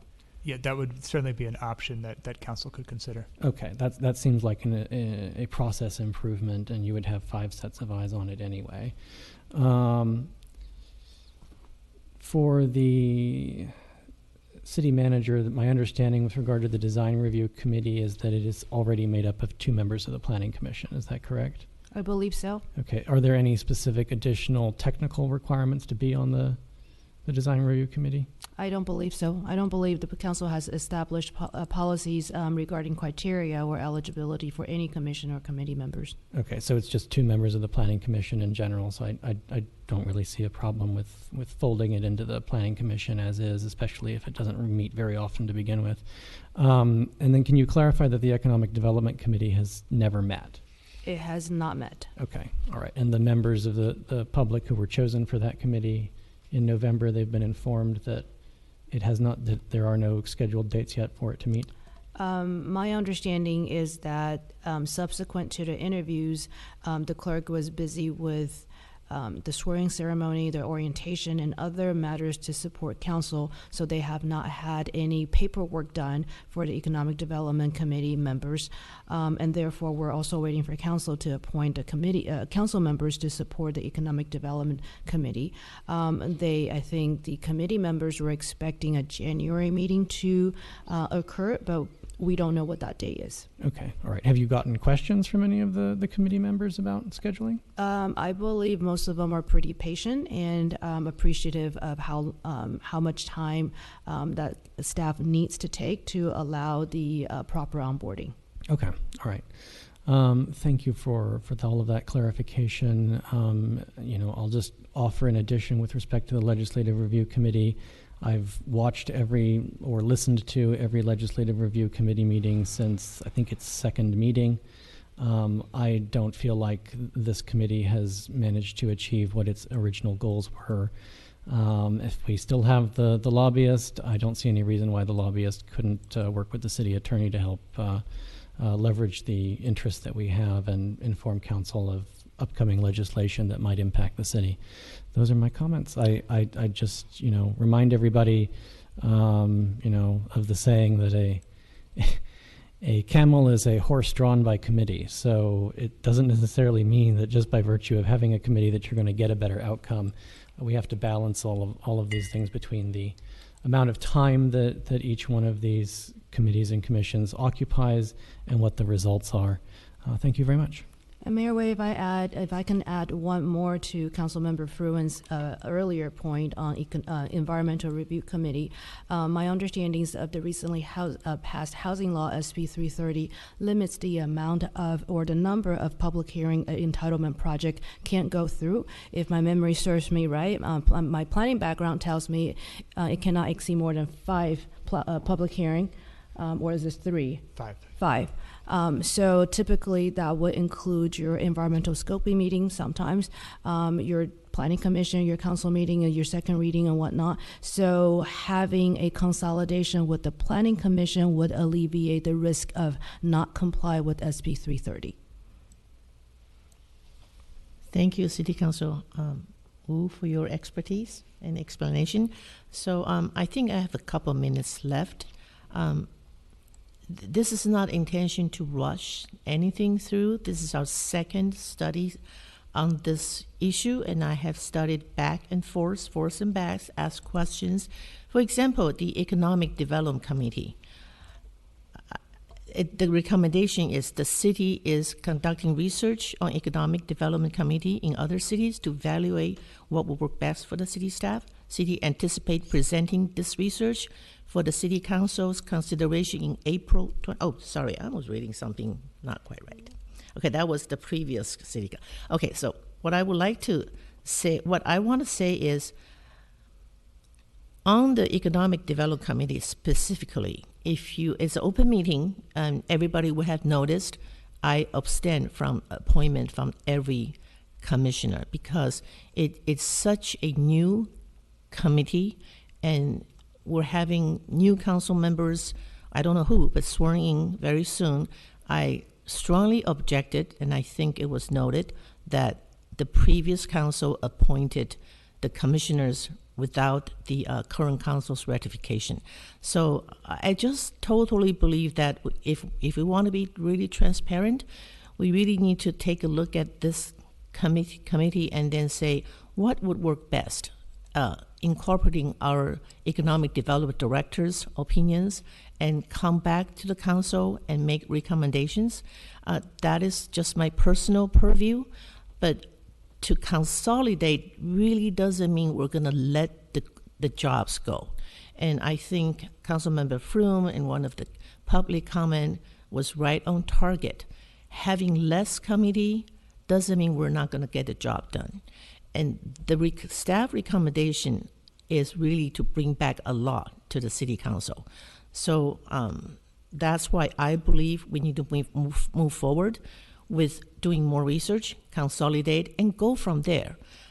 Because the current staff and the current working situation, the staff time, and how effective these commissions are working, having more doesn't mean it's more effective. I really would like to see what the staff's research and come back to recommend to us, and it will be on the agenda, and we'll have a chance to take a look at it, public comment, discuss it, ask questions, and then make decisions moving forward. So I think that's my second 2 minutes comments, and I'm done my 5 minutes comment. Where did you see the staff recommending to bring this back? Because the staff report, yes, can we have the recommendation? Says the motion on the table. That Economic Development Committee and the legislative review will be issues will be addressed by the council as necessary. And I have requested for a proposal of how the stated roles and responsibility could be addressed by staff. I have not received that, so will we receive that? So staff's looking for council's direction to support staff recommendation, and will come back with the ordinance amendment. The staff recommendation includes coming back with a proposal to address the roles and responsibility of the staff of the Economic Development Committee. That will be addressed in the ordinance amendment. So I believe the staff recommendation is on the it went away. It should still be video. Can you change the screen view so that we can see the overhead? Thank you. Okay, thank you. So what I'm trying to say is everything is going to come back to us. Today's recommendation is just to receive direction from the city council so that the staff can start to make these recommendations and come back to council with it. Councilmember Moore, I think you have maybe a couple more minutes. I don't know. So when I'm looking at PDF 65, and I don't know if someone could bring that up, there's a couple of charts here. We have the commissions and hours spent annually, and the committees and hours spent annually. And it seems as though the recommendations are based on those hours spent. Okay? Right. So if we were to look at that, we would be getting rid of the audit committee, for example. And we wouldn't do that because we believe that that committee has a really important role, right? Yeah. And what we're saying is that these other committees, which have much less of a time commitment, they're not important, and they're actually taking less resources. The one in particular that concerns me is the abolishing economic development.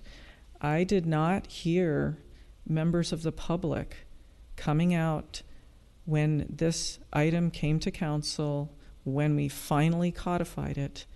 I did not hear members of the public saying, do not have an economic development committee.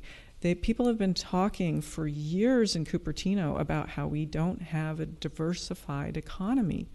They've been wanting that to be improved. And here we have an opportunity. We went to the trouble of interviewing all of these people from all of their different backgrounds to make sure we had a diversified group of individuals, and I was about to say intellectuals, because I was blown away with some of the candidates that we had. It was amazing, and I'm excited to see this finally get going with this incredible team of people who are waiting in the wings. And so like I said, if the hours spent annually is the metric, why are we keeping audit? Why are we keeping planning commission? My goodness, 1,100 hours, that should go. This is not making sense. And we are not having to do what the city next to us do. We get to be unique. We get to do what's right for our own community. So and going back to having the second set of eyes and the extra group, now what you're doing is suggesting that we pile on more to council. You're giving me too few days to review, and things are not getting spread out well, and you will get a worse work product from your council by doing that. So thank you, Councilmember Moore. Can I follow up with a question on Councilmember Moore's comments? Was the decision to consolidate depend on the hours that's being spent? Councilmember Moore's question was not stated in the staff report. I think I purely provided a table to substantiate the argument that it would alleviate some of the staff resource, but the recommendation is not made based on the hours that's spent. Thank you. I had a quick comment. Sure. Vice Mayor Mohan. Councilmember Moore has talked about the audit committee a couple of times during the course of this meeting, and I wanted to sort of get the record straight from my perspective. Yes, we are making changes in the audit committee setup. We are making changes in the way the reports are being sent through the various channels finally to City Council. Nothing, and I repeat, nothing is being diminished in terms of the workload. The same reports are being produced, the same amount of work or needs of the committee and the city itself. Nothing is diminished in this process. What we are trying to do is streamline the process itself and make sure that council gets the same information that it always did, and that we don't we just focus on efficiency and focus on our on the responsibilities of the audit committee, and not reach out into areas that it doesn't really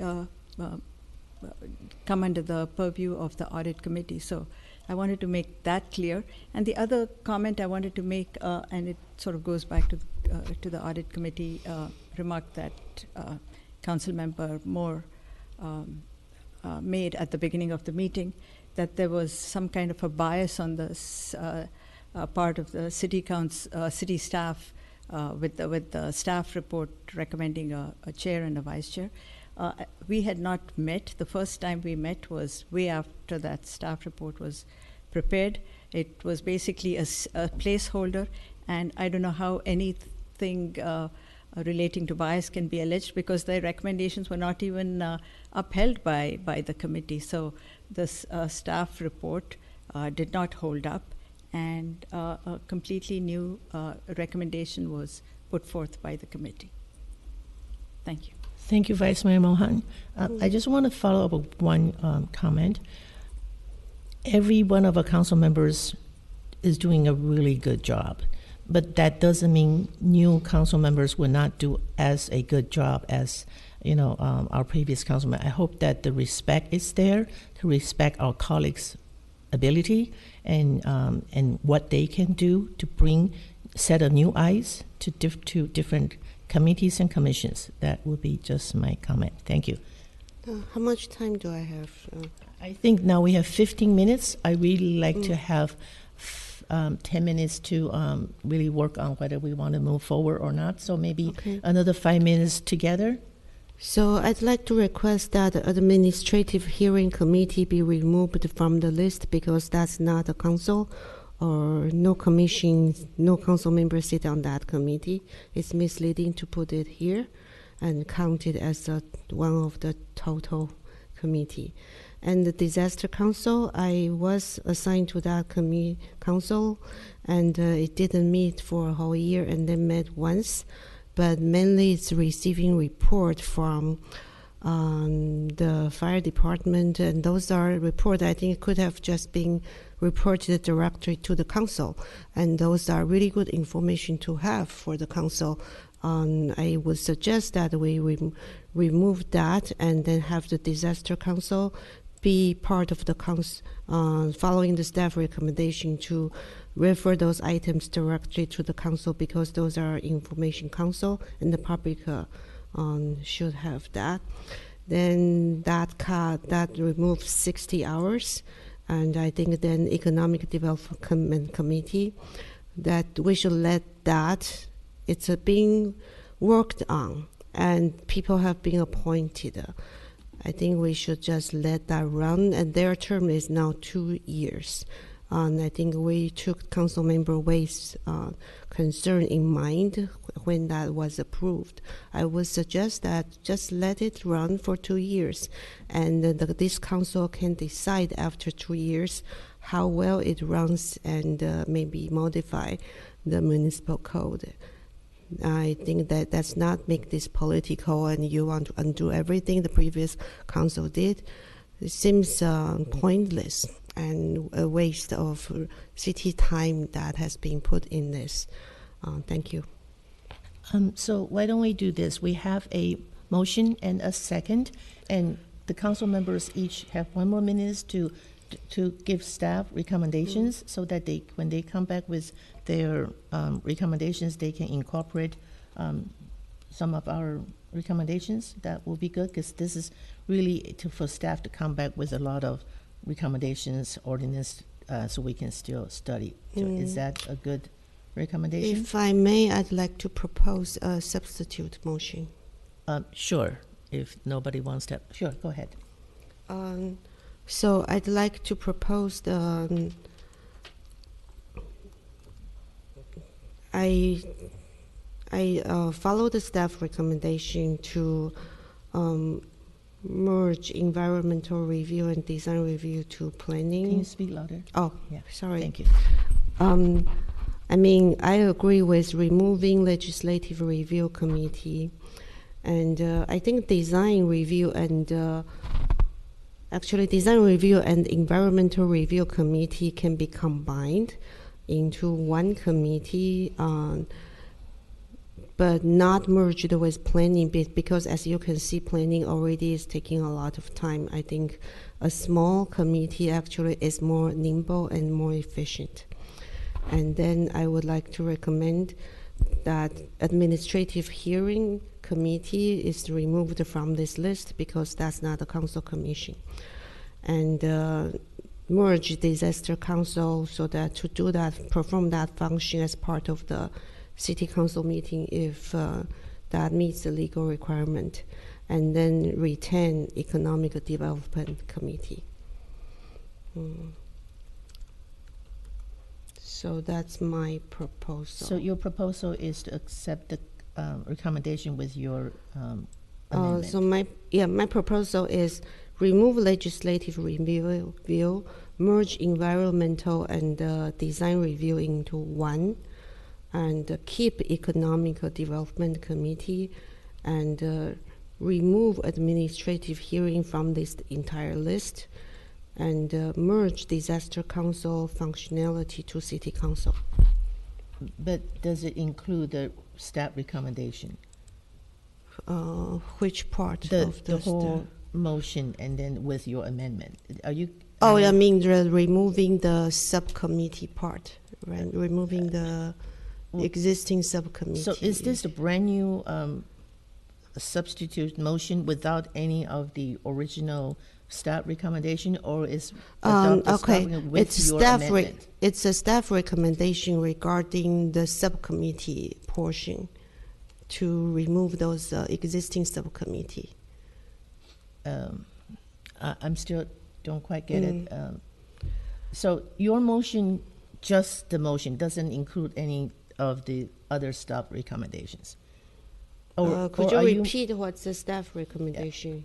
Staff has 3 components. One is to move forward with the consolidation, and I got your suggestion for swapping out some of the committees that staff recommended. Second one is to discontinue the subcommittees, and I think I heard you say that you would support staff recommendation to discontinue the subcommittees. And the third one is to proceed, allow staff to proceed to come back with the ordinance amendment at a public hearing. With yes. your amendment. So and then I'm moving the staff recommendation, except the first item would be the consolidation that I mentioned. I got in that. my motion. I got that. Okay. And in addition, I would like. Okay, yeah, that's fine. So we have a substitute motion. Do we have a second? Second. Okay. So deliberations. Any comments? Deliberations from the council? If not, we can have a light vote. Yeah, I don't think that this. Oh, we can just move to a vote. That's fine. Oh, we're voting. Motion fails with Chow and Moore voting yes. Okay, so we the substitute motion failed, so we are going to the original motion. Do we have further discussions? We might have a couple of minutes for further discussions. Can I make potential friendly amendment? Friendly amendment. Yeah. Go ahead. So I would like staff to bring back a proposal on how the current stated role and responsibility that in the municipal code will be addressed if this committee is removed. Which committee we're talking The about? Economic Development Committee. So you're making a friendly amendment to for the staff to bring back the ordinance for the Economic Development Committee to include the original portion of it. So I think the staff proposal is to perform the function that's currently stated in the municipal code by the city council and or the staff. So it's unclear how that would be done. So I think this committee was proposed to solve a problem. That problem still exists. So I would like to know the solution if we are removing that solution. Okay, so that's a friendly amendment to the. Can we? Do we clarify? I think I understand what you're asking for. Would you consent to recast it as a study session item in the future on alternatives to the current structure of the Economic Development Committee? That's, I mean, we will consider that together with municipal code, or do we remove that and then study? I think that the procedure that would make sense to me is to clean up the municipal code first, and then we can have a further study session. I think it's better if we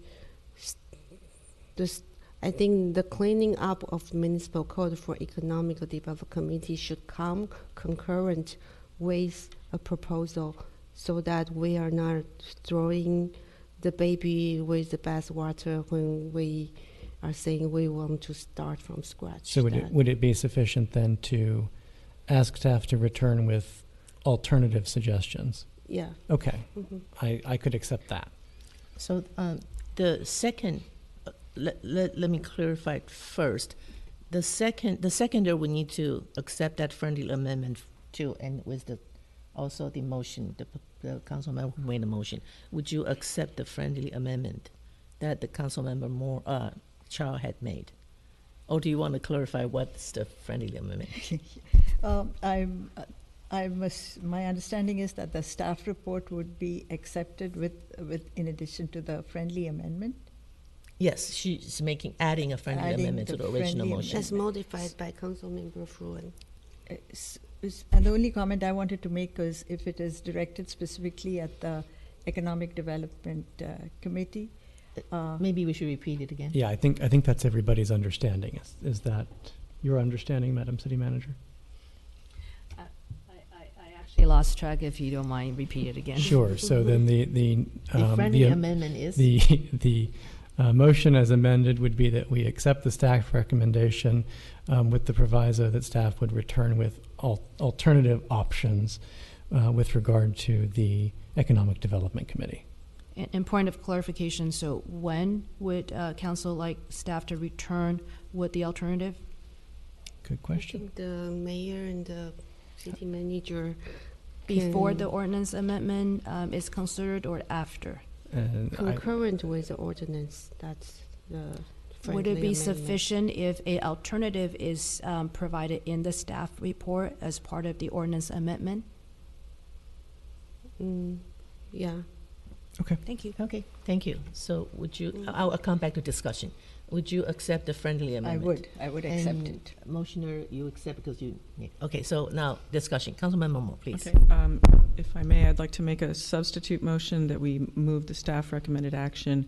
However, we retain the Economic Development Committee as it's codified. Do we have a second? I'll second that. Okay, so further discussions? If not, let's vote on it. This is a substitute motion to move with recommended action, but maintain the Economic Development Committee as is. Okay, so can we vote by light, please?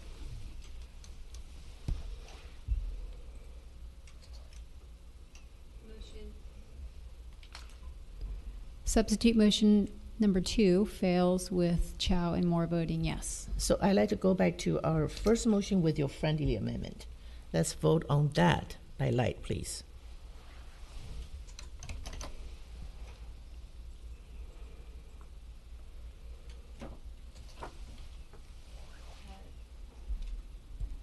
Main motion with friendly amendment passes with Moore voting no. Okay, thank you, Madam City Clerk. So I do believe this concludes our Yes. meeting. And then just for the record, want to make sure that Kristen and my records are accurate. So the motion that passed was to support staff's recommendation as stated, in addition to providing an alternative to the economic development other than delegating to City Council. And this could be stated in the staff report to Council as part of the ordinance amendment consideration. That sounds accurate to me. That sounds good. Thank you. Thank you. So thank everyone for staying almost midnight. So 3 minutes to midnight, we are sticking to so the original Can I meeting. ask, so when it comes back, will we be looking at separate items for each of the committee, or they will be lumped together in the municipal code? It would be a one public hearing, ordinance amendment, including various provision to the code. So there will be a public hearing. It be explicitly specified in the agenda title that here are the list of committees that will be consolidated? I believe the Brown For Act, and transparency. Chris, correct me, I believe the Brown Act will actually simply say that public hearing to consider amendment to municipal code chapter 2.2 and this and that. It will not specifically say the intent of what council just did. That is just to comply with the Brown Act.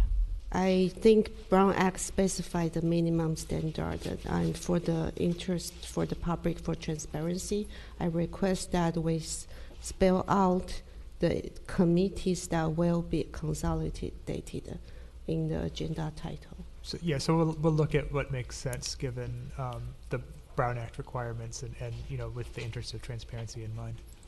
I would want to caution that we are being billed by the number of letter on the newspaper for the agenda title. So when it gets long, and then we will have to do multiple agenda posting, we will be billed separately for the additional clarification. Okay. Transparency is more important.